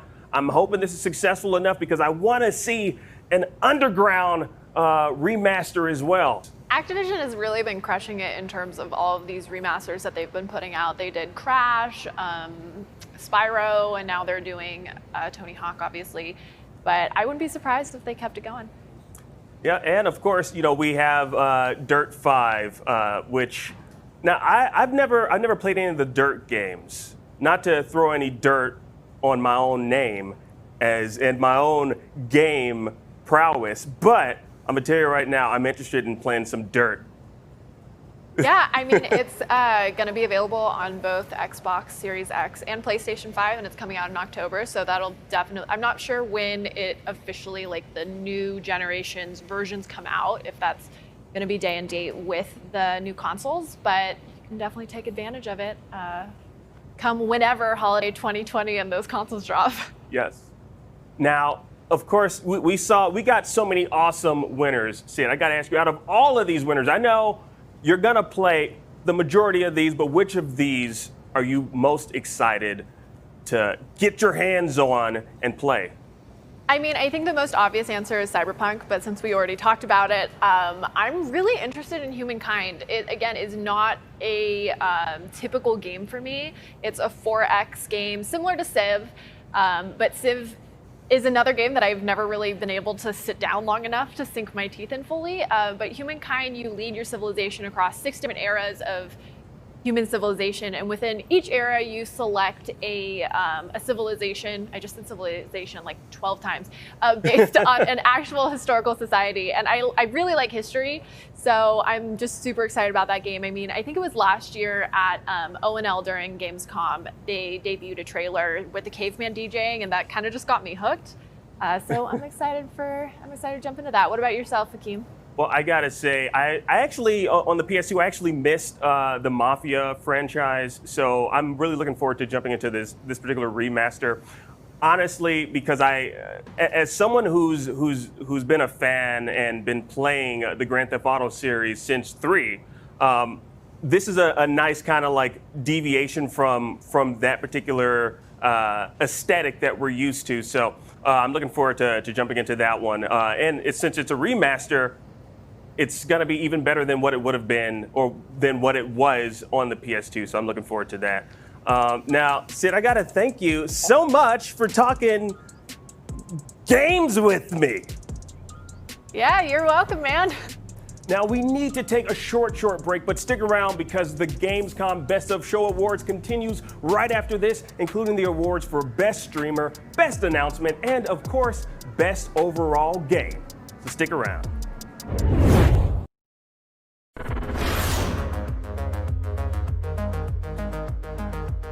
Everybody loves watching a speedrun of their favorite game. But what if you got the opportunity to peek into the minds of the developers while they watch their games getting completely wrecked? That's exactly what happens in every episode of Game Devs React to speedruns. Yeah, you can do that. Oh my god! Yeah. We invite you to ride along with the developers as they react to, question, and enjoy some of the most skilled players exploiting and speeding through a game it took years of their life to create. Join us every Saturday for a new episode. Not only is IGN the world's biggest media brand for games and entertainment, but we also have a team of some of the world's biggest fans of your favorite franchises. From breaking news and exclusives, never-before-seen looks at movies and games, to reviews, let's plays, and live streams, IGN brings you all the coverage you need, no matter where you are.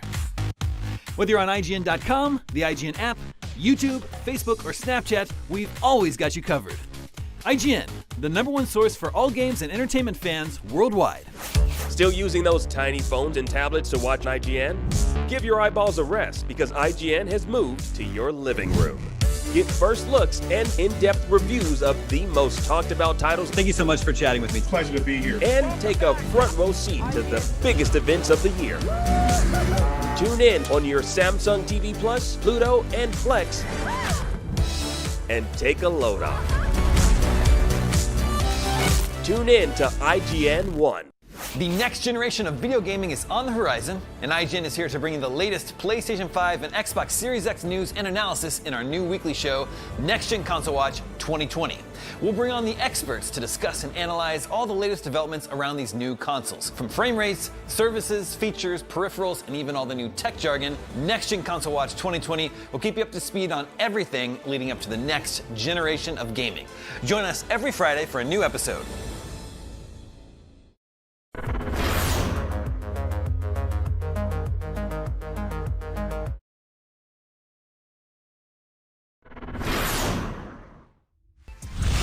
Welcome back to the 2020 Gamescom Best of Show Awards. We've still got tons more huge awards to come, including Best Overall Game. Contrary to popular belief, that doesn't mean the best game starring someone wearing overalls. Obviously, that award would go to one of the Super Mario games. Probably not Dr. Mario, though, because he doesn't wear overalls with that one. Anyway, Damon, what's up next? To an outsider, streaming might look like playing a video game while other people watch. But there's much more to it. The best streamers play host, commentator, entertainer, moderator, and community manager, all while, playing a video game without dying. Now, Twitch's very own Mary Kish will be here in just a moment to help me reveal the winner for this next award. But first, here are the Gamescom Best of Show nominees for Best Streamer.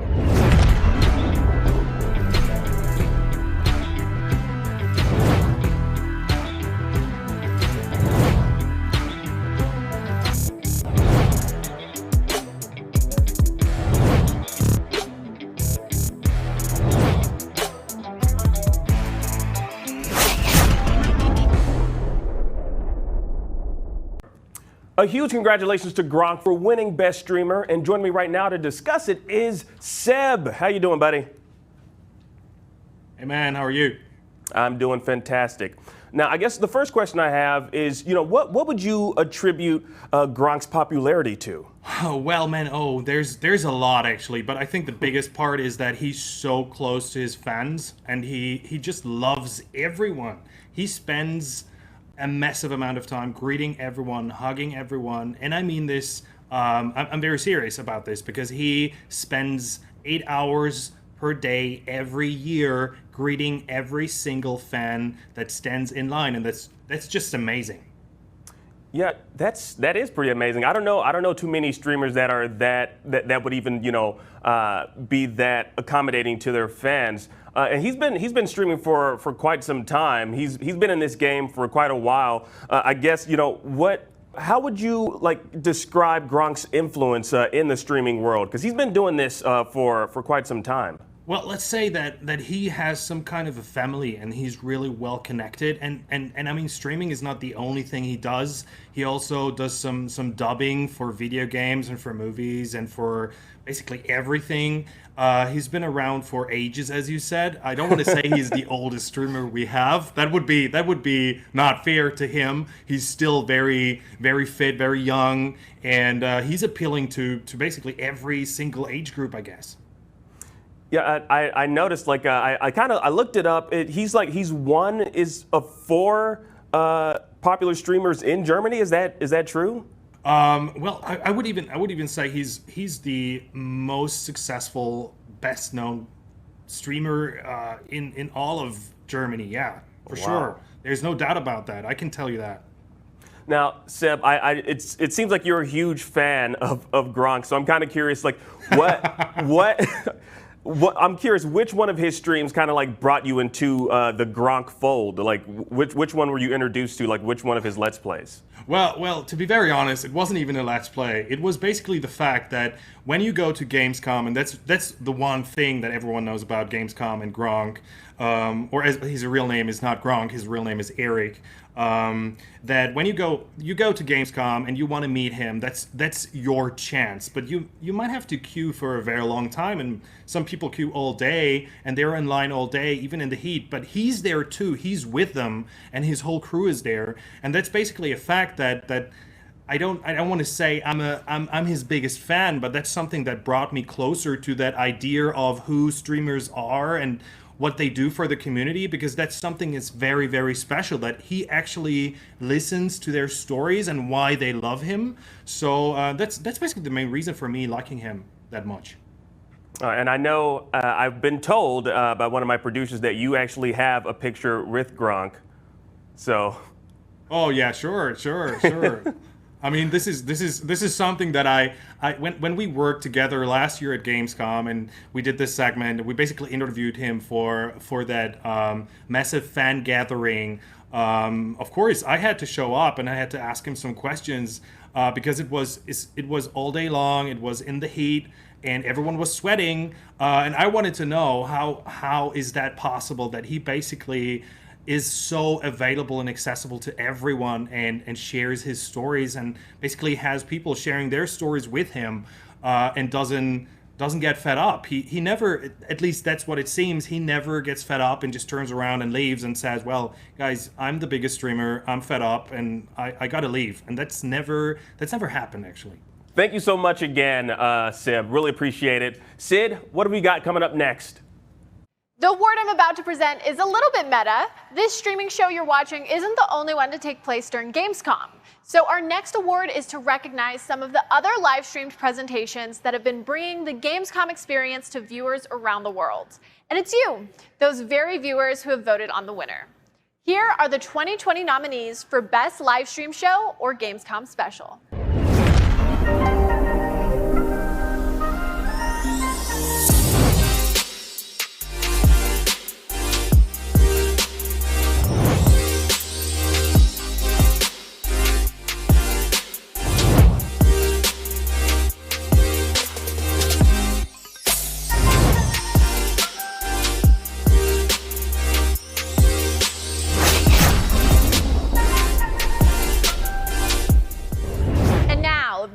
Of the Gamescom 2020 award for Best Show is Wargaming.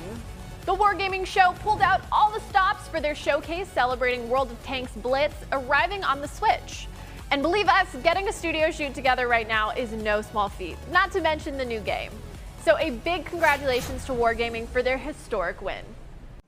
Here to discuss Best Show winner Wargaming is Tom Putsky from Wargaming and Sebastian Osowski, one of the voters of the Gamescom Awards. First of all, Tom, congratulations. Thank you so much. We are very thrilled and amazed, and it's especially fantastic because it was a voting category from the audience. Yeah, of course, Gamescom has been different for everyone this year, but Wargaming usually has one of the biggest, baddest, loudest booths at Gamescom. So, how was it? How do you keep your audience happy, your community happy when you can't be there in person with a big spectacle? It's a tough job, to put it like this. This situation is very special for all of us. And it's brand new, and yeah, we are learning constantly. We try to do our best to put on a digital show for a digital Gamescom. So we had streams to all 4 days, and Twitch drops, and reward program participation, sweepstakes, community stream, and so on, and so on, and so on. And we even aired the Sabaton concert, which was happening live at Gamescom last year, once more for our audience. But as I said, it's different and it's tough. And at the moment, we are so much looking forward to have next year a normal Gamescom, to put it like this, and can meet our players and the industry in live person, and celebrate Wargaming style. Yeah, I think everyone is looking forward to that. Sebastian, what did you think of Wargaming show this year? I mean, he just said it. Celebrate Gamescom, Wargaming style. This year has been so different, and I had high hopes that they would finally get an award, and especially this award is so special because it's, as he already said, it's from the community for Wargaming, and whoever comes to Gamescom knows that you come to Gamescom and you will get a hell of a show from Wargaming. Oh, yeah. Tom already mentioned there was Sabaton last year, and they burn the place down, and so I'm really happy they get the award. And from what I saw from the digital version this year, they tried their best, and apparently they succeeded. Yeah, apparently they did in a big way. Tom, one of the things you're celebrating is World of Tanks is out now on Switch. Is that right? Yeah, World of Tanks Blitz, our mobile version of the game. is after the platforms Mac OS, Steam, PC, iOS, Android, now finally on Switch. And this makes us very proud and very happy. And a whole new community can play this game and drive some tanks and shoot at some enemies. Well, that sounds like a really good time. Tom, congratulations once again. Thank you for joining us, and hopefully we'll be back in person next year to see another gigantic, huge wargaming booth. We're going to take a quick break, but right after that, we'll be back with more from the Gamescom Awards. Right after this.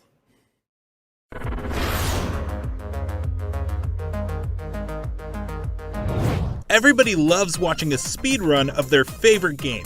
But what if you got the opportunity to peek into the minds of the developers while they watch their games getting completely wrecked? That's exactly what happens in every episode of Game Devs React to speedruns. Yeah, you can do that. Oh my god! Yeah. We invite you to ride along with the developers as they react to, question, and enjoy some of the most skilled players exploiting and speeding through a game it took years of their life to create.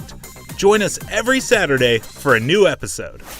Not only is IGN the world's biggest media brand for games and entertainment, but we also have a team of some of the world's biggest fans of your favorite franchises. From breaking news and exclusives, never-before-seen looks at movies and games, to reviews, let's plays, and live streams, IGN brings you all the coverage you need, no matter where you are. IGN, the #1 source for all games and entertainment fans worldwide. The next generation of video gaming is on the horizon, and IGN is here to bring you the latest PlayStation 5 and Xbox Series X news and analysis in our new weekly show, Next Gen Console Watch 2020.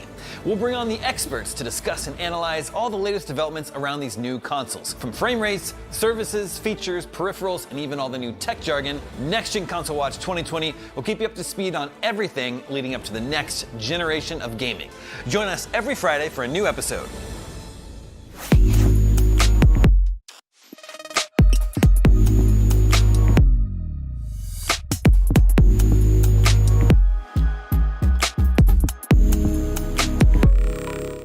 This year, Gamescom is streaming to you on IGN, and now you can watch it unfold on TikTok.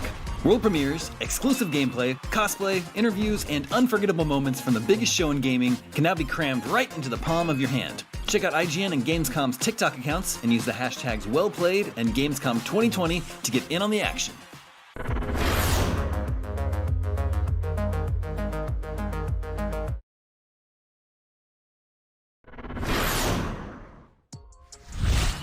Welcome back to the Gamescom Best of Show Awards.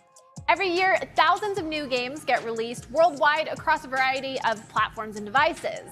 And it's not slowing down anytime soon. This is great news for gamers, but bad news for our backlogs. For our next category, we turn the voting over to you, the gamers. And here are the nominees for your most wanted new game.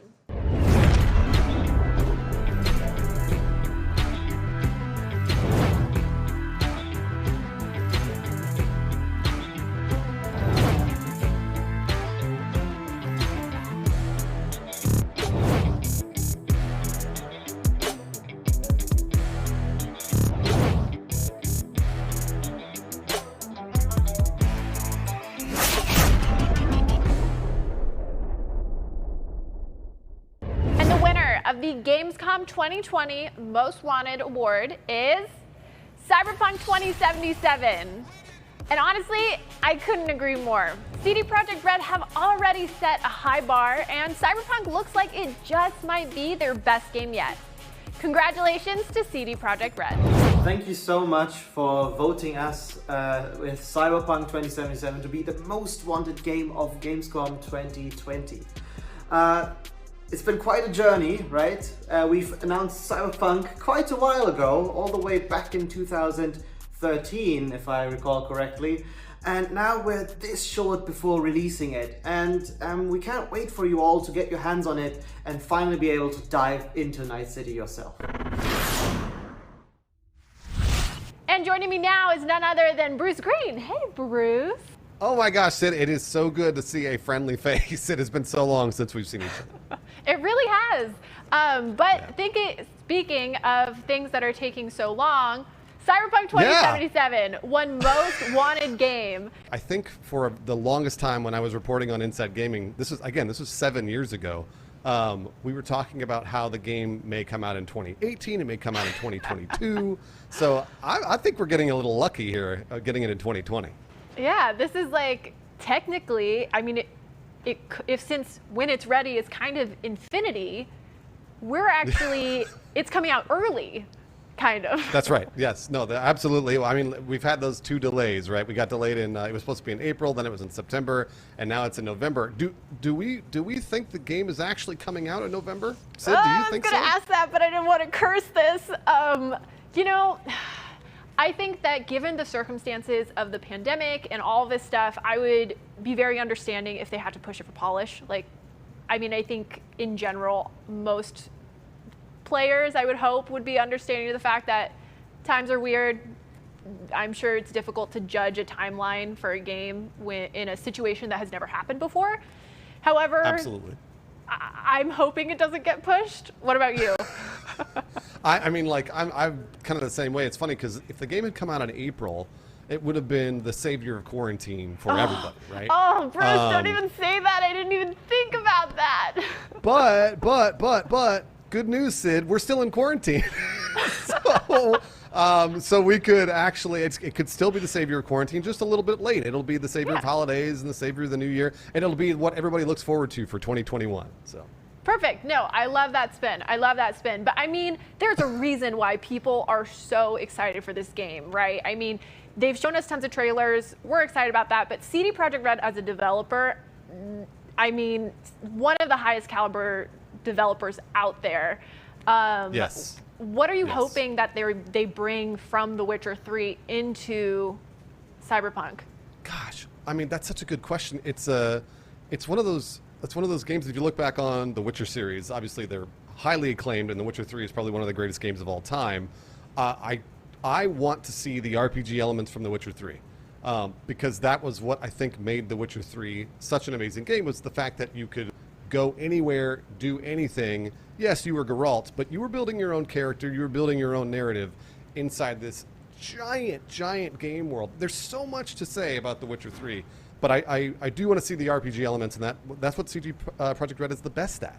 So. Mm-hmm. Yeah, totally. When you said, I'm burning myself here, I actually don't know how to say Geralt correctly. I don't even know. Did I? I don't either. I always say Geralt, but is that wrong? I don't. Geralt? I mean, it could be anything. We have to go back to the Henry Cavill pronunciation. Does he ever say his name in the television show? Because obviously, who doesn't trust Henry Cavill, right? So I trust Henry Cavill. Bruce, thank you so much for stopping by. This has been a ton of fun.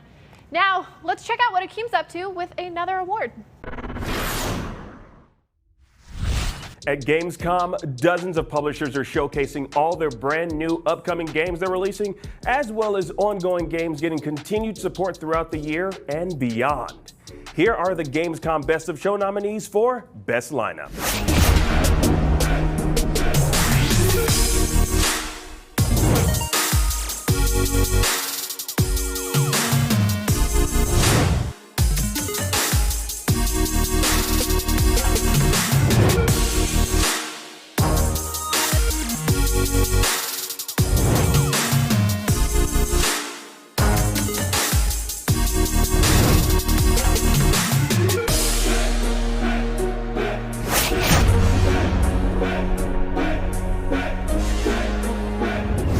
And the winner of Best Lineup here at Gamescom 2020 is Bandai Namco.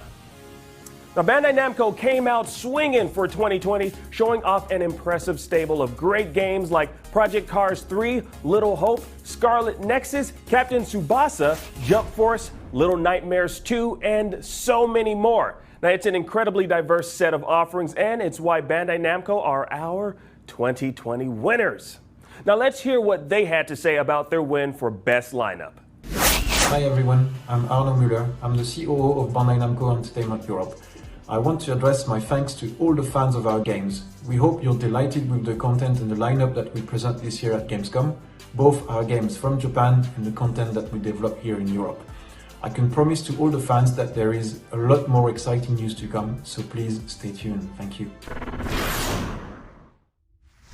Congrats to Bandai Namco for winning Best Lineup from the Gamescom Awards. Right now I'm joined by Wout van Voot from Bandai Namco to discuss this very lineup. And we are also joined again by Sebastian Osowski. First of all, Wout, congratulations. Thank you very much. We're very, very happy with the award. Thank you for everybody who voted and everybody involved. Yeah, Sebastian is actually one of those people that did vote and was involved, so that's very good to have him Excellent. here. Thanks. Seems like you have a very diverse lineup. You've got racing covered, anime games, horror games, flight combat. Let's run down the lineup here. Let me know if I'm leaving anything out. You've got several games that I think just launched yesterday, at least here in North America. Project Cars 3, Jump Force Deluxe Edition for Switch, Captain Tsubasa. You also have Little Nightmares 2 coming out early next year, Dark Pictures Little Hope, which is coming out October 30th, just in time for Halloween, Scarlet Nexus, which is a 2021 game, and then DLC for Ace Combat 7 Skies Unknown. Anything I missed, Wout? No, I think you covered it quite well. It's very exciting times at Bandai Namco, as you can tell. Yeah. Sebastian, what do you think made the Bandai Namco lineup so strong this year? Well, I'm German, so it's definitely Captain Tsubasa because it's it's nostalgia for me. I watched the anime or the cartoon here every time when I came back from school, and it was basically like we had another anime which was Mila, but it was volleyball, and this one is basically the opposite to it. So everyone was talking about it back in elementary school. So this is like going back to elementary school and meeting all your friends. So this is my personal favorite of all times. Wow, that's Excellent. awesome. Yeah, that's it, man. And that's another game that came out yesterday. Well, also, Little Nightmares 2 won Best Trailer from Gamescom this year, and I have to agree that trailer is very cool, very creepy. It's very nice to finally hear a little bit more about Little Nightmares 2 since it was revealed at Gamescom last year. What, aside from the trailer, what can we expect in Little Nightmares 2 when it launches early next year? Well, I think you covered most of it, right? Like it's a perfect kind of throwback to your childhood fears and right. and then how you deal with them. And like for people who played Little Nightmares 1, like this is more than just a sequel, right? Like the game is almost twice in size, and you play as Mono, a new protagonist with where you actually help Six, the protagonist of the first game, to overcome her fears and work together to dive deeper into more, which is it's very, very creepy. And I think the team at Tarsier has really outdone themselves in what they delivered. Yeah, I agree. It definitely gives me the chills. Do you think adding the AI companion affects the horror in any way? Does it make it more or less scary? Like in a way, kind of. Like it depends on how you look at it, right? Like so, for me, it makes it a little bit scarier because it's not just your own character that you're trying to protect. But on the other hand, you have like a little bit of support in Six when you traverse the world. So I think it works both ways. Gotcha. I'm super excited to check out more of Little Nightmares 2. What's the release date for that? Is it February 11th? Yes, 2021. Awesome. Yeah. Yeah, perfect. Well, wow, thank you so much for joining us today, and congratulations once again on winning Best Lineup. No worries, and thanks to all the fans who keep supporting Bandai Namco. We're extremely excited about our lineup, both the titles coming from Japan, as well as the titles being developed in Europe. And watch out because there's way more to come. We've got so much exciting stuff coming up. Very exciting. All right, stay tuned. More from Gamescom Awards coming up right after this.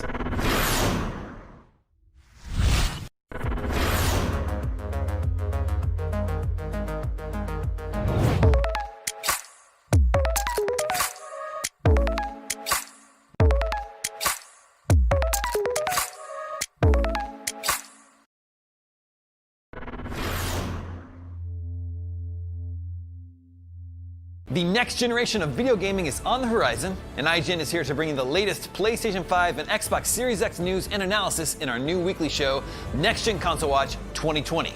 We'll bring on the experts to discuss and analyze all the latest developments around these new consoles. From frame rates, services, features, peripherals, and even all the new tech jargon, Next Gen Console Watch 2020 will keep you up to speed on everything leading up to the next generation of gaming. Join us every Friday for a new episode. Not only is IGN the world's biggest media brand for games and entertainment, but we also have a team of some of the world's biggest fans of your favorite franchises. From breaking news and exclusives, never-before-seen looks at movies and games, to reviews, Let's Plays, and live streams, IGN brings you all the coverage you need, no matter where you are.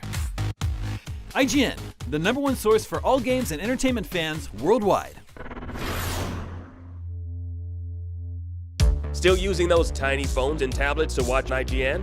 Give your eyeballs a rest because IGN has moved to your living room. Get first looks and in-depth reviews of the most talked about titles. Thank you so much for chatting with me. Pleasure to be here. And take a front row seat to the biggest events of the year. Tune in on your Samsung TV Plus, Pluto, and Plex and take a load off. Tune in to IGN 1. Hey there! Do you have opinions on games, movies, TV, or other weird stuff on the internet? You can take part in our new show, Power Ranking, where you can vote on all your favorite things on the internet. Do it now! Do it! Just go! Vote! Go vote!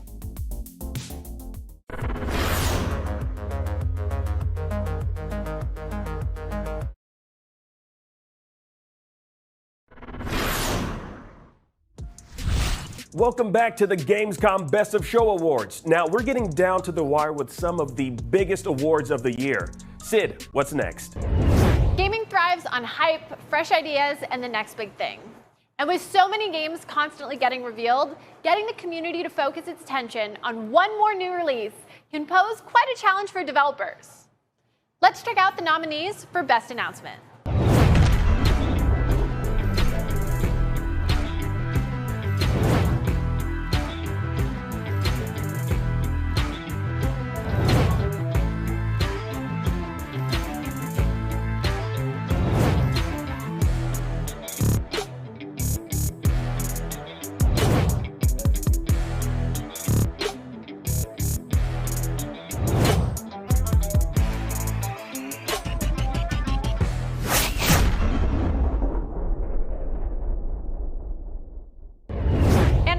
For Best Announcement of Gamescom 2020 is Unknown 9 Awakening from Reflector Entertainment.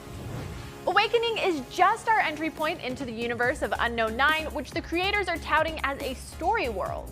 We can also expect associated novels, audio content, and much more. Huge congratulations to the Reflector team. Hey, I'm Lexi, the IP producer from Reflector, and we're so excited and humbled by this award for Best Announcement. Our small but dedicated team has been working endlessly to try and realize this passion project, and we can't wait to show you more about Haruna, our main protagonist, and the story world that she's a part of. Everyone at Reflector, be proud of this moment. Thank you for all your hard work. Thank you, everyone. Joining me now is Alexis Audier, an IP producer over at Reflector Entertainment, and we have Mary Kish both to talk with us about the Best Announcement Award going to Unknown 9 Awakening. Thank you so much. We couldn't be any more thrilled or humbled by all of this. And then Mary, so I know that you actually started kind of participating in what makes Unknown 9's announcement so great. Do you want to talk about that a little bit? Yeah, what's so fascinating about this is that you've created not just a trailer, but there's a whole underworld of lore that you're starting to sprinkle to interested audiences. And I think that's a part of why everybody's really engaging with this new game concept. Not only do you have a trailer, but you've created websites. If you stop the trailer at certain places, you can get little secrets that take you to certain places. And there's puzzles to be uncovered. This is really incredible. You probably don't want to tell me too much about it, but what can you tell me about all these puzzles and all these secrets? What I can tell you is that we have a 6-month campaign going on that is a narrative-driven or a community-driven narrative experience, interactive online on our microsite. And it's headed by Reflector and a local studio in Montreal called Allison Smith. And each week for the next 6 months, you can tune in and play puzzles and uncover rewards and things like that that will maybe help you later on in the game. I don't know. That's a little tip. Okay. Well, so what inspired you and your team to decide that this is the way you want to announce the game versus just, maybe putting a trailer out in a blog post? the whole background of Reflector is that we're really after creating a universe and a story world. So we have multiple products that we want people to dive in, and each product stands alone on its own, like it can be consumed on its own. But if people consume everything as a whole, they'll be able to experience sort of a broader, overarching meta narrative that's woven throughout. So really, we're trying to give fans a customized journey, a customized of their own journey through our universe. Yeah, and actually, Mary, when we were talking, I was going to say stalking. We were not stalking. We were talking about how when you started diving into kind of the path that the trailer brought you down, it actually had you take a personality test. Yeah, it was really cool how many different aspects to the site there were. In addition to solving this puzzle, this secret, there's also a personality test that let me know what kind of puzzle solver I am, which I found pretty fascinating. And also there was different types of media you could enjoy to understand the lore of what this world Unknown 9 is, from books to actually a comic, which I read that has nothing to do with Haruna or the current world of the game, well, at least as far as I know. And the comic is pretty fascinating because it also has to do with the Fold, which I'm not entirely sure exactly what the Fold is, but we do know that it's definitely stops, or at least allows us to change the current state of time and place. And so people can actually move around or stop time or move in ways that you and I wouldn't be able to process. So I found that really fascinating that I was able to delve into a comic in addition to being interested about this game. And it is connected because it's all being talked about in these secrets that are in the trailer itself. So that was really cool to see. It's really fascinating to me that we can even be able to read books and have all this lore. It seems like this world has actually been in existence for some time before the game actually took place. Is that correct? Yes and no. We've been around for the last couple of years just developing stuff, but right now we really wanted to kind of put the transmedia experience at the forefront for fans. So when they see the game, like you said, the comic book isn't about Haruna who's in the game, but it's a totally different story. And like I said, we're building a completely rich, immersive story world that people can consume all of these products on their own, or once they consume everything, they'll start to see the interconnections of the different plots and characters that are woven throughout. So things that you will learn and see in the game, you could end up seeing in other products as well, but you have to stick around long enough to find out. Mm-hmm. And then real quick, because we're almost out of time, but Alexis, why is video games as like the storytelling medium to introduce fans to the world of Unknown 9? Well, I mean, we're introducing the world to Unknown 9 through the video game because we're trying to enhance the gamer experience through this immersive story world that transcends the media that they're gonna play in the game. And I think that we know that we have a really cool thing going on with the game, and we want people to see the larger world at stake here. Mary, thank you so much for joining us. And Alexis, again, huge thank you to you and your team. Now, why don't we go see what Akeem's up to with our next award? A great game trailer combines the best aspects of video games and cinema, cluing players in on what a game has in store while presenting the story in a way that gets them excited without revealing too much. And on the other hand, nobody ever complains about seeing a vertical slice of gameplay that concisely explains what players will be doing in a game. Either way, both are something to celebrate. Here are the Gamescom Best of Show nominees for Best Presentation or Trailer.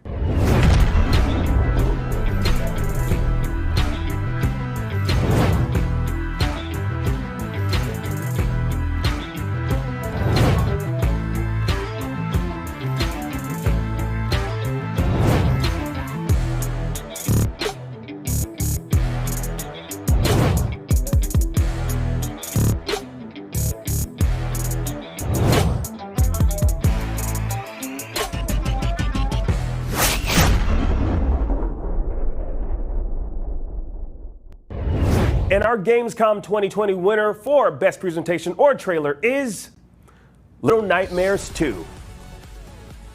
With the terrifying teacher character, the swarm of hands, and the addition of a new protagonist, Little Nightmares 2 looks to ramp up the complexity, and the trailer did a great job of setting the mood. Congratulations to Tarsier Studios. Hello Gamescom, I am Pierre from Bandai Namco Entertainment Europe, and on behalf of the whole Little Nightmares team, I really want to say that we are super humbled to receive this prize this year. I want to say thank you to Tarsier Studio and of course Maverick Media to help us realize the vision of Little Nightmares into a short 2-minute trailer. But we can't wait to see your reaction for the game itself when it comes out early next year. Thank you. Congratulations to Bandai Namco and the team behind Little Nightmares 2 for winning Best Trailer from Gamescom. I'm once again joined by Paris Lilly, and Sebastian Osowski is joining us to talk all about the trailer. And it's great, Sebastian is actually on the jury that votes on the Gamescom Awards, so it's great to have him here. I have to agree, this is a very cool trailer. It definitely gave me the spookies. Remember when the first Little Nightmares was revealed at Gamescom a few years back, I was immediately captivated by the sort of Tim Burton-esque world that it was presenting, and then it turned out the gameplay was good enough to match the visuals. I think IGN gave it an 8.8, that first one. Seb, I know you played the original Little Nightmares. What grabbed you about this new trailer for Little Nightmares 2? I mean, my biggest fear always was that the second would be toned down in terms of like how scary it would be, because people usually, when they're scared, they try to make it appeal to a bigger audience with a sequel. But this one seems scary as I don't know what, but this one really freaked me out. It looks great. Yeah, I have to agree. There's several moments that almost gave me chills, I think, especially when there's like creepy little hand that crawls across the ground. Paris, what do you think about this trailer? I think you nailed it at the beginning, that Tim Burton feel, just the atmosphere of this game, the art style that they're doing. I love that this is a side-scrolling platformer. You're seeing those puzzle elements in there as well. So I didn't play the first game, but when I saw this trailer, it instantly hit my radar. I have to play this. So I even probably will go back and play the first one now after seeing this. Yeah, Paris, have you played either Limbo or Inside? Yes, I played both of those, and I got that vibe from it as well. So absolutely. Yeah, I think those are pretty close comparisons, although those are made by a different developer. So for this one, they're adding an AI companion that's controlled by the computer. It's a little unclear to me whether or not this game is going to offer co-op play or not. Seb, do you know? No, I don't. But can I go back to that one scene that really freaked me out, which is please. The most terrifying scene ever, because it's a teacher turning around. And I didn't see it correctly, I think, but it looks like she's really angry with the students, and it reminds me of my school time. So this one really freaked me out. But regarding the co-op companion, I don't think this has been communicated so far. So this looks like my school teacher. Hello. Yeah. Yeah, we recently got to go hands-on with a preview of Little Nightmares 2, and our writer, Brendan Graber, was... I think he thoroughly enjoyed what he played so far. He also played the original game. Oh, this one. Oh my God. Yeah. Yeah, this one. We've also got a release date for Little Nightmares 2. It's coming February 11th, early next year. It's coming to PS4, Xbox One, Nintendo Switch, and PC. And it will also be coming to next-gen systems, but that release date will be coming a little bit further down the road. Seb, how do you think adding the sort of AI companion will sort of switch up the gameplay? Do you think that'll affect how scary it is or isn't? I mean... It depends. I mean, the puzzles will be harder, I guess. If you remember Unravel 2, you were dependent on this companion. This will be the same here, I guess. In terms of how scary it is, I think nothing will change depending on the companion. I don't think so. Paris, how do you tend to like your horror games? It's not presenting a realistic world here. Like we're saying, it's very Tim Burton-esque, sort of fantastic. Do you appreciate that, or do you like a little bit more of a realistic horror setting? Oh, no, I appreciate this style, but I'm definitely the type that wants to play it with one eye closed. You know what I mean? So, but this looks great. I mean, it really does. I can't say it enough. I love just the visual, artistic style that they're going for in this. It looks fantastic. So, Seb, after you played the first game, is there anything that you sort of wish could be changed or could be addressed for the sequel? Well, to make it more accessible, sometimes the controls were a little difficult. I can't judge if this has changed much, but this was basically the only concern I had, aside from the potentially like toning it down a bit. But yeah, I'm very positive about this. It looks great. It feels great. So from what I've seen, there's only positive things to say.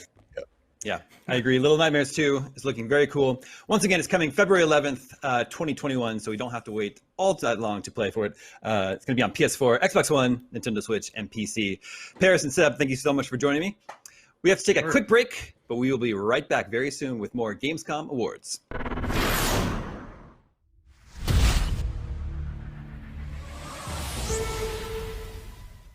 If you haven't seen the teaser trailer for the upcoming Summoner's War Sky Arena crossover, don't worry, we got you covered. Let's take a look now.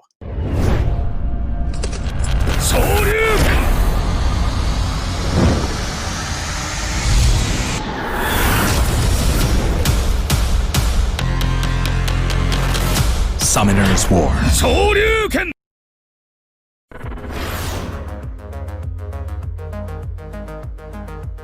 Everybody loves watching a speedrun of their favorite game.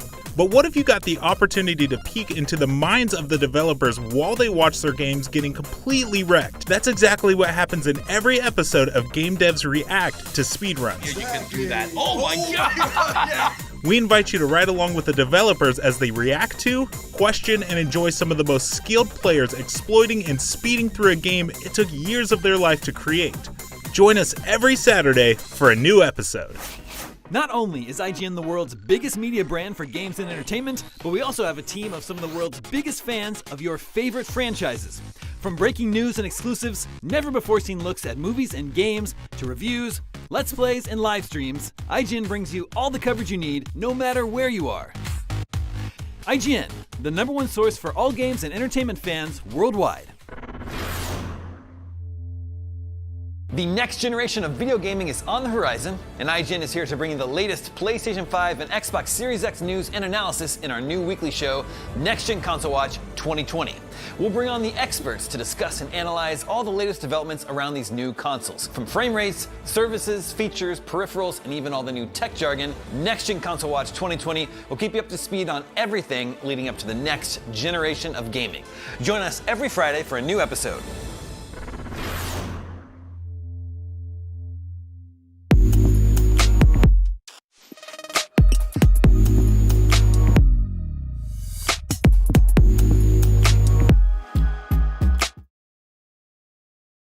This year, Gamescom is streaming to you on IGN, and now you can watch it unfold on TikTok.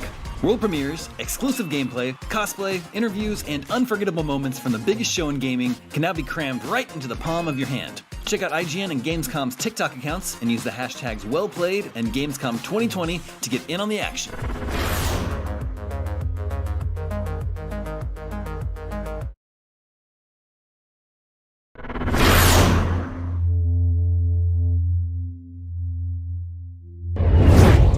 Welcome back to the 2020 Gamescom Best of Show Awards. Now, if you're just now tuning in, well, you have great timing because we are down to the final 2 categories, and they're the big ones. Sid, take it away. Whether it's a physical event with 300,000 attendees or a digital celebration, it's a massive undertaking to get so many games in one place. It requires an army of people to coordinate with developers and publishers from around the world in multiple languages and time zones to get their games in front of players. It's even more work to try and pick one definitive favorite game, but our judges rose to the challenge. Here are the nominees for overall Best of Gamescom.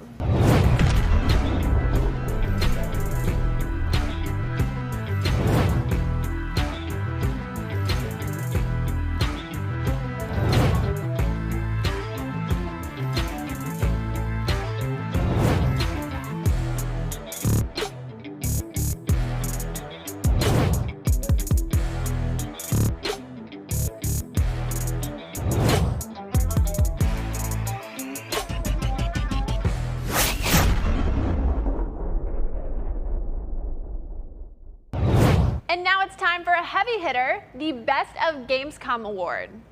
And your winner for 2020 is Cyberpunk 2077. With CD Projekt Red's stellar AAA track record, most gamers have high hopes for this sprawling, story-driven thriller that's currently the hottest ticket in gaming and looks to be revitalizing the genre across the board. Congratulations to the CD Projekt Red team. And joining me now, once more, is Bruce Green. Sid, hey, Bruce. It's so good to see you again. Oh, I know. It's great. And we're talking more Cyberpunk 2077. They just won Best in Show Award. I mean, I can't Is anybody say surprised I'm surprised. here? Yeah, I can't say it's a huge surprise. But we were just talking about how, it also won the Most Wanted Award. People are clearly hungry for this game. What is the detail for you that you are just so stoked to get your hands on? Yeah, so I think it was like a year ago, year and a half ago, maybe even a couple of years ago, whenever they showed that first gameplay reveal, the 48-minute gameplay reveal, the first thing that I noticed was obviously, and I'd heard a lot about it, but when I saw it in gameplay, I was convinced was the first-person perspective. That's something that CD Projekt Red normally does third person, so I wasn't totally sold on it until I saw the gameplay, saw the first person, and I was absolutely in. That's the kind of game that I'm totally into, and that's why Cyberpunk, I think, has me more excited than even The Witcher 3. Ooh, I like it. We're getting some hot takes. No, I completely agree, and because I am an FPS gal, if you will. That's I right, love you are, FPS, yeah. and knowing that I'm going to get to explore Night City in first person is so exciting to me. But also Night City, I mean, man, the amount of detail that they are packing into your playground is just it's unbelievable. It is insane. I don't know how they could make a larger game than The Witcher 3, but I think they're going to do it with Cyberpunk. And obviously, not bigger isn't always better. But with CD Projekt Red, I trust them. I think they know what they're doing at this point, right? This developer is at the very, very top of their game. Maybe even the best developer working right now. So I like it. I know it's a bold claim, but it's one of those things that I firmly believe, especially when seeing more and more about this game. Well, and to go back to the first-person thing, I mean, like you said, previously CD Projekt Red has done third-person games, but it's not lost on them the amount of detail that has to go into a first-person game. And I mean, we were talking briefly about the Melee and how they were perfecting it. Is that what you're saying? Yeah, they were just. I just read an article just the other day about how they were kind of working on their Melee because they were trying to figure out how, like, when the player melees another player in first person, it's like, how do they make sure that they indicate it correctly to the player that's playing? And this is the kind of thing that CD Projekt Red, I mean, they've been developing this game for what, 7 years, 8 years, at least, and they're still perfecting it. And that's how you know that this game is absolutely going to be the best of 2020, if not the best of 2021, if it gets delayed or whatever. It's going to be the best of whatever year it comes out in, right? Going to. No, definitely. And I mean, with the Melee, I hope the Mantis Blades are perfect. Oh, I can't wait. I'm so excited. What was it? I think it was the year that they had the gameplay reveal that they showed the statue with the Mantis Blades, if I remember correctly. Yeah. And I think you're right, yeah. I am so excited to see that arsenal that they have out there. I mean, because if they're packing that level of detail into, that sandbox and to Night City, like, show me the guns. I am so excited for that. So, Bruce, one last thing before we jump out of here, which is, what is the first thing you're going to do when you jump into Night City? All right, Sydney, the first thing I'm going to customize, don't lie, you're going to do it too, customize those genitals. That's what we're doing. We're going straight to the genitals. You got to do it. And then, I mean, you got it. Everybody's going to do it. And then also I'm going to customize the car when I get that car, because those are my two favorite things in all the world, cars and genitals. So I can't wait. There's so much there. There's so much in this game that you get to change and customize. Oh, man, I'm so excited. Bruce, thank you so much for stopping by. Always a pleasure. Of course, Sydney. It's always a pleasure. And now let's pop on over to Akeem, who's going to present the Heart of Gaming Award. Now, while a lot of the Gamescom Best of Show awards are pretty specific, the Heart of Gaming Award is really about celebrating and recognizing something really special that's making the world of gaming a better place as a whole. And while games and studios are eligible to win, so are individual people, institutions, concepts, or even words. So choosing a winner is probably a daunting task for the judges because it can be virtually anything. Here are the nominees for the 2020 Gamescom Heart of Gaming Award.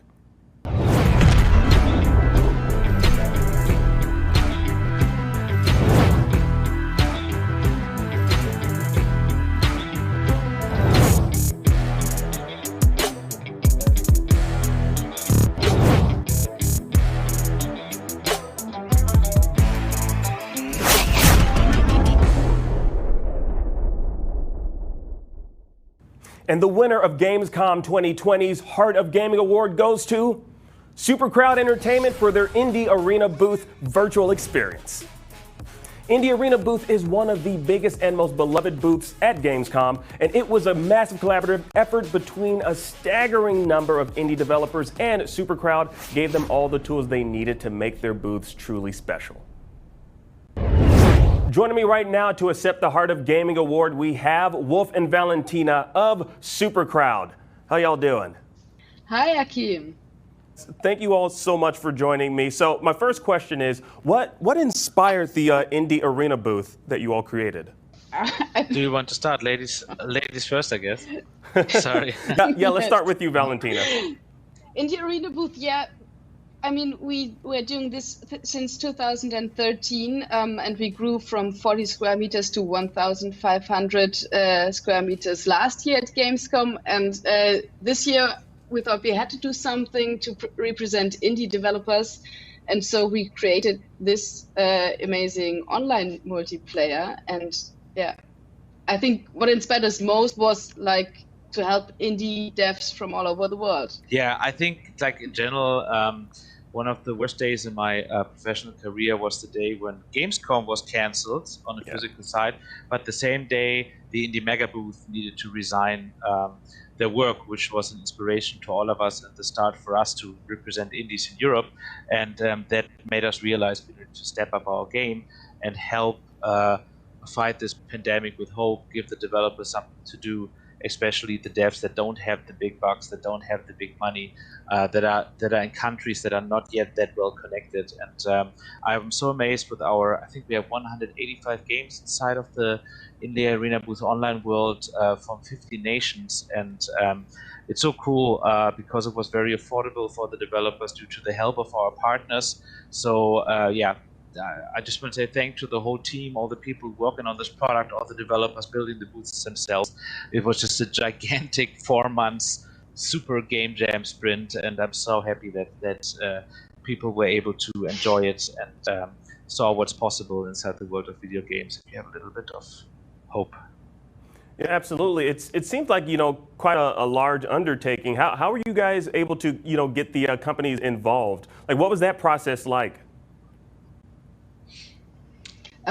So basically, it was like, sorry. I know. I mean, you can start because our submission was already open by the time the Gamescom was cancelled. So it was more the question of that the developers trusted us so much because we didn't announce anything before June what we were actually planning. So, but they will keep submitting their games. I think that was the interesting part here, and pressure was high. But then our first trailer showing that we had this game planned, I think everybody was like, "Whoa, what's going on here?" And yeah, so yeah, I think it was a very interesting, different process this year. But we tried to be always two weeks ahead of any announcements of any things, and yeah, busy times, but finish line check mark. Yeah, and yeah, you made it. I mean, you all are the heart of gaming this year. Also, I want to ask you about this. Like, it's such an interesting look and feel. How do you all feel about having these little avatars, people walking around in this particular space that you all created? What does that feel like? Yeah, it was amazing to just walk around and also discover the booths on our own. And it was so funny what people actually did there. They we have this little chat function, and people played games in our game, which doesn't have gameplay yet. But we'll definitely have, it was really nice to see what the people did and how they're like, oh, let's meet at booth so-and-so. And they played around with all the avatars, and it was just a chill place to hang out and discover a lot of stuff. And it was actually also that there was this one moment which I think I missed the most without having any conventions. I spotted a couple of my friends that I've been developing with like Games Forever, and I would just click in on the avatar saying, "Oh, that's that guy! Awesome! Wow, I haven't seen each other for 6 months, and we just started chatting and talking." And it's not the same as giving each other a hug and all this type of stuff at real convention, but it felt so good to connect again with somebody that you don't see every day, and I think that was really neat to have that function inside the game that actually works, and people used it. Yeah, well, hopefully next year we'll all be able to come together IRL for Gamescom 2021. Valentina, Wolf, I want to thank you all so much for joining me. Thanks so much, and thanks for the wonderful award. Now we need to take one last short break, but you've been with us this long, so why not hang out with us just a little while longer?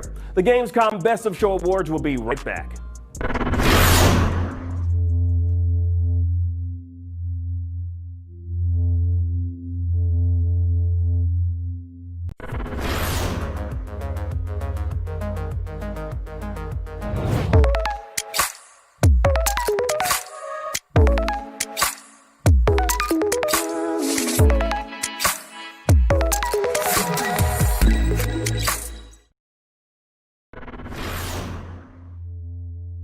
The next generation of video gaming is on the horizon, and IGN is here to bring you the latest PlayStation 5 and Xbox Series X news and analysis in our new weekly show, Next Gen Console Watch 2020.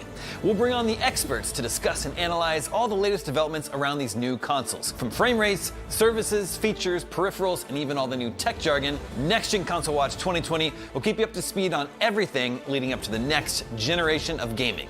Join us every Friday for a new episode. Not only is IGN the world's biggest media brand for games and entertainment, but we also have a team of some of the world's biggest fans of your favorite franchises.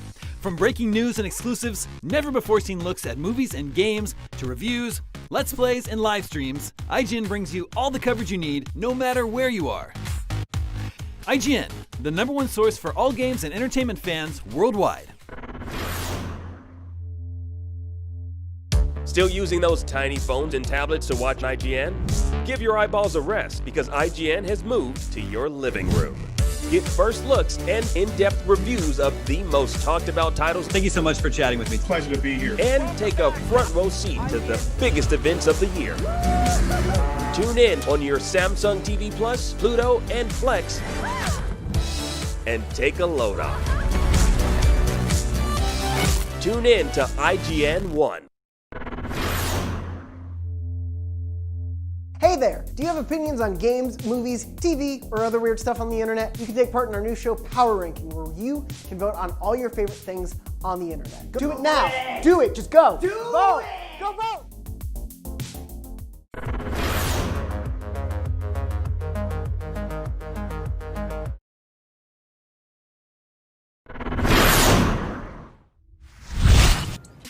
Welcome back, everyone. It looks like we've given out all our awards, so like all good things, Gamescom 2020 Best of Show must come to an end. Now let's give a huge congratulations to all the winners and participants in this year's Gamescom Best of Show and Cosplay competition, and a great big thank you to the hundreds of people who helped Gamescom come together this year. From the crew working on this live show as we're talking to you, to everybody who problem solved all the moving parts of an event of this scale across thousands of miles, several time zones, and a mind-boggling amount of emails. Doing a production of this size during times of COVID has been a challenge, to put it mildly. It's only through the tireless efforts and intense collaboration of our teams that make something special like this happen. So before we go, we just wanted to say a heartfelt thank you to everyone who played a part in making Gamescom 2020 happen in a year where a global pandemic would have threatened to cancel it completely. Here's a quick look at what it took to make this year's show a reality.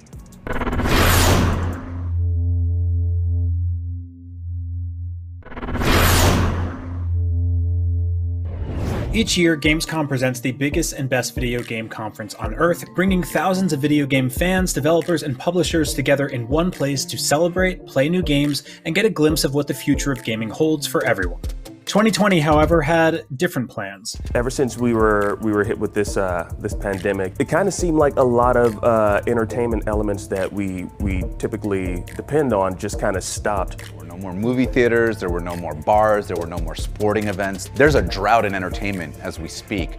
The one industry that really hasn't been hit, that continues to thrive, is gaming. Especially with everything going on, gaming has become an increasingly more important part of people's lives. So I'm glad that, you know, we can take a couple of days to celebrate that with everybody around the world.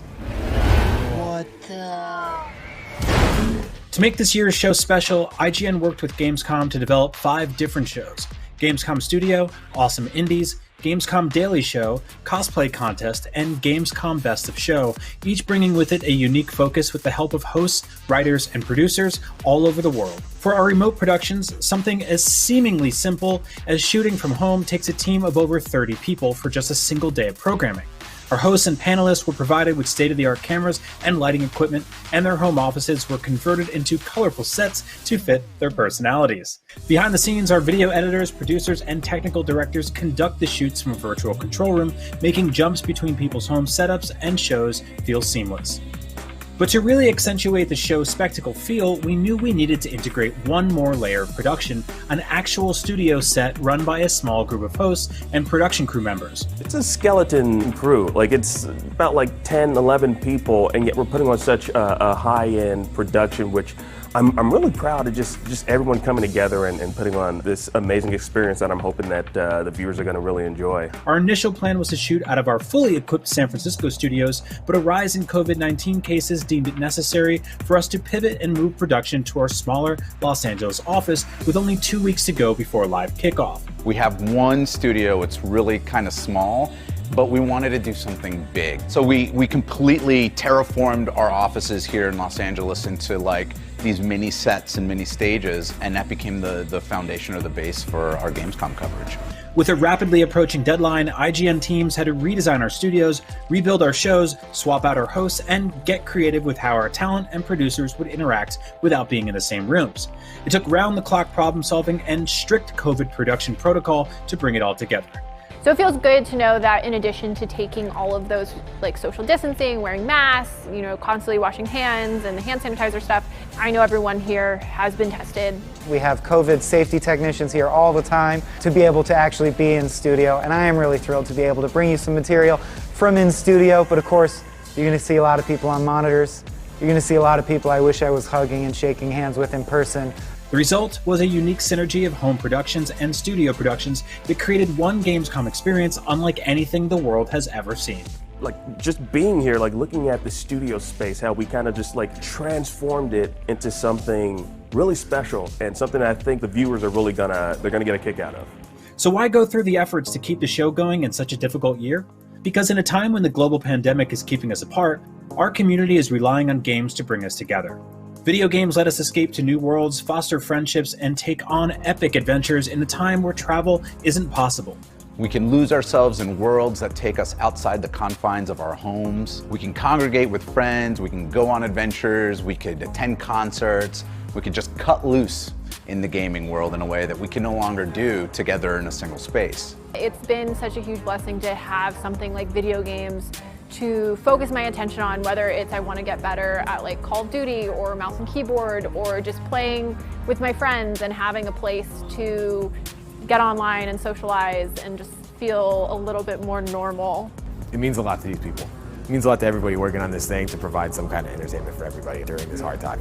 Video games bring us joy, and joy is something everyone in the world can use right now. That's why it is our passion and we feel our duty to shine a light on the gaming industry. And what better place than Gamescom, where gamers and the people who make games can come together to celebrate this art form. In a time of so much uncertainty, it's good to have a place to connect and a little something to look forward to, no matter how far apart we are. I'm a little rickety today. It's not working, you guys, but I'll give you everything I have. I'm a wooden roller coaster that has been in the rain. And don't forget to visit Gamescom.global.com to see the newest games. God damn it. Hold on one more time. We almost got it. In this Gamescom Partner Spotlight, we're going to check out the trailer for How Did Words Work? My first time talking. Go for it. And don't forget to visit Gamescom.global.com to see all the newest from Gamescom. Gamescom's coming too. If you haven't seen the trailer, face.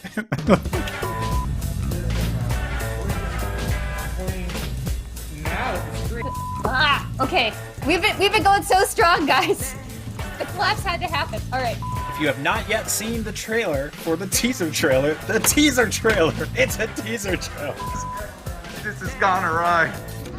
This Forza Motorsport Tournament 7-4 Talent 7-7 Forza 744 57. Back to you.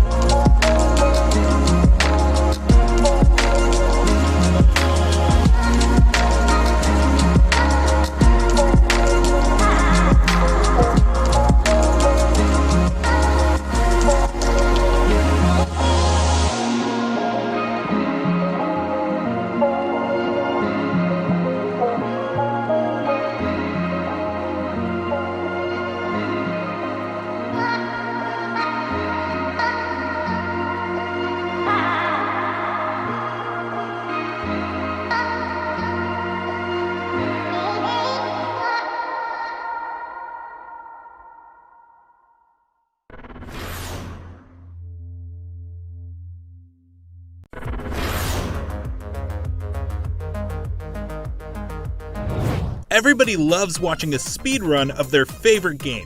But what if you got the opportunity to peek into the minds of the developers while they watch their games getting completely wrecked? That's exactly what happens in every episode of Game Devs React to speedruns. You can do that. Oh my god! We invite you to ride along with the developers as they react to, question, and enjoy some of the most skilled players exploiting and speeding through a game it took years of their life to create.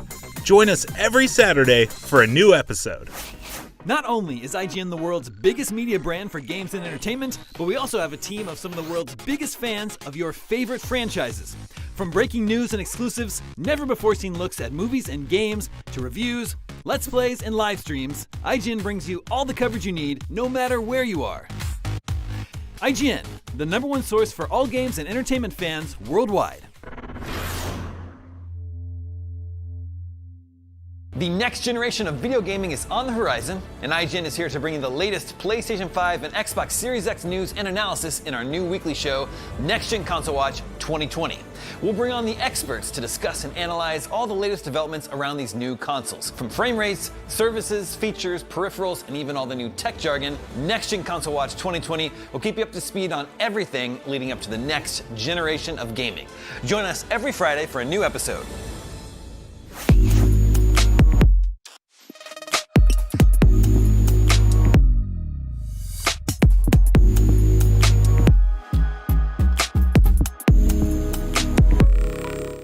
This year, Gamescom is streaming to you on IGN, and now you can watch it unfold on TikTok.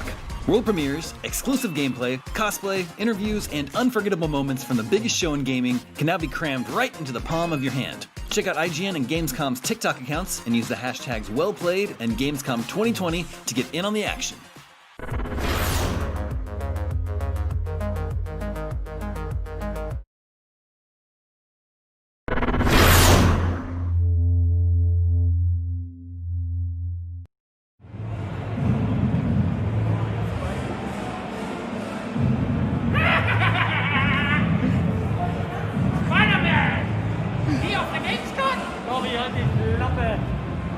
Los, kämpfen wir!